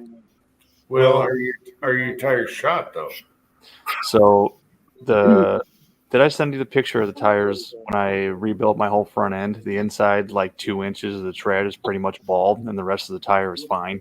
So it was cambering pretty good, and I knew in February that you're like that. So I don't know. I mean, I've got. When I bought that Jeep, it had 78,000 miles on it, and it's got 118 now. So it's got like 40,000 miles on them tires. So maybe they are shot. They're cheap tires. Yeah, but if they're wearing in one spot, it's the way you're. That has since been fixed. I like I said, I rebuilt that whole front end and got an alignment and all that shit. I just didn't want to put tires on it at that time because I had just sunk $1,200 in parts into that thing. Yeah. Well, what you need to do is I would definitely check the U joints. Shake them back and forth, and side to side. And if there's too much play, that means those bearings. The way the U joint works is that it has a socket with a roller bearing in it, and that bearing. It's either a flat bearing or a roller bearing. And what happens is that wears out, and then that causes vibration in the shaft, and you feel that through the whole car. Yeah, Your front end must be like this. it was. Yeah, it was horrible. My ball joints were shot. But I checked my CV shafts up front for play, and they were tight. They were good. If you're still running the same tires on the front that you were, rotate them to the back and bring the back to the front. Yeah. And check your drive shafts, and it's needle bearings that you have to worry about. Sometimes they're greasable, sometimes they're not, sometimes they're just shot. Yeah. Theoretically, the only tires that you really need to balance is your front tires, because they transfer everything to your stuff and all that other stuff. Yep. Those were the ones that were wore out, and like I said, I didn't switch them to the back like I should have, but yeah, I might monkey with it tomorrow and see what I can come up with. Other than that, I'm taking it to the tire. I got a really good tire guy. I'll just say, hey, throw them on your balancer and tell me if these are shit or not. Oh, it looks like James Pullard stuck in a video 2 hours ago. Yeah, because services on Monday, and I had to get those empty. I missed Really it. good, not lamb, but okay. What's that? Burrito is goat, not lamb. Who mentioned cabrito? PSA. PSA would put that up there in the comments. It says Carbureto is goat, not lamb. But Cabrito. When do we start speaking Spanish? ¿Cómo se llama su madre? That's from hanging out. What's your mom's name? That's from hanging out with banditos. That's from hanging out with the banditos up here. That's why the hombres and all them dudes, dude. Whenever you're in a Mexican restaurant, just hold your crotch and say El Baño, El Baño. El Baño. No. Pronto. El Baño. Point. The toilet. The toilet. Got shit now.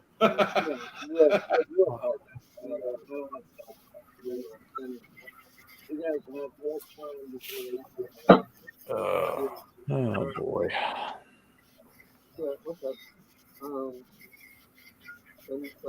All right. Well, we covered vehicles. They all suck. The newer, the worse it gets. Yeah, there's a trend of topics that happens every week. Which one haven't we hit yet? Food. Which This is my position on that. We are kind of like the ATF of chats. We talk about alcohol, we talk about tobacco, and then we talk about firearms. And then those all have their stuffs. And then we talk about politics. And then it goes back to the ATF thing. Alcohol, tobacco. Let me ask y'all's opinion on this. This is a serious question. You're telling me the most officiated, authenticated, and who's echoing here? Cat. You got the most supervised house in the nation, and you can't tell me whose bag of white powder that was? they know exactly who this is. All they have to do is do some testing. Yeah, I mean, They knew within. There's no video. There's no nothing. Yeah, I call bullshit. You mean I can go into the White House and drop a bag of white powder on the counter, and they ain't even specific on where it was found. If your dad's the president, you can. Apparently. Or Kamala. You never know. We need Yeah. piss tests. We need piss tests. I mean, Yeah, that's a good way. That's a good way to put it. I mean, it's Camelot. This is Camelot politics. I just can't believe it. I mean, Jesus Christ, my fucking 18-month-old son knows whose bag it was. I don't have a. Oh crap! Sorry, Mario. Mario. I'm sorry, Mario. I'm spacing out. I'm a monkey. Mario. What's So, up? Hey, Como se llama? So Kyle, ¿Cómo se llama? Oh my God. I don't know what that se is. llama mi amigo. Oh my God. ¿Cómo se llama? What that is. I don't know what ¿cómo se llama? Does that mean? so Kyle, Oh what do my you, God. What's your name, bro? Oh, hello. Kyle, Hello. what do you got for a Mi job? nombre es Mario. Hey. Hi. You know, Look, his hey, look favorite. at Good to see you, Hannibal. Mario. Good to see you too, my friend. How are you? Looking Good. like Hannibal from the fucking A-Team. Look at you. I love it when a plan comes together. Good to see you, brother. Good to see you, man. Yeah, good to see you. Mario. man. Kyle, what did you land as a job? What are you doing now? Just fucking trying not to kill people. That's what I'm doing. He was supervising at a big ass building. That's what I Yeah, saw. it's a big building. Actually, I got laid off because the factory has been going through a lot of issues and they downsized people. So I was like, all right, no worries. Damn. That's all right, brother. I'm Sorry to hear that, I'm in man. the unemployed field too, and if you want to fly over here and you can stay at my house for a little bit. Young too? I'm good for it. Damn, I'm not it's going. a session that's coming, Mario. No, it's all good, man. I'm not worried about it, bro. Actually, I almost got a job as a veteran services person, but unfortunately, I was second. So, but they have another opening coming up, so hopefully that'll pan out. So that'd be Wow, cool. That'd that'd be be good. cool. That'd be good. He's been in business for 40 years. That'd be freaking awesome. Yeah, no, I'm not worried about it, man. I mean, honestly, I've been really down with my money, and so that always helps.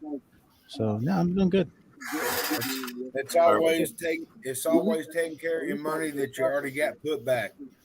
That's Yeah, no, it's been great. I've had a lot of good people that kind of helped me along the way. Do some financial planning and stuff like that. So yeah, no, it's good. I'm not really too worried about it. It's kind of interesting. I'm not worried about the stuff that a lot of people worry about, but I did put a lot of time and effort into it. So it's good that Yeah, I'm man. finally paying, getting the remnants out of it.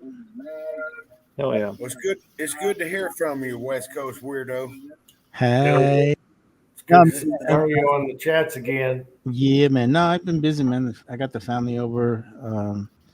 So yeah, no, it's been good. I've been real busy, and I got a cute little grandson. He's 10 months old, so he's crawling all over the place. So he keeps us very busy.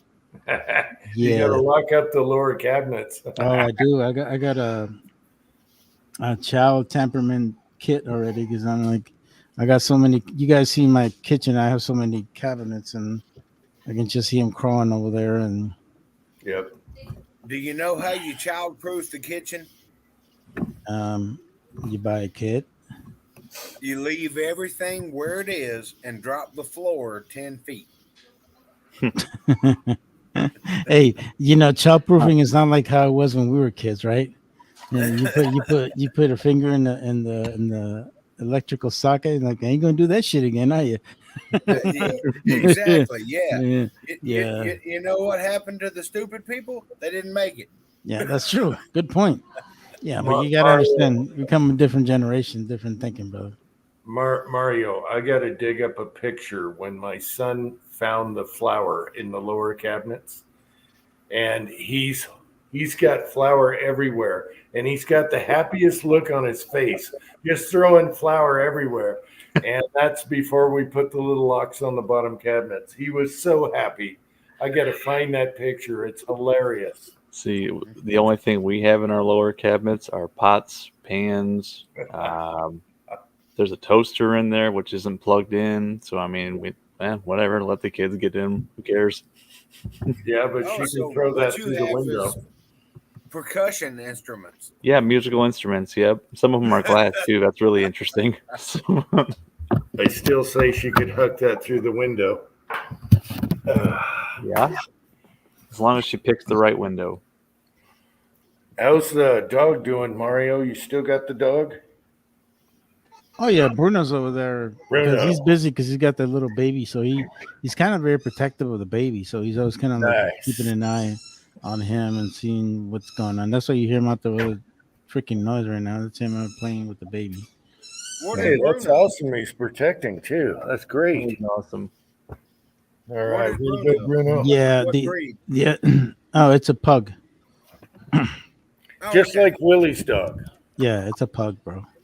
He's hilarious. So that- I think you guys have seen him a couple of times on the chat. Yep. That unboxing video you did, I was worried about you getting him with your knife when you were Oh, cutting. I that know. taco. He's just so nosy, stupid dog.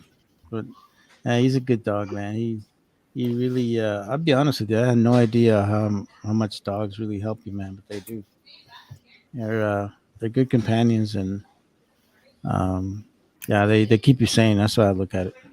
It is honestly amazing. I mean, Baloo has totally changed my outlook on life. She is my partner. She is my protector, and I mean, she just means the world to me. And it all just happened by chance. Yeah, no, it's amazing, man. I had no idea, how much a dog can affect you and your well being and your mental health and all that. But plus, his damn dog is goofy as hell, so he makes you laugh all the time because he's got that. He's got, dude. When he looks at you, it's just fucking hilarious because you say his name and he looks at you like, oh, serious, and he's got his little buck tooth just sticking out, like, and it's fucking hilarious. Like you can't stop laughing, man, because they make you laugh. Yeah, I love it. I love it. I'll be sitting there and playing guitar or something like that, and she'll start cocking her head like this and cocking her head like that. What are you doing? It just it brings a joy to your heart. Yeah, no, it's all good, man. Yeah, no, it's been going well, man. I'm staying busy, which is good. Even though right now it's been extremely hot here in my neck of the woods. I'm sure it is in a lot of places. But right now the West Coast is getting hit really hard with some serious heat waves, man. So biggest thing is I don't know how it is in the East Coast, but I can just imagine. Well, we've been looking at 95 and 95. 95 degrees and 95% humidity, and it's that's just horrible, bro. I mean, that's just nasty. I mean, what's the point of you taking a shower? You go outside and all of a sudden you're like drenched again. no, Like- I got swamp ass before I get dried off. I remember I had to use a lot of freaking baby powder when I was going through fucking Fort Benning. Yes. Oh my god. I had no idea until I experienced it myself. It's like, yeah. Yeah, at least we got dry here. We're hitting 100, but humidity, oh my gosh. I remember the East Coast. Oh, baby. Are you still getting 100 degrees up in the mountains, Uncle Jim? Yeah, it's going to be 98, 99 tomorrow, next couple days, which is probably 100. Yep. Closer to the sun. But you only got like 10% humidity. Yeah, but I unlike think it's dry. I'll give you that. Yeah. unlike us, fucking Thorzak's over there's fucking loving it in fucking Washington in the west side. You got like 70-degree weather and shit. Must be nice. Yeah. I'll be glad when it gets back down to 75 or 80. Let's see. It's right after 12 o'clock here on the East Coast. It's probably 95 degrees and just miserable. But I'm staying here for you people, for society. You people. Oh, what do you mean by that, you Kyle? people. What do Yeah, you mean, you peoples? What do you mean by that, Kyle? You peoples. You reloading peoples. She, her, him, her, him. Them, they. I don't give a damn about that. You got a dick or you don't got a dick. I'm just fucking with you, bro. Well, I know you are. That's why I'm fucking with you back. I laugh at that shit. That shit is just so stupid, man. I swear to God. I mean, ain't we got other shit to fuck with? I mean, good God. you know, man. All I hope is that as soon as I hit like 73, I croak, bro, because I can't deal with this new fucking generation is gonna take over. They're gonna fuck everything up, man. I'll be pissed off. It's gonna be a big ass basketball goal full of bullshit. I mean, damn it. Everyone's got alphabet genders. Yes. Dude, I can see your hair, bro. I think you need some Head and Shoulders there, Kavina.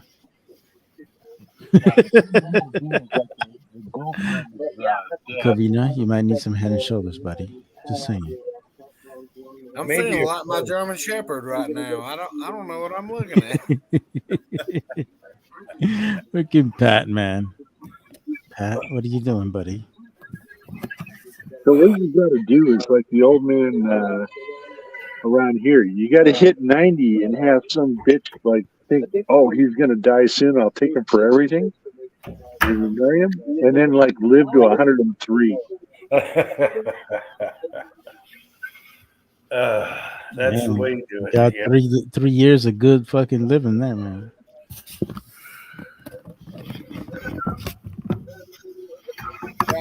I'm telling you, man. I don't know where this country's going, but I don't like the train track that it's on. I hope somebody can switch it, and I don't give a damn who it is. I really don't care, but I hope somebody can just turn this sumbitch in another direction and make it back for.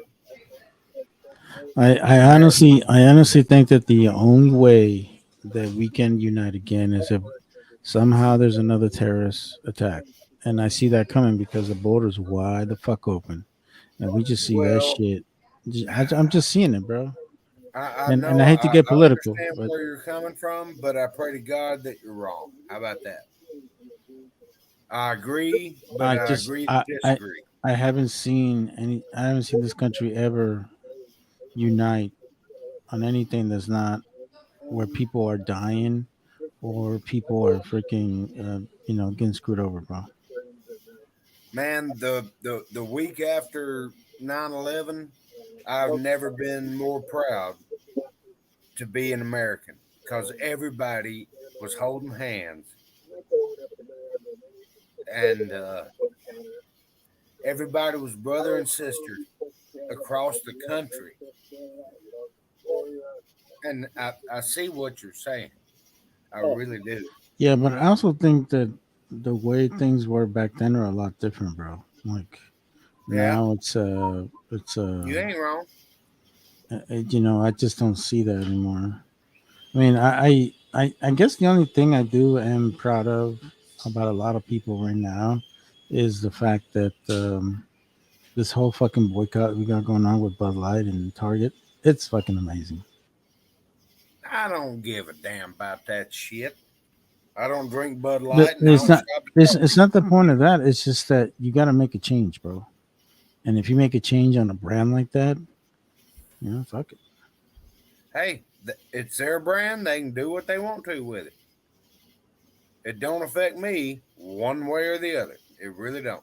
I don't care. I was muted.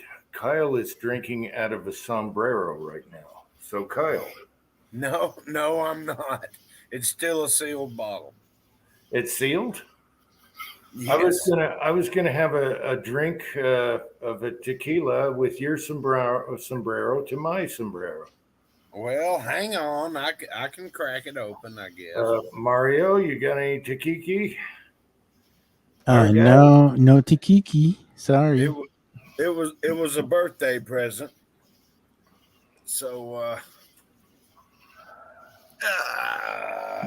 You don't have any agave, senor? No, I don't have tequila. boy, I drank Angel's I drank it Angel's all, and gonna I be have. mad at me. Yeah, and I already drank it all. Sorry. She'll be over it. Well, what's No, your she- opinion on be Kyle's tequila? It has a sombrero on top. Show it, Kyle. Show the sombrero. Man, that shit's probably just as bad as fucking wine in a box. Uncle Heem, that's how bad it is. Oh, there you go. God. Yeah, I think dude, that's a great marketing. show the rest of the bottle. Mezcal. Let's go. I can't see the rest because the light's in it. Blow me up. Is it got a worm on it? Gotta go. Oh up. yeah, there's a worm in the bottom. Hang No, on. then it's Kyle. good shit. There we go. Yeah, it's probably good shit. It's probably local stuff. Yeah, I thought it's local. the sombrero was a good marketing ploy. Well, they do that shit all the time over there when you go to Mexico. You Yeah, guys, but you that's guys- good. I'm guarantee you that was pretty good because it's local. I just cracked the top on it, and Angel's gonna be mad at me because she didn't get. Do you guys remember Breaking Bad and the tequila scene where he jumps in the pool and yeah? All right, tell me, Jim, when you're ready. I'm ready. Well, here we go. All right, a toast, amigo, and you and your sombreros. You and your sombrero. And your eyebrows. And your eyebrows. I love that Breaking Bad when Gus had to poison high-end tequila That's and good drops stuff. the cartel guy in the pool. That is an awesome scene right there. Yep. That is good stuff. Her Yeah, I sister- told you because it's local, and all the local stuff is they're making them in smaller batches, so it just tastes better. Well, her sister brought that back from Mexico, actually, Huh. for our birthdays, and because my birthday was on the 10th, and Angel's is on the 11th. Well, happy late birthday. Well, thank you. She brought that bottle back. Wow, that's good. That shit is gonna get me in trouble. Yeah, the problem is that it's just smooth, but when it hits you, it's like after the third, fourth shot, and then you're gonna be fucking having a sombrero on your head, and you're gonna be fucking trying to think you're Vicente Fernandez and shit, trying to sing. Yeah. That sombrero is not big enough for my big head, No, it's okay. but I can tie it on the little head. Tin Man had a job for that one, yes. Okay, you don't need to be that disturbing, Kyle. Oh no, we've already been there. I told him that sombrero will fit on some part, somewhere besides that bottle. Wow. It was Tin Man's fault. Again. We always I blame can Tin tie it Man. on my big toe. That's it. Big toe. Big toe. Yep, another shot or two. It'll be, come on, baby, show me your chi-chi. Oh God. Now you're getting disturbing. Does it have a slight peppery taste to it, Kyle? No, not really. I mean, it's an extremely smooth agave tequila. Yeah, mine has a little peppery taste. It's not bad for cheap ass tequila. Not super cheap. It's always bad news when it tastes really good. That means You probably, hey, Uncle Jim, you probably got the fucking mouthwash fucking tequila, bro. That's what it is. Angel has she's challenged me to eat the Eardrum. worm at the bottom of the at the bottom of the bottle. I'm like, why is that a challenge? I said, the only challenge is getting the restrictor plate out of the top so I can get the worm out. Hey, I got a A lot genuine. worse. I have a genuine wood stopper on this thing. Okay, it's genuine wood, so it can't be that bad. It's Well, there real. goes Uncle Heath might tell you that. there goes my theory. When you said you had peppery tequila, I'm like, that fucker's got Admiral Nelson. What's he talking about? You know, the first thing I thought about was that mouthwash tequila. That's what I was thinking. Mouthwash tequila. That's what I was thinking. You know, we used to get a lot of shit like that sent to Iraq. We were getting mouthwash, a lot of it. Yeah. Yeah. Hey, do you remember Two Fingers Tequila? Oh, hell yeah. Round bottle had a little palm tree on it. Yeah, we used to drink that. Two Fingers Tequila. Tequila makes me crazy. Oh yeah. I don't got do a headache. tequila. 2 fingers. Not do tequila. Ooh-wee. Now, if there's girls around, that's different. Now, I'll give tequila to the girls, but I don't do tequila. I'm like Jim. It makes me nuts. I like tequila though. I like tequila a lot. Good For some, drunk. for some reason, I thought of Bill Cosby. But if you want to get you want to tie one on. This is the shit. if you want to get in a fight, yeah, drink tequila. Yeah, drink tequila. Yeah, if you want anything to happen. I mean, yeah. Nothing worse than dry heaving little bits of lime. Oh God. No more tequila for me if I can avoid it. So what are you going to do now, Mario? You're just going to kick back and screw off for a while on some unemployment and then just try to find something else? Yeah, that's the plan. But I'm just being selective as to where I want to go. Because jobs are out there. But it's just, to me, it's like I just want to find There's no something. stability. There's no stability. Absolutely. Yeah, Find something you enjoy too. do something you like. You know. Yeah, that's why I was really looking into that veteran services job. And That would be awesome. but it was cool though because the director called me, which is kind of weird, you know. Most of the time you get like a bullshit email. Oh, sorry, you didn't pass the process. No, he actually called me and said, "Hey, man, you left a good impression on me and the rest of the panel. So we got somebody else that's gonna be leaving us soon. So we got you in mind." I was like, "Oh, that's cool." So Hell yeah. Hey, that's awesome. You got a foot in the door. That's awesome. Not only that, but county jobs are fucking pain in the ass to get in, man. Yeah. This is like the 10th time I applied for a county job, and this is the first time I ever got an interview. Yeah, well, you're going to get huge benefits. That's why, you know. Yeah. So, yeah, hey, you got a guy that called you back and said, "Hey, we like you." So, hey, I'd hang on for that for a minute. Oh, absolutely. I believe me, in a couple of weeks I'll be calling and just say, "Hey, what's up?" I'm like, "Hey." No homo. I got a job. I got a job in high school like that because there was I left one job, well, quit / got fired, whatever. And there was a gas station that I really, really liked. And it was a really cool, locally owned gas station, awesome place. And they weren't hiring. But I went in there like every day for a week and a half asking to talk to the owner. I bugged the shit out of him until he gave me a chance. He gave me the job, and I worked there for 2.5, 3 years. I bugged the shit out of him. That's how I got that one. But, I mean, I'm sure that's not how a lot of places operate anymore. But yeah, but well, I'm going to tell you what, Tin Man, I'm going to tell you something, and it's just like I told you earlier. You're not going to have to worry about a job. And I'll tell you what, my organization, I would push your paperwork right up to the top, right through HR. If you ended up in a situation where you were, desperate about getting back into the work field, I'm telling you right now, we need people like you, young, ambitious people that work hard. They're good at what they do. I mean, I'm telling you.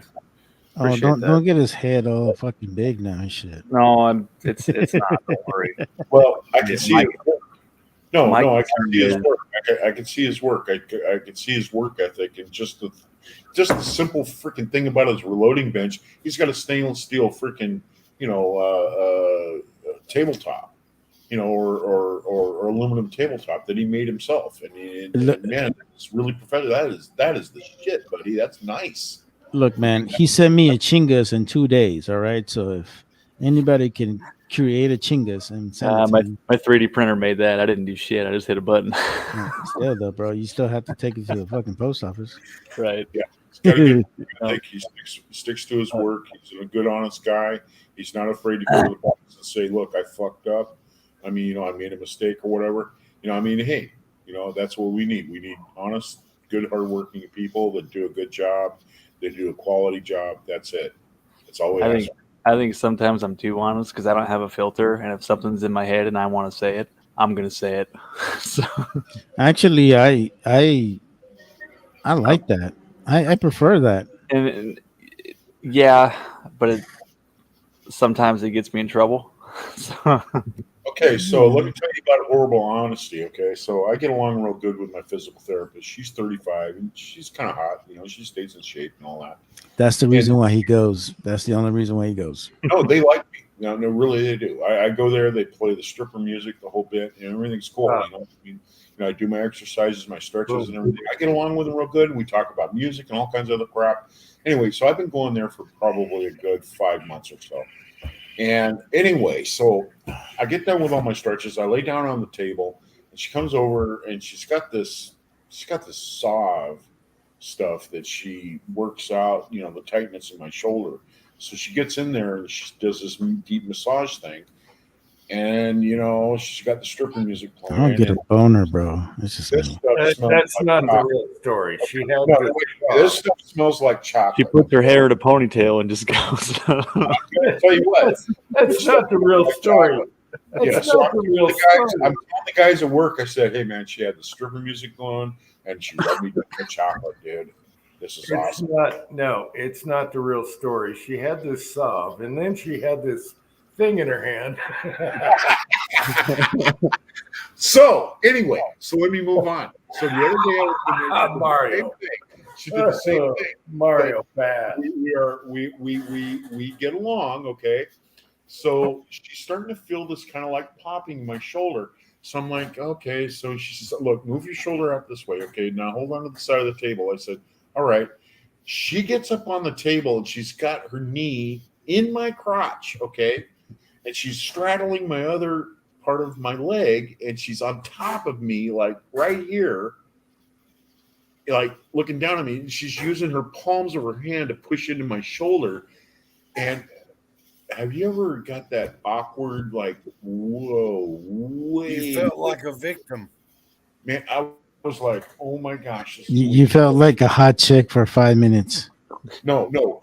You know what I ended up doing? You're sitting there going, "Don't fart, don't fart, don't fart." You want to talk about hormonomus? I turned around and I said, "Jed," I said, I'm a man. Okay, I'm a guy. I'm not gonna kid you about this. In this little 1% of my mind, Don't get a boner. I looked at you that way in my mind about what it would be like if you were on top of me. And you know what? When you got on top of me, I got that whole visual experience, and I was Don't get a boner.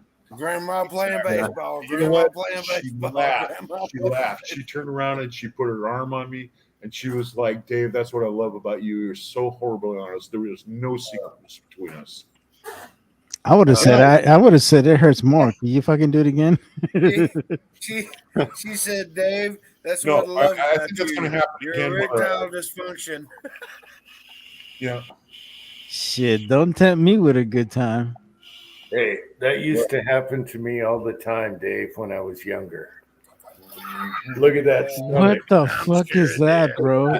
Look at that. Fucking reject John Bon Jovi over there. What the fuck is that? Look at that stomach. Washboard stomach, baby. Come on. Look at those. Hey, The let an old old guy statue of reminisce. David of the Dude. Northwest Let an right old there. guy reminisce. What the fuck happened, man? What happened? And I went to hell. That's what happened. What do you Everybody looked better when they were in their 20s. Oh yeah. Like George Lopez said this shit one time. You ever looked at a picture of yourself in high school and you look at now and he goes, look like something you shit now compared to what you were back then. Hey, 67 Rebel SST AMC is here. Hey, buddy. Sorry about the picture. I think I've aged goldenly. As far as my looks, I mean, as far as my body, yeah, I ain't as good as I once was. Bro. Well, we're going to do picture time. What? We're going to do picture time now. Oh, freak. No. Are we going back to the oldies? You okay, Kyle? You gonna make Hold up. I'm looking for one. Hold on. it? You're filling your way down the hallway, dude.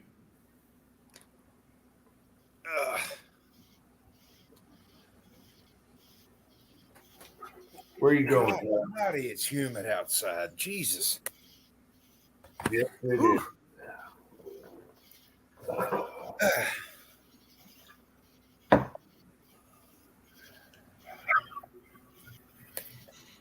Where is he going?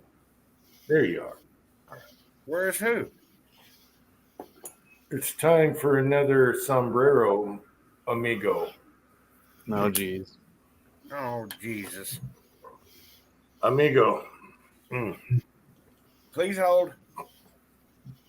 Salute. What do you say? What do you say, You Mario? didn't please hold. You didn't please hold. Salud. Well, actually, Mario is really Mayan or Aztec. Is it Mayan or Aztec? Mayan. Don't ever fucking call me Okay, Aztec. sorry about the Aztec. Don't ever fucking go. Sorry about the Aztec, Mayan. Me no sans the Mayan. I thought Salud was Jewish. Mayans rock, by the way. The Mayans rock. I Italian. thought it was Italian. It's Italian. Yeah, I was way off. Yeah. I would love There you go, to. brother. I would love to have some Mayan blood. Actually, there you go.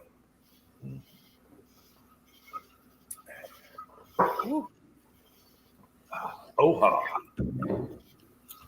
Ooh-ah. Uh-oh. We lost Pat, and he found his way to the side chat. Pat went in a side chat.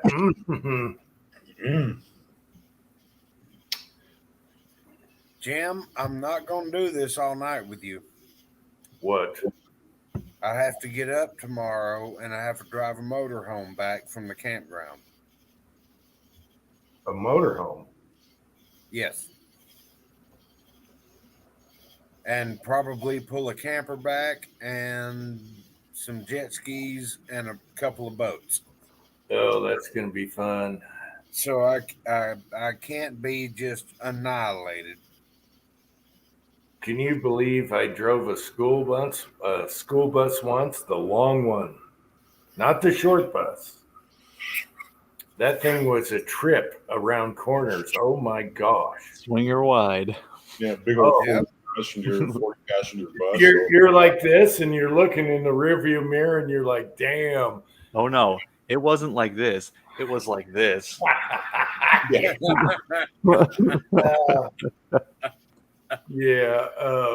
My dad for his company bought this school bus once and he was going to do something with it. And it was a long daddy. So he's like, hey, go take it for a drive. And I'm like, oh my God, aircraft carrier. Yes. Oh, and I imagine that's like a long motorhome, I guess. Through the residential area, around corners. Well, you know what? It's just as bad as getting in the truck down at work. Because it's a long bed, Chevy 3500, and it's a crew cab, so it's a 6-pack, and it's got the long bed and everything. Oh my God, man! The thing's like 2 miles long, trying to back it up and doing all this other shit. And I was like, oh man. Well, I used to drive big trucks, so it's not a problem for me. He's like, just get it over here, and then I'll drive it home. Okay. We also have service trucks. We have 6,500 Chevys. We've got another one that's like a 5500, Ford, service trucks with the whole toolboxes and everything on it. And I can drive those no problem, But man, I'll tell you what, I get in a Chevy and I'm like, geez, man, this is just like. Yeah, some of them drive different than others. Yeah, it just has to do with the steering wheel base a lot. It's because it has no turn radius. That's what pisses you off the most. Yeah, that's it. That's the bottom line right there. And then that goofy thing that they put in the dashboard now, where the little lines go like this, for the backup, cam and all that stuff. Man, it's just too much going on. I don't even use that shit. There's Well, mirrors on the I don't side for a reason. Use the mirrors. Man, look at that cat. That is what I call the cigar smoking. When I'm driving a vehicle and it kills the radio because I put it in reverse, and then it brings up this camera, I don't want that. I don't want that. I want to hear the radio. I want to hear Freebird while I'm backing into something. You know what I'm saying? I watched the full documentary on the plane crash and everything about Freebird, and they accused the one band member from running away when he actually got help. And the farmer did an interview that found him and said, yeah, he was looking for help. They accused that guy of just running away. Remember that? What, running away from a fucking plane crash? Mm-hmm. Do you blame him? Yeah, but he was... What are you going to do, sit there and watch everything burn? No, he was accused of not saving his fellow members and running away. But the guy that found him on his land did an interview, and he was actually saying, we need helicopters, we need ambulances, we need help right now. And this poor guy got accused of running from the scene, not helping his fellow. What was the name of that damn documentary? I saw it earlier tonight. You saw it tonight? Yeah. Can't remember it. We saw it tonight. Man, that's a killer. You got him all fucked up already. He was probably just scrolling through and saw it. He didn't watch it. We had a psychic thing because he saw it. If I'll be here tomorrow or something. Look at that, Uncle Jim. I found if I leave here tomorrow. If I leave here tomorrow, yeah. Yeah, that's the lyrics to the song. What was that, Mario? I found a picture, man. Look at me when I was young. Oh yeah, let's do some youngins. Yes, I saw that picture. Youngins. No, I didn't see that picture. This one, I was 18 years old. I just graduated from high school. Oh my and God! That is in Guatemala. That's in Antigua, Guatemala. Wow. Okay, I've seen younger pictures with you in the military, but not that one. Yeah, no, this is like right before I joined the military. Ain't it great to have a flat belly? I know, man. Fuck, I miss those days. You're like, damn, I want that flat belly back. No boobs. I'm getting back to it, Jim. I'm getting back to it. I miss a flat belly. Oh, it was so nice. Looking like it's overrated. You get cold easier. You get cold easier. Looking good, Mario. I spent $10,000 redoing my AC system in my house, and $10,000 with blankets and everything on top of me in the middle of July. You know, it's 100 degrees outside at night, and I'm sleeping with blankets on me. Chico, we're gonna have to do a DB Cooper video someday. Yeah, we got to cover DB Cooper. It was a big deal. Same with Martin McNally, who was a cop. Yeah, look at this, and I was a young private. I don't know if you guys can see it. Oh, yeah, blow it up. I want to see this guy. Okay, hang on. Please hold. There you go. All serious, man. Yeah. Yeah, He's gonna buddy. go over the top of the hill. He's gonna kill them fucking commies, man. That guy looks Damn, like son. that. those are the Damn, days, bro. son. Hey, Mario. Yeah. Mario, I want to show you a picture, man. It's not a picture of me, but it's a picture of my old man. You are a he's not- handsome Go ahead and blow it motherfucker. up. I know what the fuck happened, huh? Go ahead and blow me up there, Jim. I'll show you a picture of my old man, when he was a chief. And this is old school shit. Look at that guy. Look at that. He's about to fuck you up. I'm like, ooh, that's the guy. I'm gonna go over. I'm gonna kill fucking That's the Japanese. one chief you don't want to piss off right there. He reminds me. He reminds me of somebody. I've seen somebody who looks like that. Yeah. Where the He hell? always, have I he, seen he that? always reminded me of Raymond Burr. You know, Mm, he had this stone he's freaking got- face, dude. Haas fucking look, bro. I'm gonna what tell you what he is saying here is we're not going to have any in the military, in the Navy. That's right. We're not going to have none of that stuff going on in the Navy on the ships. I got one for you, Jim. We'll throw your ass over the side. You got it right. We'll feed you to the sharks. That's right. Let me give you a picture of a man that stormed the beaches of Normandy. Oh, damn. That's cool. Hang on a minute. I gotta get back to the bedroom. Oh man, Holly Holm lost tonight. Oh my god, she's done. All right. Let me see if I can get you to see it there. Yep, get her squared up, and I'll enlarge. There you go. Wow. That's badass, bro. I love old school. Yeah, is that World War II? Yep, that is my grandfather. Awesome. Man, that's cool right there, bro. Stormed the beaches of Normandy and Nice. went through the Battle of Bulge and all that stuff. All right, I got was one in- here. Oh, Tin Man's got one away. Okay, is this Okay, Grandpa? we definitely got to see this one. Okay, Tin Man. Ready? Show Go. us, buddy. All right, I'm ready. Blow it up. I'm gonna enlarge.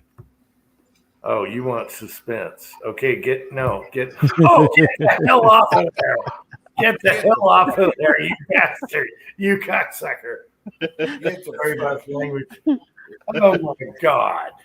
Oh my god! Here's me, you, and Taco. Why the hell won't my phone show anything? Me, you, and Taco. That was a good picture. Oh yeah, I got that on my reloading room. Yep. That's where you Look at Taco in the background, man. He looks hilarious with his freaking glasses. Tin Man went for a feel.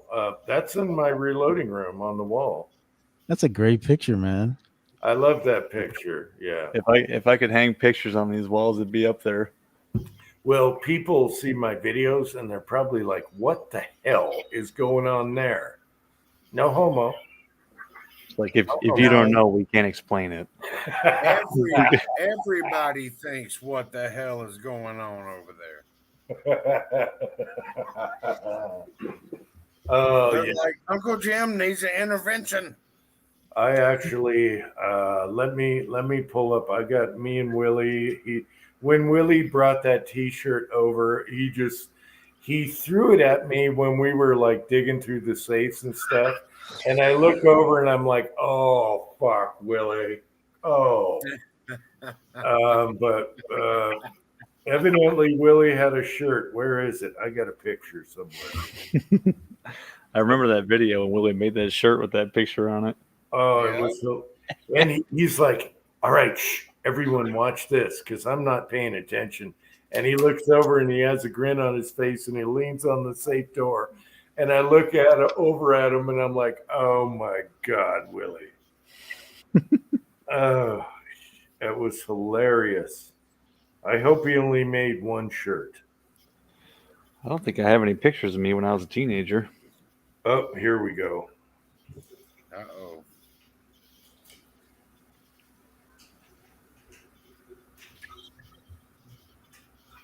I can't really enlarge this, but there's Willie with the shirt. You could blow yourself up. Yeah. Well, not, Is that the muscle arm shirt? yes. That was the picture I just showed. And yeah, here.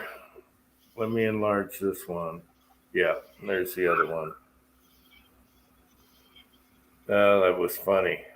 Willie was like 6'2" or something. What was he? He was Yeah, tall. it was like 6'2", 6'4", something like Yeah, that. he was a big boy. Pat was the tallest of the bunch, and then Willie. We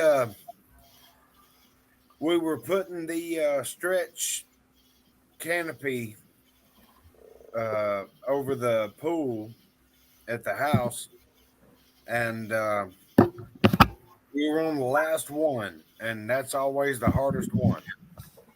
And we were all pulling on it, and the pry bar come loose, and we all went through a plant. And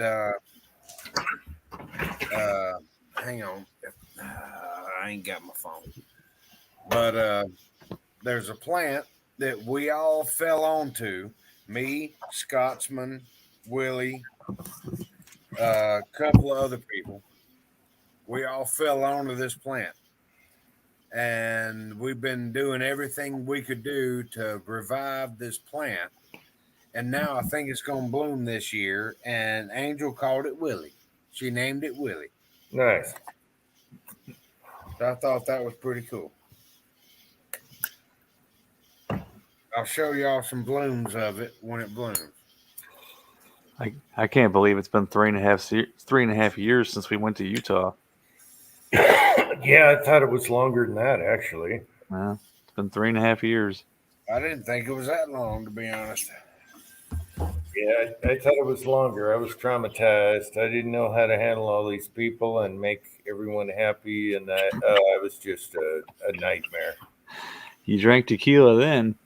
Oh, it was brekkie, lunch, and dinner. Yeah.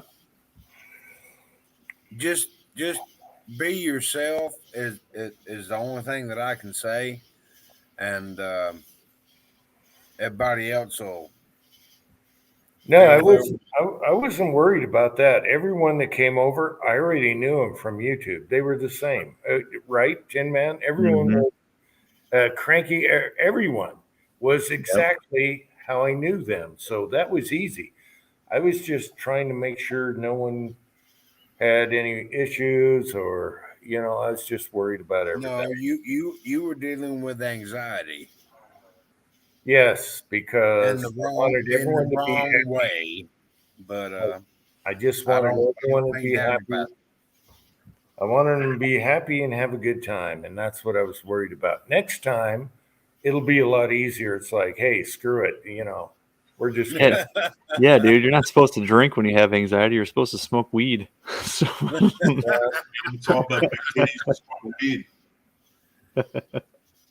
weed. Yeah, no, don't do that anymore. But it was fun, So everyone was identical to how I knew them. So it was super easy. Anyone could tell you that. I mean, it was like we already knew each other for years. It was great. Everybody that I've invited to my house has always been exactly the way they are on YouTube. Some of them have been assholes. Some of them have been saints. Assholes. We didn't have any assholes here. No, that's not what I'm saying. But what are you saying? They come off as assholes on YouTube. They're assholes in real life. Oh, okay. Go ahead. No, I'm not an asshole. I just like to make people laugh. All right. The weirdest thing about it was I totally appreciate that. Going. There have been a couple that have been. I mean, it's their YouTube personality, that's who they are. You know, you can't change it. I ain't gonna try to change it. You're more than welcome at my house. That's fine. The weirdest thing was when you see somebody in videos, you see them in 2 dimensions on a screen. Seeing somebody in 3 dimensions in person is kind of like, wow, okay. I mean, Look at the gut. Yeah, look at the gut on that guy. no, it's not even that. It's like you look the same, but you just have another dimension to you. You know? Well, no, what you Weird. said was You're extra fatty. no. I What did you not say said. that. No, what you said is I thought Uncle Jim always wore glasses. He never wore glasses while I was here. That was only Yeah, you always used to wear them. no. Those are reading glasses. Yeah, yeah. That was the thing you said that was different. Otherwise, everything was the same. Taco was the same. Everything. Okay, we got a question from Jag for Mario. Have you gotten your 45 yet? Oh, that's a great question. No, I have not. I've been kind of procrastinating on going and buying that damn thing because, like, I don't know. I really have not wanted to go buy it yet because the 320 is now compliant in California. So Get you a lightweight Commander 4.5 barrel. you gotta understand, I can't get all the types of stuff that you guys get everywhere else, man. Right, but my choices are Springfield, Kimber, fucking. I know you can get Kimbers. Yeah, but Kimbers suck, bro, and I don't want a Kimber. They're overrated. I mean, for the amount of money you pay, fuck, I'd rather just get a Springfield. I would recommend a Springfield. They're decent. Even a Rock Island, yeah. I got Rock Islands are pretty sweet. It's awesome. Well, what you said, I got a Springfield RO. Mr. Mystery Man over there? What you said? What, me? Yeah, you. Well, I just got through telling you, man. We couldn't hear you. You were at Springfield RO, and it shoots awesome. It'll shoot a 283 at 50 yards. Okay. It's an awesome gun. It is. And you can't go wrong with them. And you know what? It was like $650. It was cheap. Can you get Springfields there, Mario? Yeah, we can. Yeah, we can get. So how does that work? Is it like only like the Springfield range officer, or can you get a Springfield garrison? I mean, are they just whatever's in the stupid list, man? Because it's all based on the stupid list. It's pretty much trim specific. Like yeah. it would basically have to be a range officer or whatever. It's just a bunch of So let's say there's let's say that there's one type of one model of, let's say, Rock Island 45s, right? Mm-hmm. And they would list every freaking color that they make for that particular model and consider, hey, we're giving you guys choices. Like, wow. I mean, so you could have a Springfield Garrison, but not a Springfield Ronin 1911 is what you're saying. That's bullshit. Fucking stupid, bro. Well, they're all the same functioning. Why not? Yeah. The only differences are like your fiber optic front sights and a match trigger and a match chamber. That's about it. But my point is, I should be able to have choices, and I'm not having those choices. Right. That's the only thing that sucks You about can't it. have a certain firearm, even though it's exactly the same as this firearm, but it's got a red dot on the front sight. You can't have it. Honestly, I would want a GI model 1911. I kind of been buying guns that are pretty similar to what's in the U.S. inventory, like in the military kind of thing. I've always kind of liked that, because it kind of gives me back to you get that M1A too, yeah. Oh, I love that thing, man. Oh god. The Springfield 1911 GI is actually a good pistol. I've shot those, and they'll all shoot in the 10 ring at 25 yards. They shoot good. We're having issues with StreamYard and the quotes flashing on people. Some take, some don't. So it's StreamYard tonight. So what about so how would that work with something like a Thompson Center Contender? Would they allow that since it's only a single shot? And how would that work if you wanted to get different barrels for it? I think Thompson Center is one of the ones that it's in there. Hold on, let me go to get the list real quick, and I'll just tell you guys exactly. I'm on a computer too. I guess I could look instead of asking questions, but I think it is because I've seen people from California have Thompson, so it should be okay. oh yeah, that's right. Fortune Cookie has an Encore. I don't know about a contender though. It should be okay. Well, yeah, they're a single shot break action. What? You know, you would What? think. Thompson Center, you said it was? Yeah, contender Contender. or an Encore. Single shot should be okay. There's nothing to it. Right. Yeah.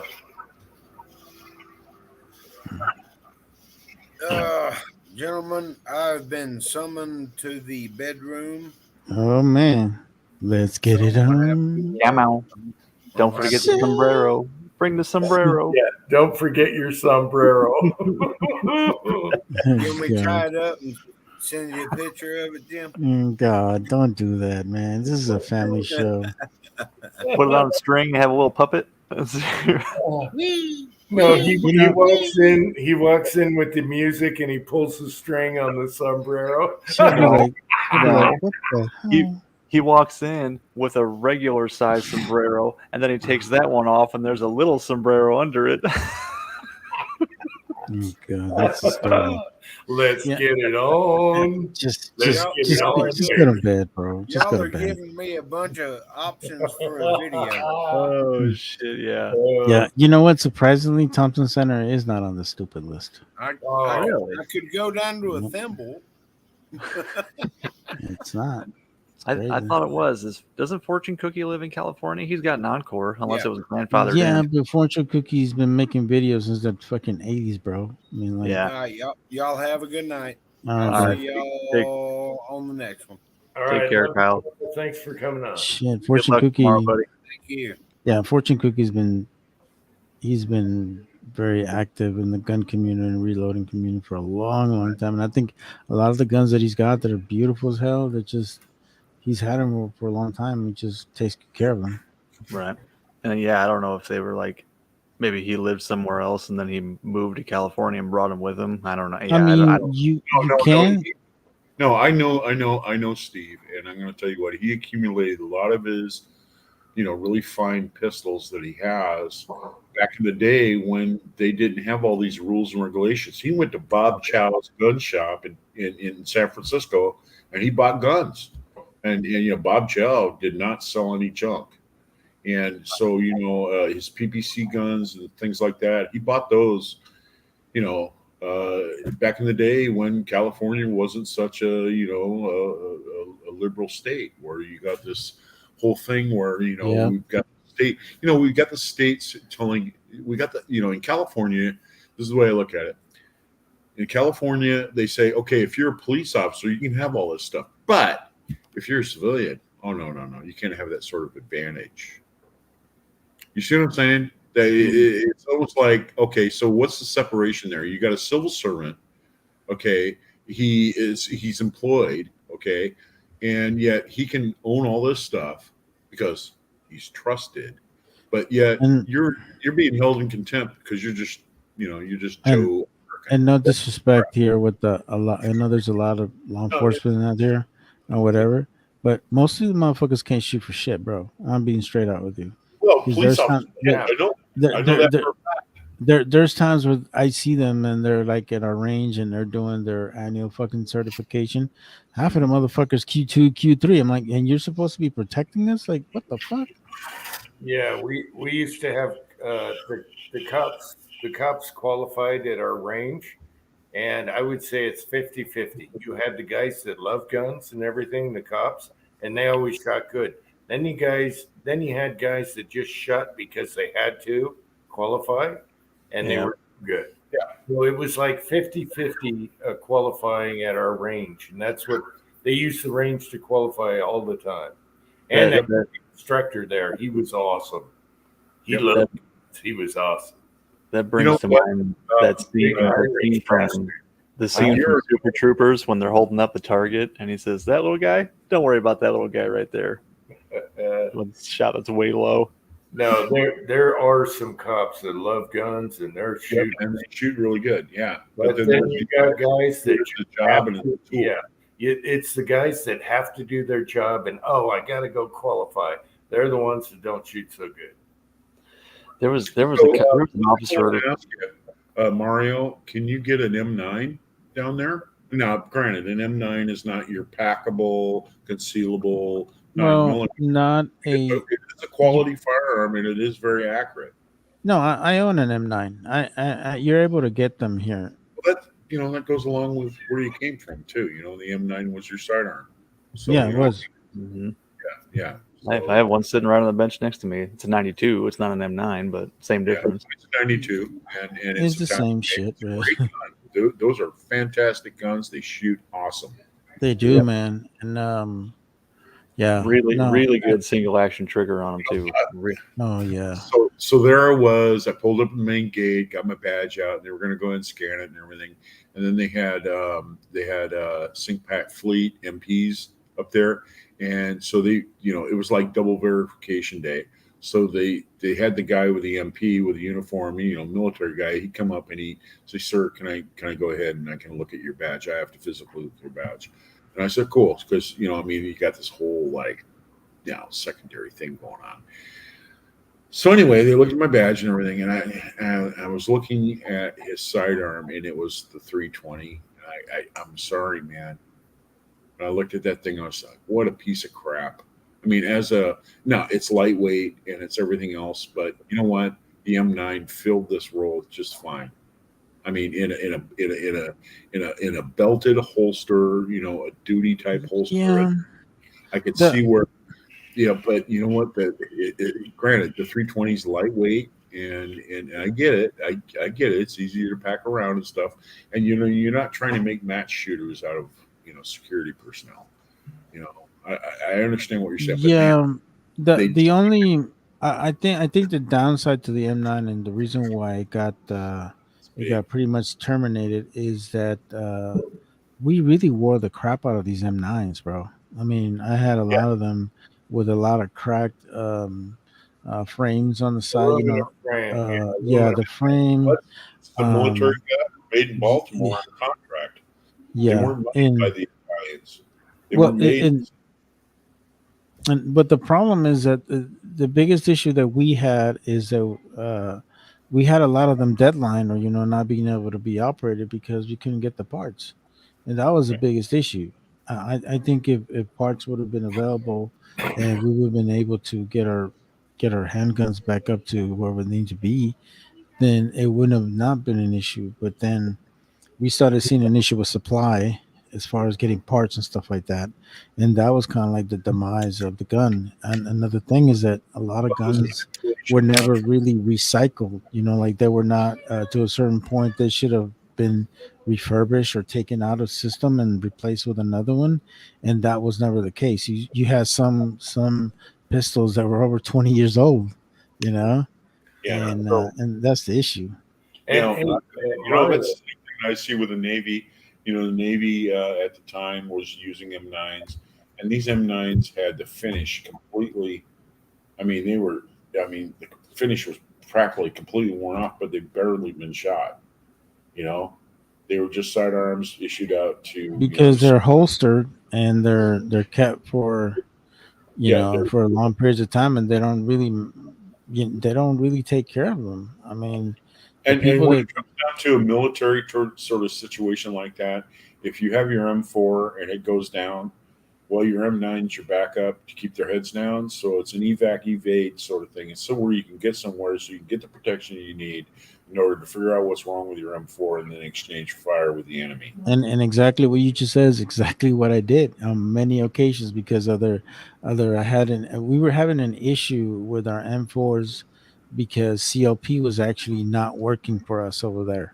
And they were actually jamming a lot. So so what we ended up doing is we ended up going to a dry silicone lubricant. And after that, we never had an issue. But there was plenty of times where I had to use my M9 just to duck and get into cover and do evasive,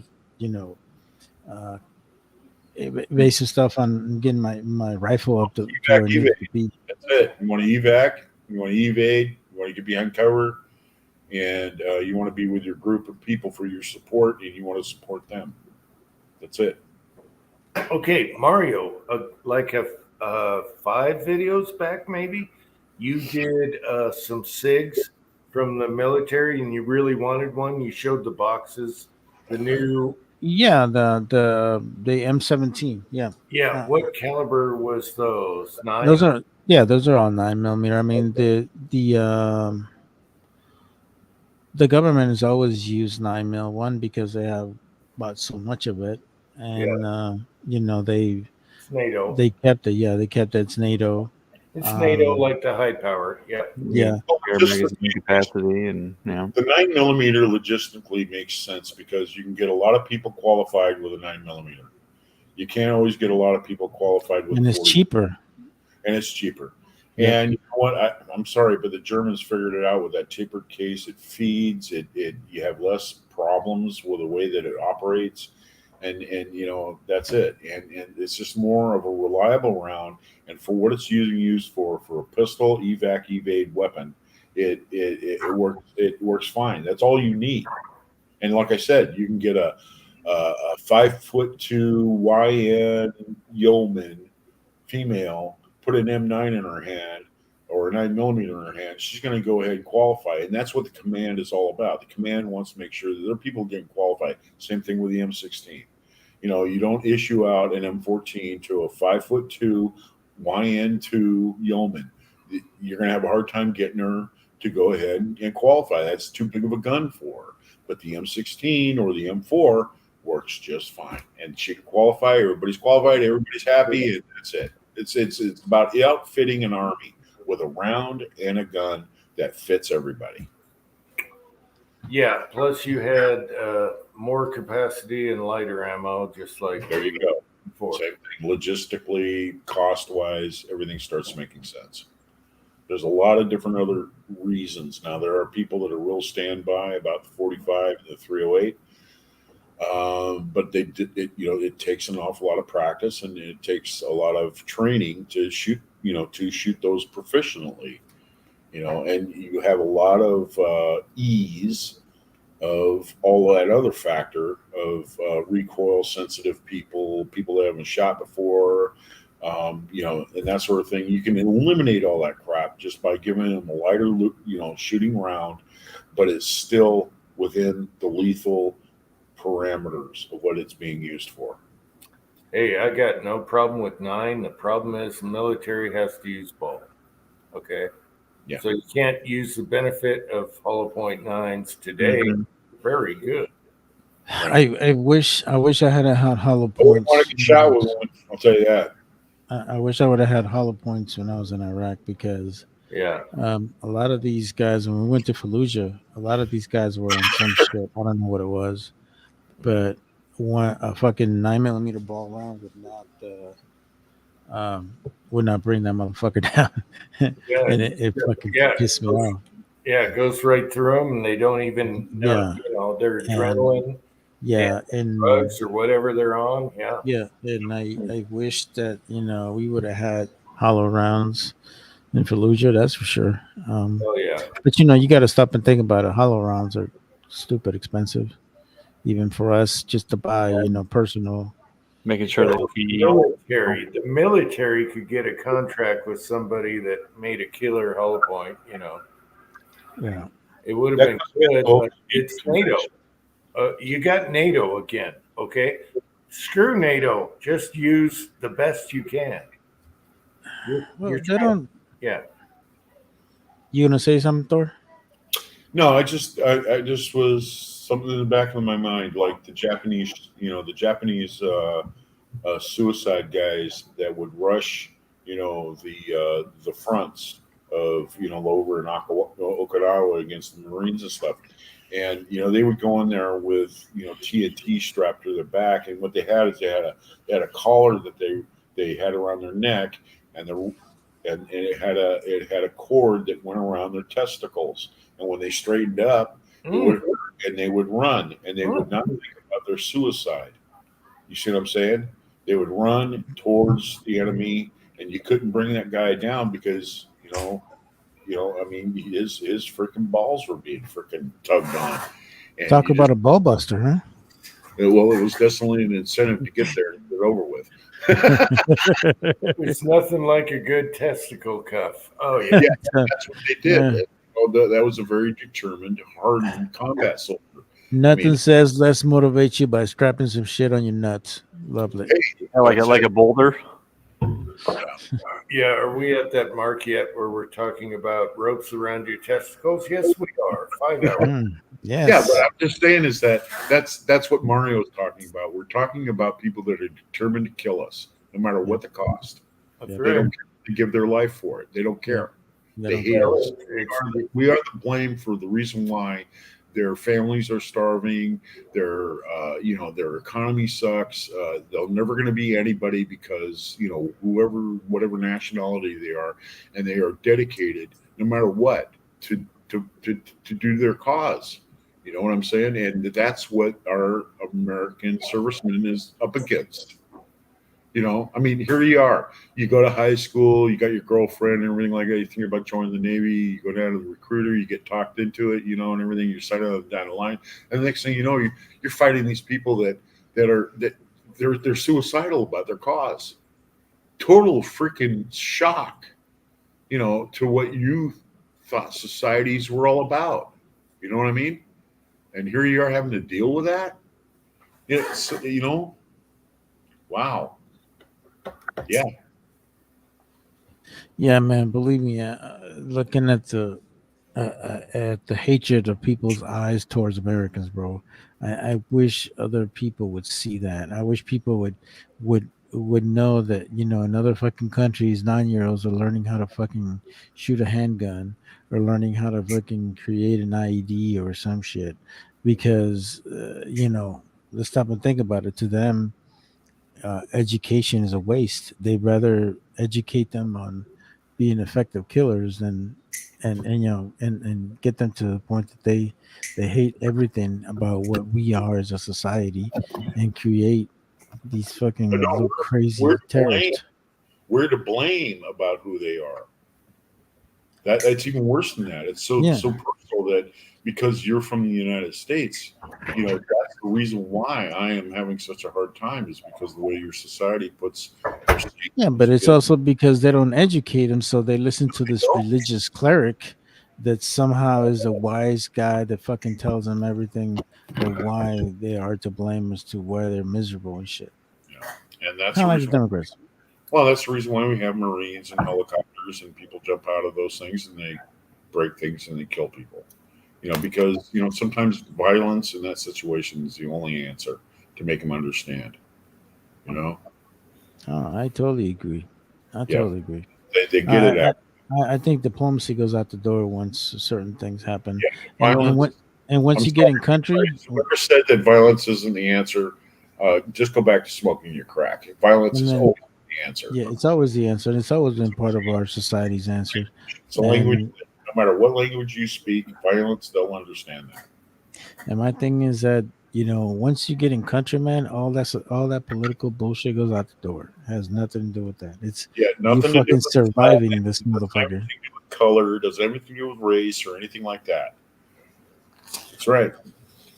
Hey, I'm sorry, Jag. I went in the garage. If Minnie's still on the chair, I will show her Minnie. I'm sorry about that. It's like that picture of my dad, for instance. 3 campaigns: World War II, Korea, and Vietnam. He got out after World War II. He went to work for Boeing for a little bit. He got laid off, and he went right back in the Navy when they were picking up people to, because they were going to get involved with Korea. And he just decided to stick it out after that, and then finished out with Vietnam. And one of his jobs was that he was part of a gun battery, and they were shooting like white phosphorus on the beaches over there in Korea, and they just kept shoving them in there. They were just, they had the barrels on the guns just smoking, and You know, it's funny. You know, my dad said to one of the GMs there, he said, "Hey," he says, "you know," and I sure hate to be on the receiving end of it. And you know what he told him, he said, "Cliff, you are. They're shooting the same stuff back at us. You know, don't take this whole thing where you're having sympathy for your enemy. They're out to kill you." Mhm. You know, one of the top DB Cooper suspects was a SOG guy that went behind the lines, and he was the best paratrooper. Everyone points to this guy. If anyone was DB Cooper, it was early Vietnam SOG guy. Yep. And what they did was wiretap the enemy. They went behind enemy lines. Ted B. Braden is one of my top suspects, and he would wear the black uniforms that the North Vietnamese used. And he was a badass. He was a crazy sucker. And that is one of the top DB Cooper guys. I got to do a DB Cooper video. My other guy is Gossett, but those are my two top. All right, fellas, I'm gonna get out of here, man. But it's great seeing you guys. Appreciate the invite. Hey. Good seeing all you guys, especially all you guys in side chat. Much love. Yeah, much love to Mario, everybody. I'm so glad to see you again, Mario, and I hope Same you here, get man. that job. I hope you get that job. Yeah, me Dude, too, best brother. luck getting yourself a job. And you know what, dude? You're in a neutral situation right now. You got your retirement. You got other things going for you with the VA. You know, dude, just don't get yourself in debt where you're going to have to get where you're going to be beholden, and you're going to have to slow Oh yourself. no, I no, mean, no. be able to I'm walk- living within my means, bro. Yeah, Gotta live within.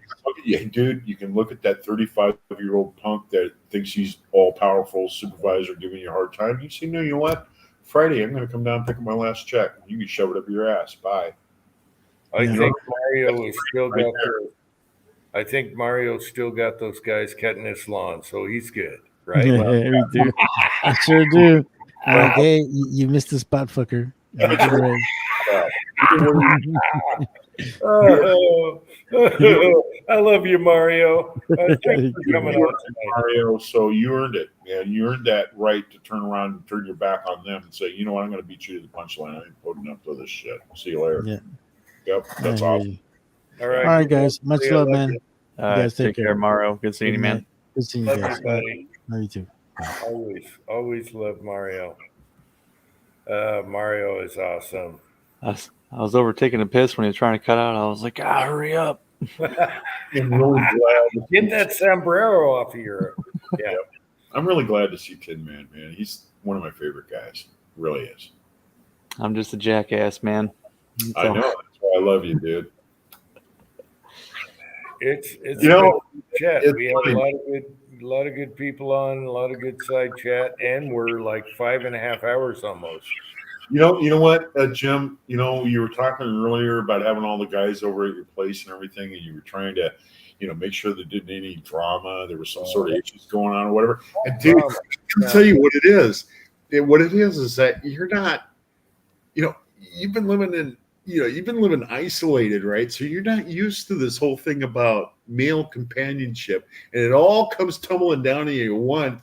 You're like, okay, I know how this shit works, and I know how we're gonna get pissed off at each other. Somebody goes something, you know. He and had to relearn how to blend into society. Yeah, it was a lot. Man, you got it all at once right there, and it's concentrated right there in your living room, and you're like, oh my god. It wrong so was fast. okay. Let me clarify something. It was a lot at once. It was a lot at once, but there was no drama. Everyone knew each other. It was like, hey, you know, everyone was totally. That's cool. Oh, it was so much. It was so much fun. I wish it went on for another couple weeks. It was You're gonna fun. have to do it And again. better weather, of course. And you're That gonna have was to do it winter time. again, and you're gonna have to have the men's breakfast, and I'm sure there's gonna be the drunk video and all that stuff, and it'll be fun. The It'll be weather fun. was good on Saturday until the clouds came in and it started snowing and getting windy. God damn it. It dropped like 30 degrees in like 5 minutes. That's Ooh. right. As soon as that Utah sun goes down, you're in for it. In the wintertime, there's Pat. Pat's back. Pat. From Yeah, again about schooling over there in the the older guys club over here, and I had to drive it. So who? I've been listening. It's dark in California now. Pat, your buddy is going off. We can't even hear you. Well, I'll mute. Can you hear me now? Yes. Yes, we can. Okay. Well, I ain't got much to say, but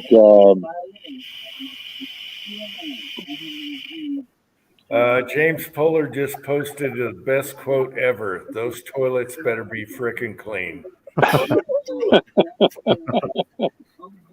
My favorite of all time. oh, jeez. I'm kind of glad I've got. I had the mic muted and I hopped off because Garrity here knows all my childhood secrets, meth head girlfriends, and fucking all the rest. Hell yeah.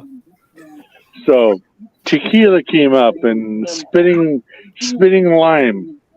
That was his. Jeez, what do you call your brother's wife? Anyway. Oh yeah. He watched that. He watched me fucking dry heaving fucking lime and hitting it. Yeah. Dry heaving. Does he know about Colette and the freight elevator? Oh, Colleen in the freight elevator? I don't know. Colleen. So let's ask him. Hey, Gary, do you know about Colleen in the freight elevator? Yeah. Chocolate syrup Colleen. Well, that was the other thing I haven't told you guys about. I took her to a motel room with chocolate syrup, and it looked like a murder scene. Oh no. Pat, that's awesome. Pat, I'm going to tell you what that experience is. It's going to add 5 years to your life.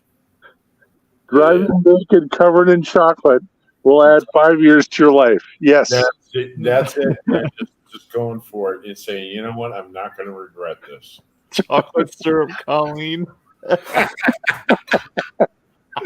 Yeah. Add 5 years to your life. You bet. Oh, shit. Yep, you're going to live longer for it. So, yeah, short answer is yeah. Garrity remembers Colleen in the elevator. Yeah.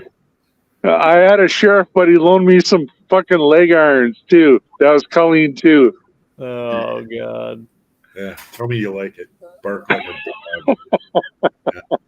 Yeah, that's it.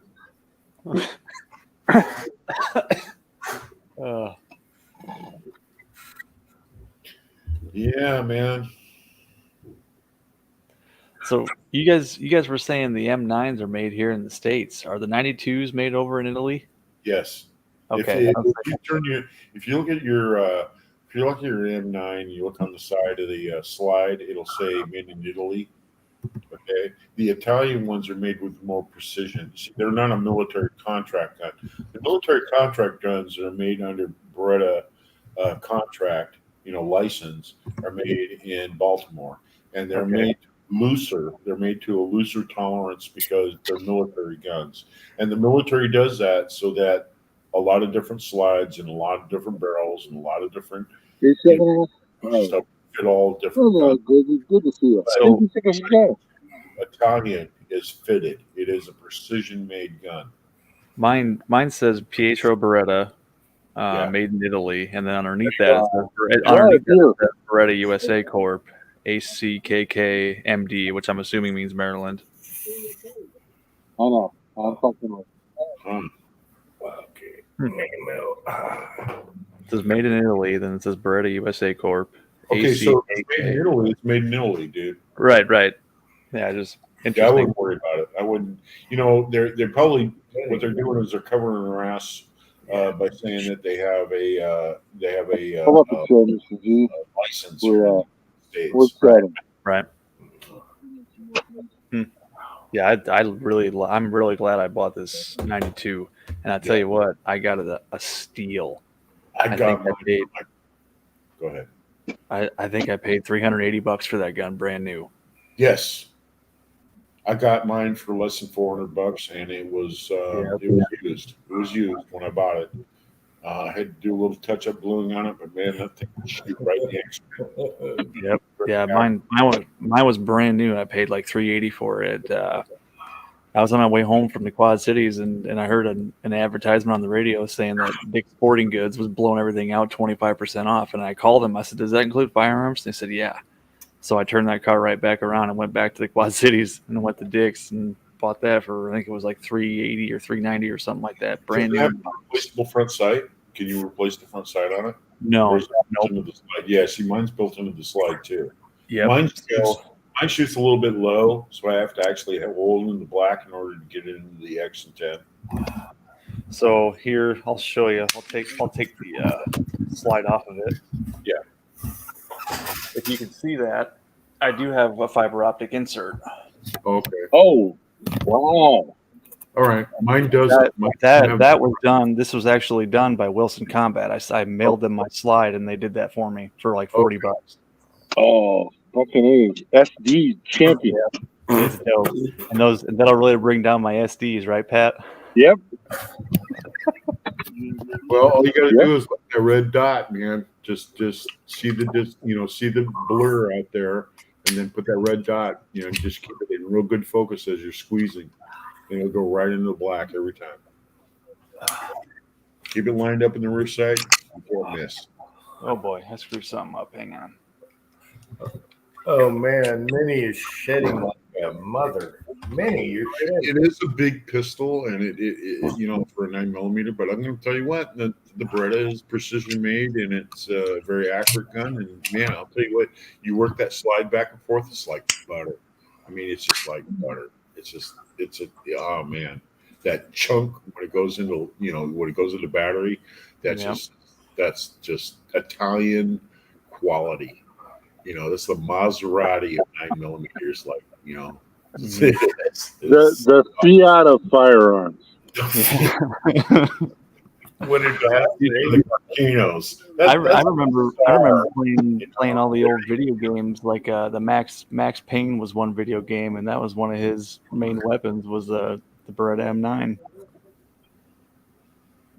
A lot of cops had that gun too. We had a batch of because Beretta was USA. We had a batch of Italians come in. They were super cheap, and man, they sold out like right now. They had a beautiful finish on them, beautiful bluing. Everything was nice on them, and there's a difference. Yeah, there is. The Italian made ones are very nice. They're very nice. What I liked about the 92 over the M9 is the rounded back strap on the 92. I held both. I could have got an M9 for the same exact price as this 92. I chose the 92 over the M9 because of that. The back strap felt better in my hand. Well, it's one of Paul Harrell's favorite firearms. Is the 92. He shoots the crap out of his. Yep. Speaking of the crap out, did you hear about him? Did you hear about Paul Harrell? He's got pancreatic cancer, man. That's a death sentence. Oh, shit. Yeah. He took such good care of himself. He used to go for jogs and always into health and all this other shit. And then, boom, man, he doesn't smoke. He doesn't drink. And the next thing you know, you get pancreatic cancer. What? No chocolate syrup, no How old was he? That's like me and Jim. Everything under the fucking sun to fucking destroy ourselves. And guess what? We're still alive. Yeah, that was his problem. How old was he? No, he's the same age as us, Jim. Paul Harrell. He's still alive. He's still. How old is he? He's our age. He's got pancreatic cancer now. Now the clock's ticking. He's going to have so many videos, and then it's going to be Paul Harrell, vintage videos. What? It's a death sentence. What was the cancer that everybody got from Vietnam? The Agent Orange, was that colon cancer or is that pancreatic? I think it was colon cancer. I don't know what Agent Orange did. all A kinds. lot of Vietnam people had some kind of cancer, and my uncle Don passed away from it. He had colon cancer. I'm not sure if it was that one or not. But Yeah, it wasn't carcinogenic. It did cause cancer. Agent Orange was really nasty shit. Mm-hmm. Yeah, in fact, he had a couple Purple Hearts, and I remember him telling me some stories about over there. It's like, holy you know shit. what? Agent Orange. When you look into it, you look up the makeup of it, and it was never really tested. All they knew is that it killed vegetation. They didn't go into the whole thing about what effects it would have, or how long it would last, or what it would do as it ages turns into something else. And so, they just. Well, then again, they were only spraying it over Vietnam, so they didn't give a shit. It was like, yeah, it's the enemy. We're fighting the enemy. We're using our tools and we're using what's available to us. But nobody brought into the fact that U.S. personnel were going to be exposed to it. Right. Yeah. Yeah, I can't remember Agent Orange. I know nuclear goes for your thyroid, and I don't know, but here's for cleaning your pancreas. Mm. To Paul Harrell. Yeah, he came out with a video today and he announced to everybody, this is the deal.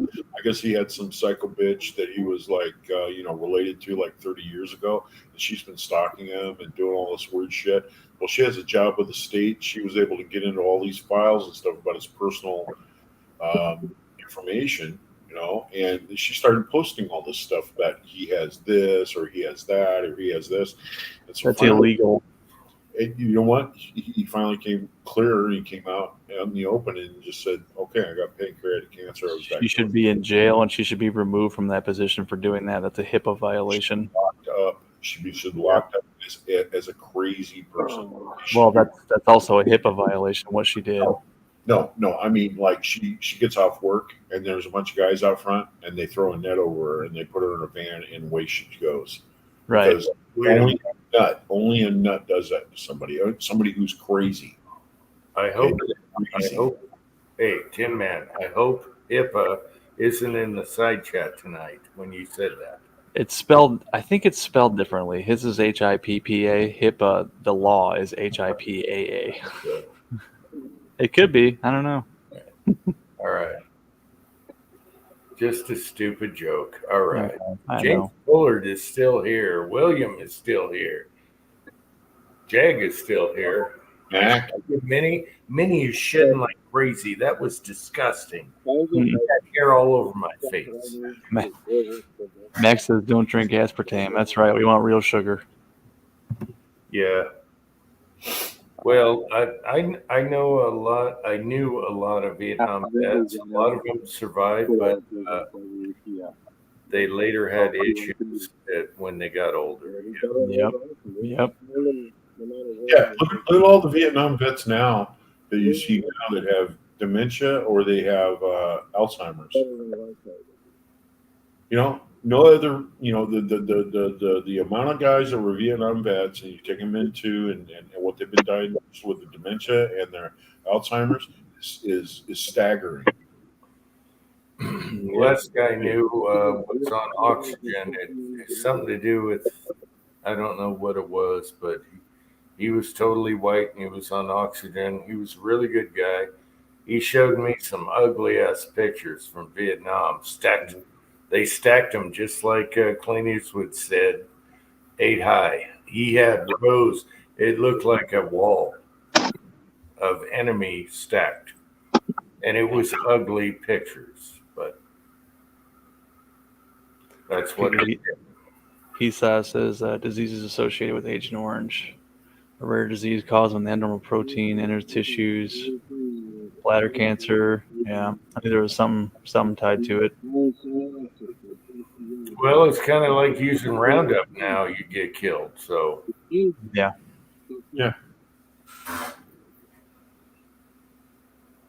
Whipped cream and coconut. What? So is whipped cream and coconut. We're talking about chocolate syrup and whipped cream and all. Hey, I'm telling you, coconut oil rocks. It's awesome. Adds 10 years to your life if you apply it. Coconut oil sauce. Pat reminds. Okay, Pat. Here we go. Is he on here? Yes. Okay. Yeah, I'm on here. Large him. Pat reminds me of this tycoon, this rich tycoon with the cigar and the mustache, hitting on his whiskey there. Yeah, some kind of rich tycoon. Sipping on that Woodford. That slammed into somebody in his limo. Ooh. He's drinking that bottle of Woodford a lot faster than the other bottle, the old bottle. Yeah, the other bottle, he milked the crap out of that. At least he's going through this. Oh no, it's all Pat's fault. You know, I get a guest here with a taste for whiskey.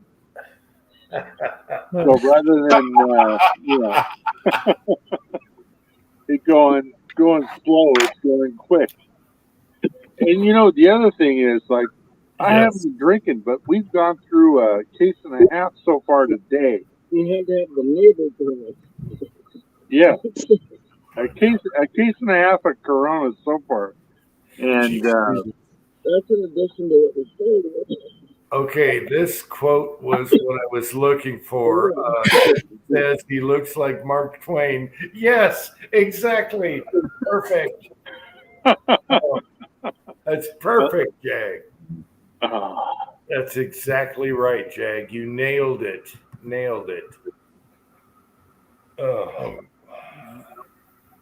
Well, I'll take it. But honest, I don't know if it was Mark Twain's deal, but I'm just too lazy to get a haircut. Yep. Garage guy Pat is in LA right now, or California. Pat, I remember when you got that haircut when you came on, you said, I must have pissed off the barber because they got you short. Oh, that little rat bastard is like, yeah. Oh, yeah. I love that barber. I love that one. Yeah. I forgot about that until you said something about a haircut. I'm like, oh, yeah. Yep. I don't think he's going back. Okay. All right. So, sorry, guys. Pat doesn't know what the reference is.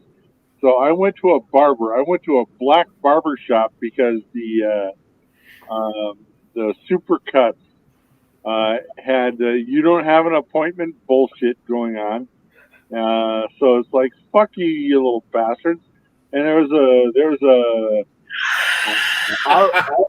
our people's our people's barber shop that was right next door, and it had a black clientele and black barbers. And I sat down, and them fuckers buzzed me. I mean, look, there's some haircuts where, if you say something like, give me a buzz cut, they'll do it. And then there's the motherfucker set the fucking trimmer to like 0 and just shaved my fucking head. And after like 3 swipes, it's like, what are you gonna do? Yeah. So that was it. And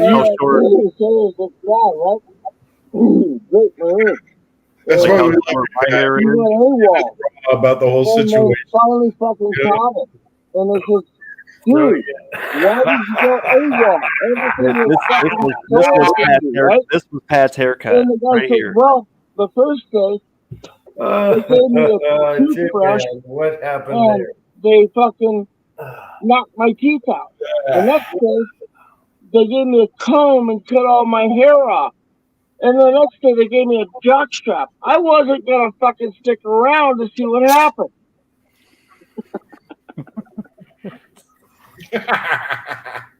Well, the other Pat is very animated tonight. Yes. Oh, we're trying to slow him down with liquor, but it's not doing any good. Hey, Pat, I'm just glad that once you went through that accident that, they didn't come after everything else. I mean, up here in Washington, it's been a big deal where they actually come after for more than your insurance is going to pay out. People are like, having to get, liens against their houses and all kinds of shit over crap like that. That's bullshit. Oh, I think, that's why people start running away from the scene of accidents. Well, I think insurance is a good idea, but I think it gets a little bit too far when the state requirement is to have this. Yes, I get it. Everybody should be responsible. I know. You should. However, it turns into this big lawyer thing where they just start rubbing their hands together and they try to take you for everything they can get. And next thing you know, I'll pay you back will be on your tombstone. They don't care. Oh, Yeah.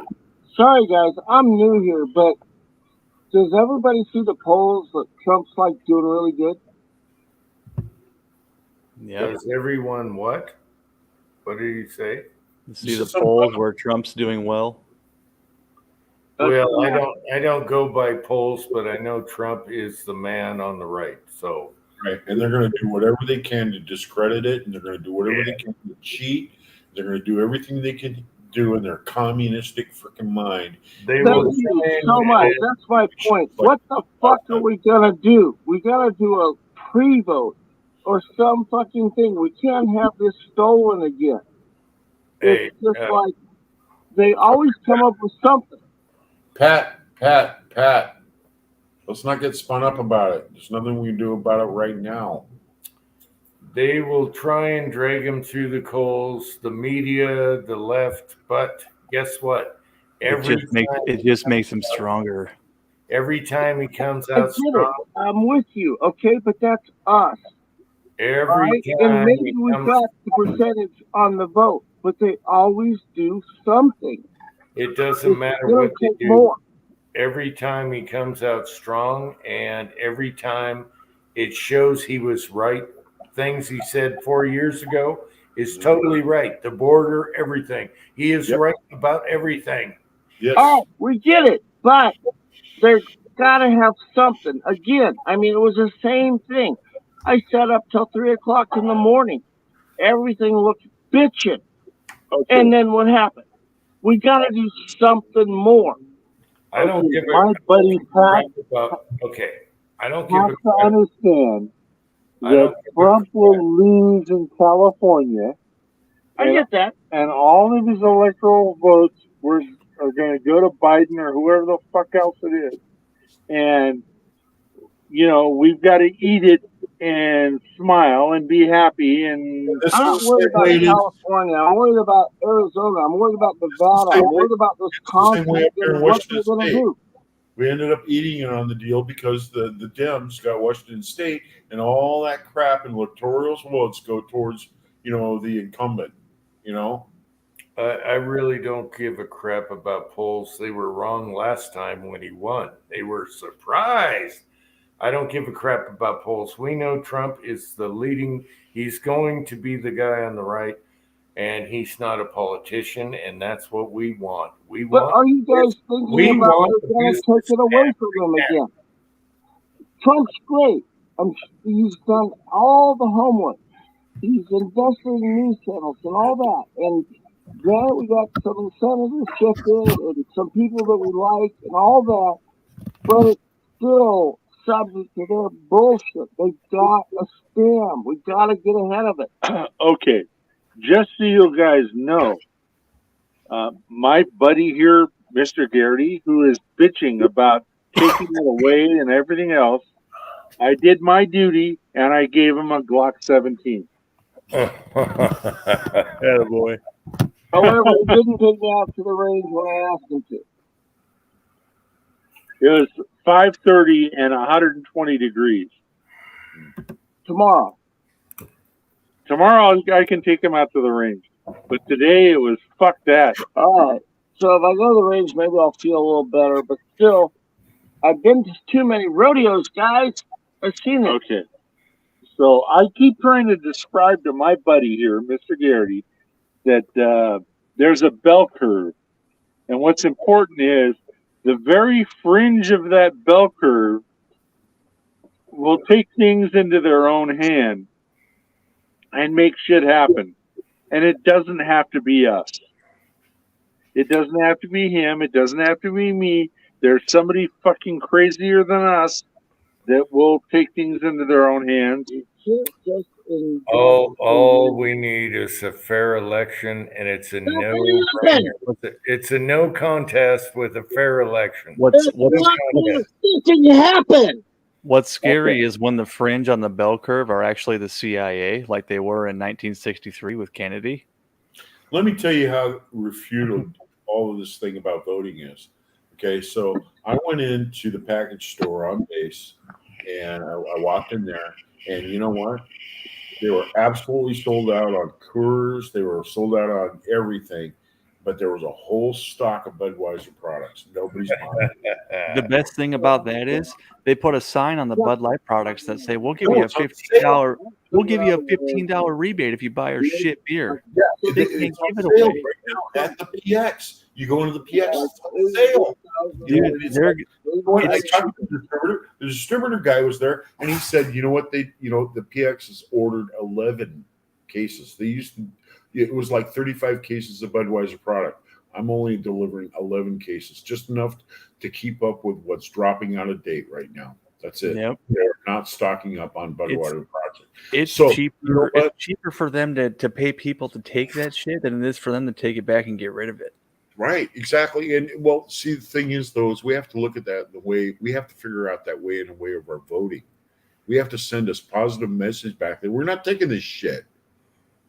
Where did You know, that here, go? eat this. Where- Eat this on your own. Eat it. We're not going to take this shit no more. Oh, and they tried putting them stories out. Oh, 640 employees lost their jobs at the bottling companies. Well, that's collateral damage. If you want to kill people, or I'm sorry, if you want to kill terrible companies, That's not those people's fault. There's Exactly. a management thing. It's a mismanagement thing. You need to go up to the upper crust of people that are running that company and say, "You guys need to get your shit together because you're costing us money."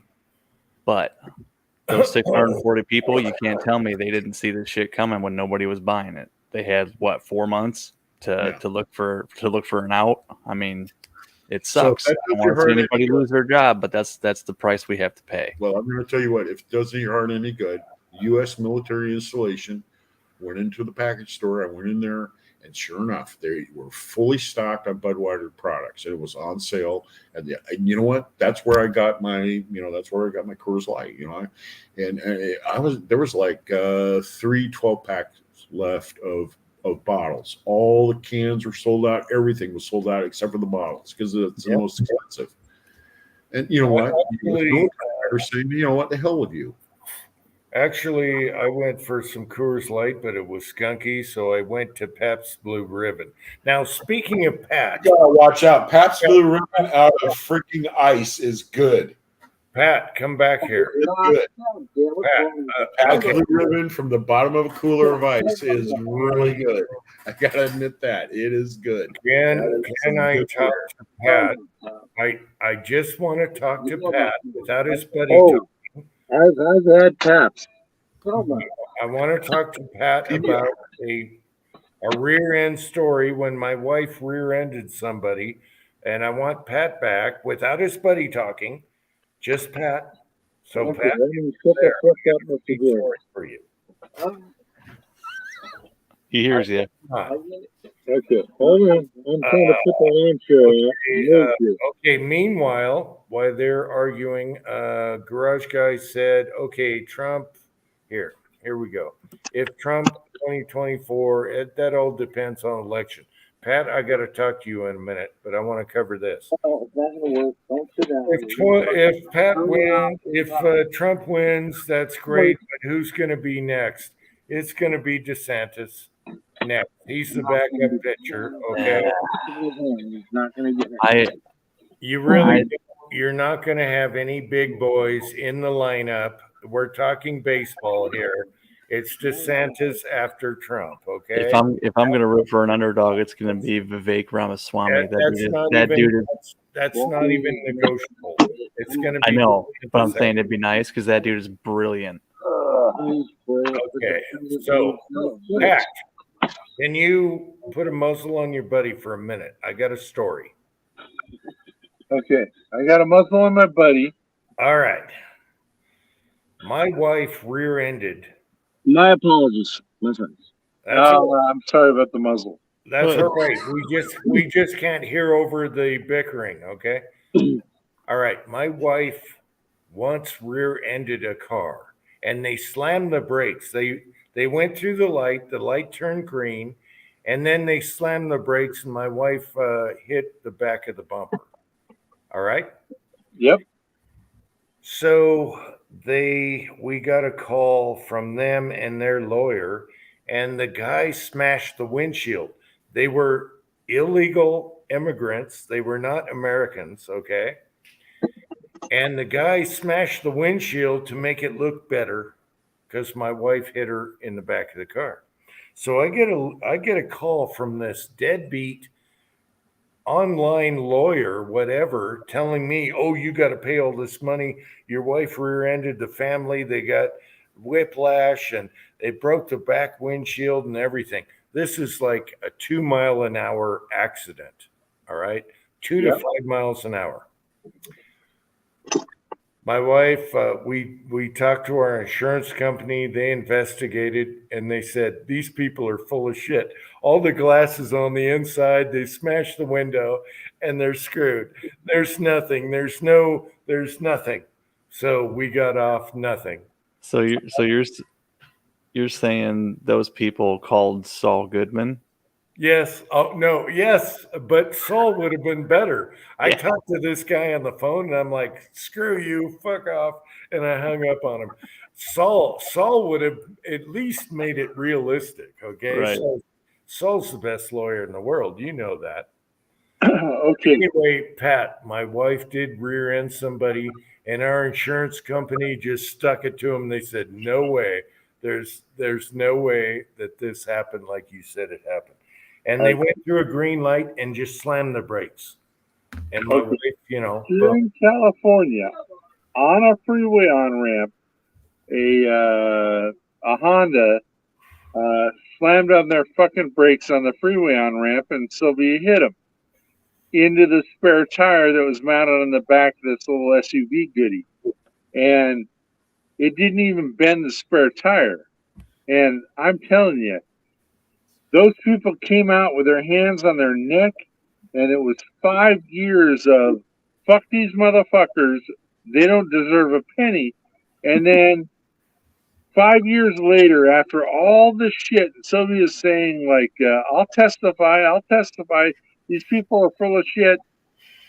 The insurance company caves and gives them their fucking money. And before that, I had a deal on the Pontiac G8 when it got totaled. Some rat bastard decided to come to a complete stop on a freeway on ramp, and I made it, and the guy behind me didn't, or chick behind me, and fucking totals my car, and a little rat bastard comes out grabbing the back of his neck, and it's like, fuck you, you fucking piece of shit. Don't be pulling the fucking neck thing, but the insurance paid his ass. And that's the problem here is that, if you were dirty and you wanted to like come to a complete stop in the fast lane, you could make bank. Yeah. The problem is the insurance companies are too easy. They just pay off. However, I was so proud of our insurance company for investigating and saying, no, this is bullcrap. And we won. We had no fines, no issues, no nothing. Oh, hell. I mean, 2 accidents back, Sylvia had a drunk driver cross over into the other lanes and head on her ass, where she was traveling in the correct lane. And that bitch in the insurance company is like, I mean, we weren't asking for money, but then it was like, you ain't getting shit, and started dicking with us about the car rental stuff. So I told her, look, she's got a scar on her neck from the fucking seatbelt, and how much are you gonna pay for the scar? And that's usually like it's crazy here, and it's $2,000. Sylvia didn't ask for it. We didn't ask for it, but that's how the That's how it works here. It's crazy. Damn. Yeah, insurance companies have to be legit and fight back. They just give up. They give up. It's like, okay, and that costs all of us more money because they give up. I was very proud of our insurance company, and So we've been loyal ever since. everybody should have a dash cam. They're not expensive. Yeah, but you know what happens when you get a dash cam? Have you seen the videos? All of a sudden, shit happens. Oh, Jesus Christ. If I put a dash cam in my car, it is like running the gauntlet every day when I go to work. It is insanity. And I could do the dash cam. But to bring up a point, Sylvia's gotten the old I've rear-ended somebody crap.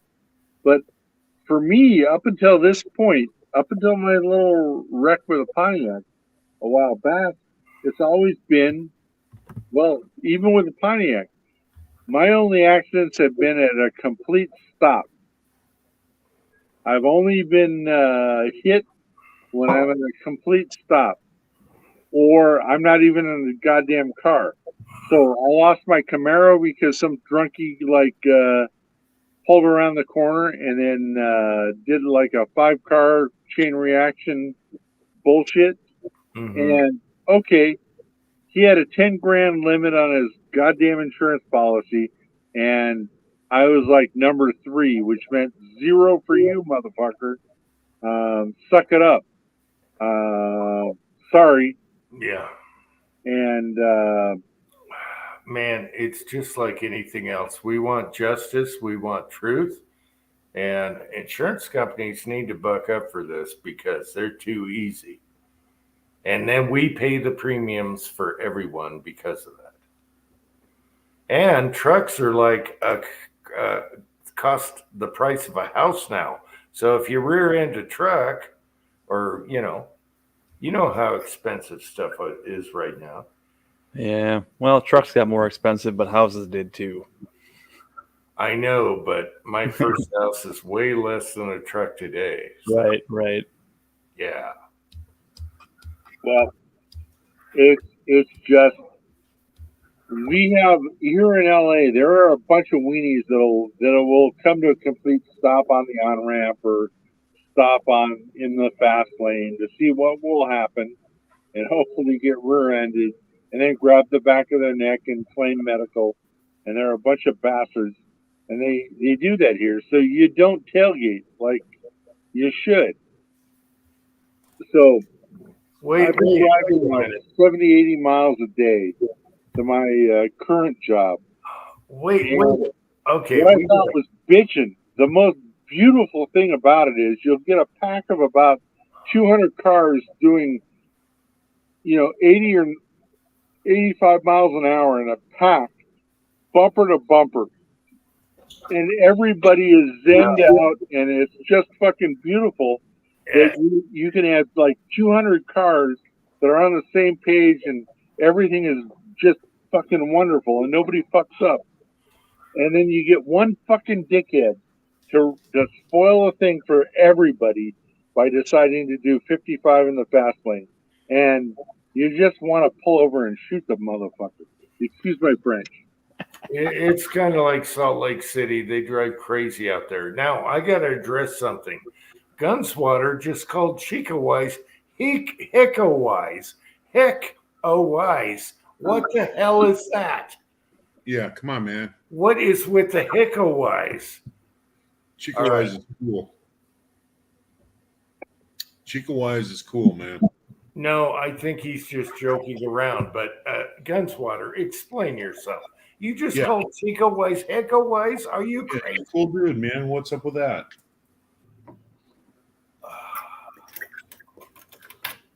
I don't get it. Anyway. Chico's trying to get Pat arrested. Front yard pop for society. You know what? I've grown accustomed to country roads now, And whenever I hit cities, I go absolutely batshit crazy. It sucks, dude. When I go, if I have to drive over to Chicago, it's white knuckling it the whole time. You go to everyone using their blinkers and not just cutting people off to everything mayhem. It's totally air passing between your bumpers and shit like that. That's crazy. I'm going to tell you what. See, the thing is that Pat is in a situation.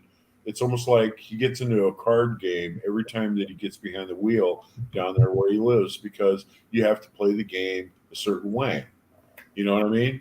You have to be able to read the cards. And you know what? And so here's Pat. He's going down the road. He's in that mindset, and he's used to it. Okay, but you got one guy out there that is like driving with his head up his ass, and he's not keeping up with the rest of the, and he causes a 50-car pileup because he's doing 55 miles an hour on the road. Or you got, here's another thing too. I was going through the neighborhood, and I gave wide berth. I got in the other side of the lane, and I was going around them. And here's this, couple of housewives, and they had a bunch of kids with them, and they're taking them for a little walk down to the beach or whatever. And I'm going around, and I had the windows rolled down, and this one woman yells out at me.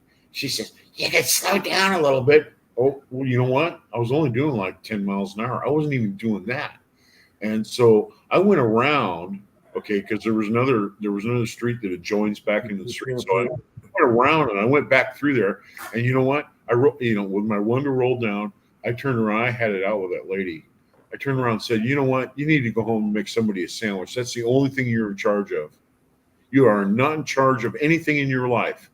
And this is the way you take it out on people, is that you turn around and some innocent person going by, you're going to be in charge that day. And you're going to tell them what the hell they're going to do. You don't think that I seen your kids. You don't think that just go get a life, lady. Go home and make somebody a sandwich." Okay. Did you see the guy? Based. Okay. All right. Hang on for a second. I want to cover the controversy between Gudswatter. It was a typo. Okay. Even Chico Weiss said probably a typo. I hate spell checkers. Anyway. Okay. Did you see the guy that was like the chairman of the board in the city or the state? And he was all right, take your toke. You can hear that? Right. Yes. All right. So he was chairman of the board or something in the state, and he keys the car. He keys the guy's car because it had an anti-Biden sticker on it. So he takes the key and just rips it down the side of this car, and he got caught on camera. He got arrested. And then, do you remember this? And then he denied it. He denied it. And he was caught on camera. He denied it, and they showed the video, and he's like, "Well, fuck." It's like at first, he denied it and everything. Oh, they're just after me because I'm chairman of the board and I'm liberal, whatever. And they caught him red-handed keying that car, and then he had to fess up to it. This is what we're dealing with, people. Yeah, and it's the same thing. You're driving down the road, everybody's doing 80 miles an hour, and you know what? You got to get in the other lane. You get in the other lane, and then all of a sudden, the traffic slows down to 55, and you do what you can to get around that person.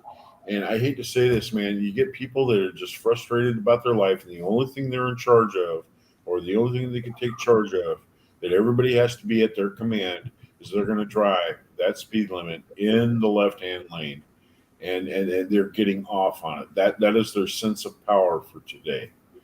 And I'm telling you, dude, it happens all the time. People have this psychological thing going on. And it you know what, dude, man, it's just like Pat down there. He's dealing with people that just, they're geared up for it. And, like I said, man, I white knuckling it the whole way. That's not white knuckling it. That's not white knuckling it to Pat. He's used to driving like that. It's just this other person. You know what I mean? It's just, here's another thing, too. And I want to give you a little advice to any of the young people out there. Get it out of your mind that you're going to be able to sue your employer for an unsafe, working condition. Just do that, because they signed up to pay the insurance to the Department of Labor. that is going to pay for your medical bills and stuff that in case an accident does happen. And that prevents you from suing them. Yeah, they get their bases covered. Yes, absolutely. That was voted on Congress, and that was the Workers' Compensation Act. So get it out of your mind that if your employer puts you at risk and you end up getting hurt, the only way you're going to win that is that if you have a class action suit by other employees that have worked in that same condition and they suffer from health problems the same as you. That's the only way that OSHA will even touch that. But So- otherwise, you are screwed. Some of that responsibility falls onto the employee too. Like I've been told to do things at my job where I flat out told them, no, I'm not doing that. It's not safe. Yeah. I won't. Yeah. And if you want to send me home, you want to fire me, I don't give a shit. I'm not doing you've that. been listening to me too much, but you know, What's that? No, I've said that in my life. Like go up on this roof without being tied off, and there's nothing below you. You're walking an I-beam. I'm like, no, I won't. yeah, I'm not doing that. I don't get paid to do that. You want to get a trapeze act going here, then you hire trapeze to do it. Yeah, the foreman tried telling me, oh, that piece of plastic there counts as fall protection. Fuck that. No. The hell with you. I did go up there and do it. Yeah, you go up there and do that. When you go ahead and demonstrate how that works for you, then maybe I might consider doing it, but it looks unsafe to me. That's the thing, though. They did. I mean, he did it. So I mean, it's not like he was just telling me to do shit that he wouldn't do. But still, I'm like, nope, I'm not doing that. I want to go home. I've done. He drove home and he was drinking his beer at the end of the day and said, "You know what? Tin Man was right. That what I was asking him to do, man, it was risky business, and he's not going to be able to escape that." But he was doing. I did that a lot, but I was young. I did that a lot.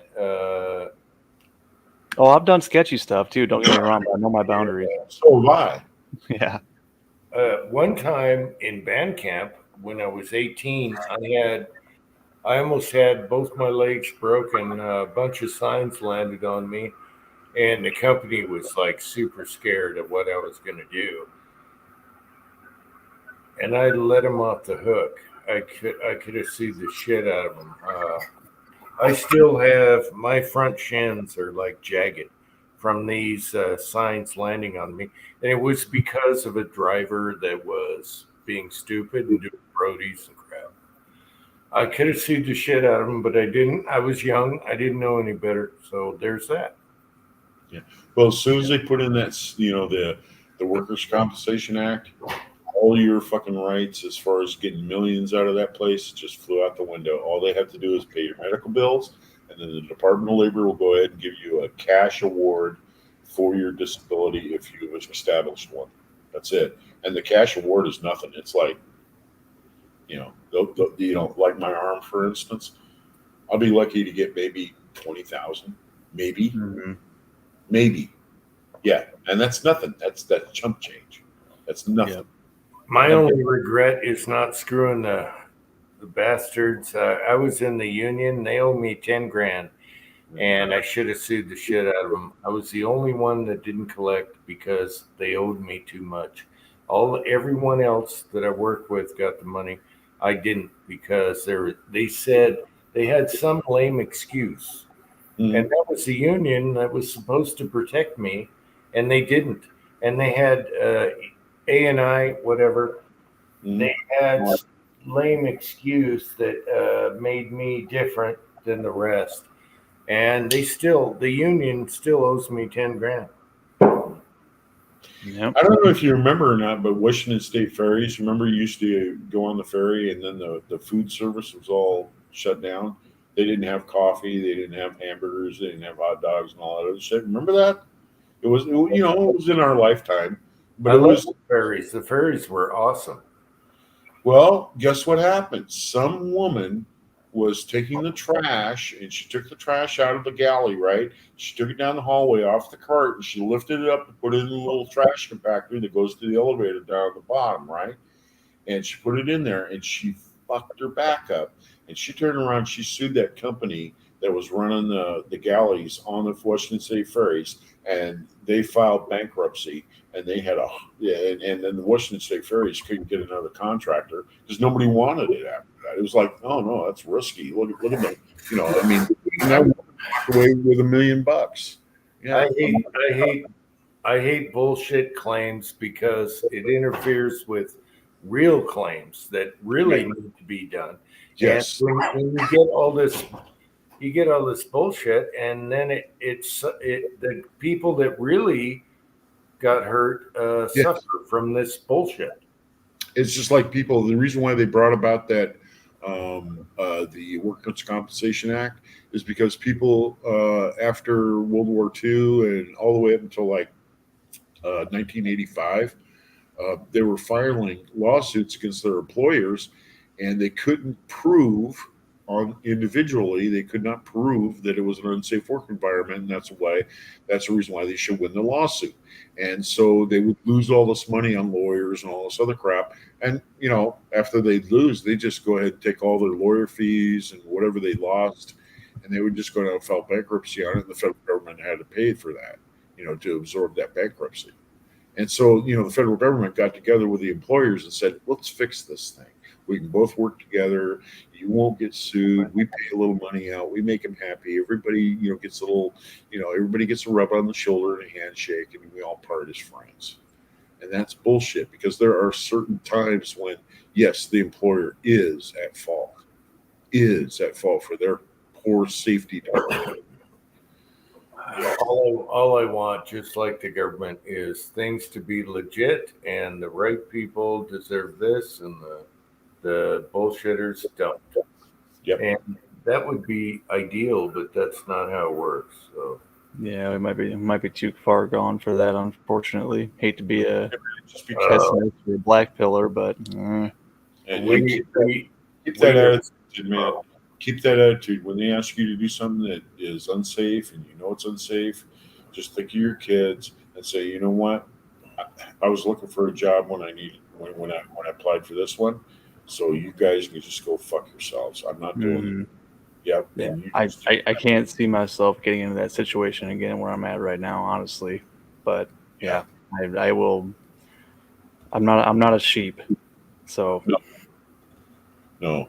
And you know what the problem is? They find a lot of young guys that are strapped down, have young families, they need the money, and they'll put it aside and they'll do that risky business. And the only thing management does is they sit back and all they're looking at is dollars for the company. They don't care about employee safety. They don't care about how it got done. And the worst part about it is that a manager will get in that situation to ask those people to do that stuff. And then the next thing you know, it becomes culturally expected that you do that, because everybody does that. And that's fucked up. That's how people get screwed up. That's how people get killed. Yep. Yeah. It's better to work for small companies because big corp is all dollars, and smaller companies actually care. And I always like smaller companies. Yeah. Yep. Yeah. So anyway, enough about that subject. It's just, Tin Man, just work out for yourself. Just look out for yourself, man. So we lost Wes Covina. I don't know what happened. Probably a connection. Yeah. Did I gotta hit the hay. I've been up since 7:30. I gotta hit the hay too, man. It's been a long night. I really appreciate you having me on, Jim, like always. Well, we're 6 hours 15 minutes. I was hoping for 2 hours tonight. I was tired, but hey, you guys Money's worth. So you didn't put short chat in the title, so a lot of subjects. It looked like Pat needed a place to go tonight with his buddy, and we made a place for him. Everything was cool. Hey, that's what we're all about. It's all about being friends. That's it. Yes, sir. Mario came and visited with us, and that was cool. Yep. So it was good seeing Mario and Kyle, Pat. Yeah, all those guys. Yep. It was a fun chat, and I enjoyed it, and this is what it's all about. And I love everyone in the side chat. So, any less words, we'll just kick her down. All right. Well, I'm bouncing out. I'll see you guys later. All right. All right. Take care, Dave. Good seeing you, man. You All right. Take care, Dave. Be good. Tin Man, any last words? I'm sure you got to take care. Well, your girls are probably asleep now. I would hope so. Shit. You've been working like an animal. I don't know how you do it with the family and everything. Man. It's rough, but it's doable. And you got on live chat, so Didn't expect Mhm. you tonight. You know, Yep. with all the hours you're doing. I felt like it tonight. All right. I'll probably do it all again next week. And my bench is half as clean as yours is after you did yours. Mine's a little dirty again, so you got me beat. I got a whole nother day or two. Yeah. Yep. To get it right. Clean your benches, people out there. All right. Yeah, if you Finish keep your up on it, it's easier.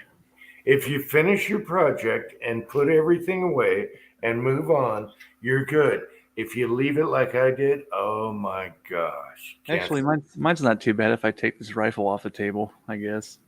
All right. I know you had it clean at one time. We had evidence, so that's good. Mm-hmm. Yep, one right. picture and it's clean for life, right? That's it's like a one-shot group. Yes. Yep. All right, everyone in the side chat that's been hanging on, or everyone that watches the rerun tonight or tomorrow, whatever, over the weekend. I love you all, and we'll see you later. And thanks for coming on, Tin Man. Thanks for having me. Stay cool, everybody. It's gonna get hot. Oh, I'm not looking forward to the next 2 days. All right, everyone. Love you guys. Until next time, and a foo.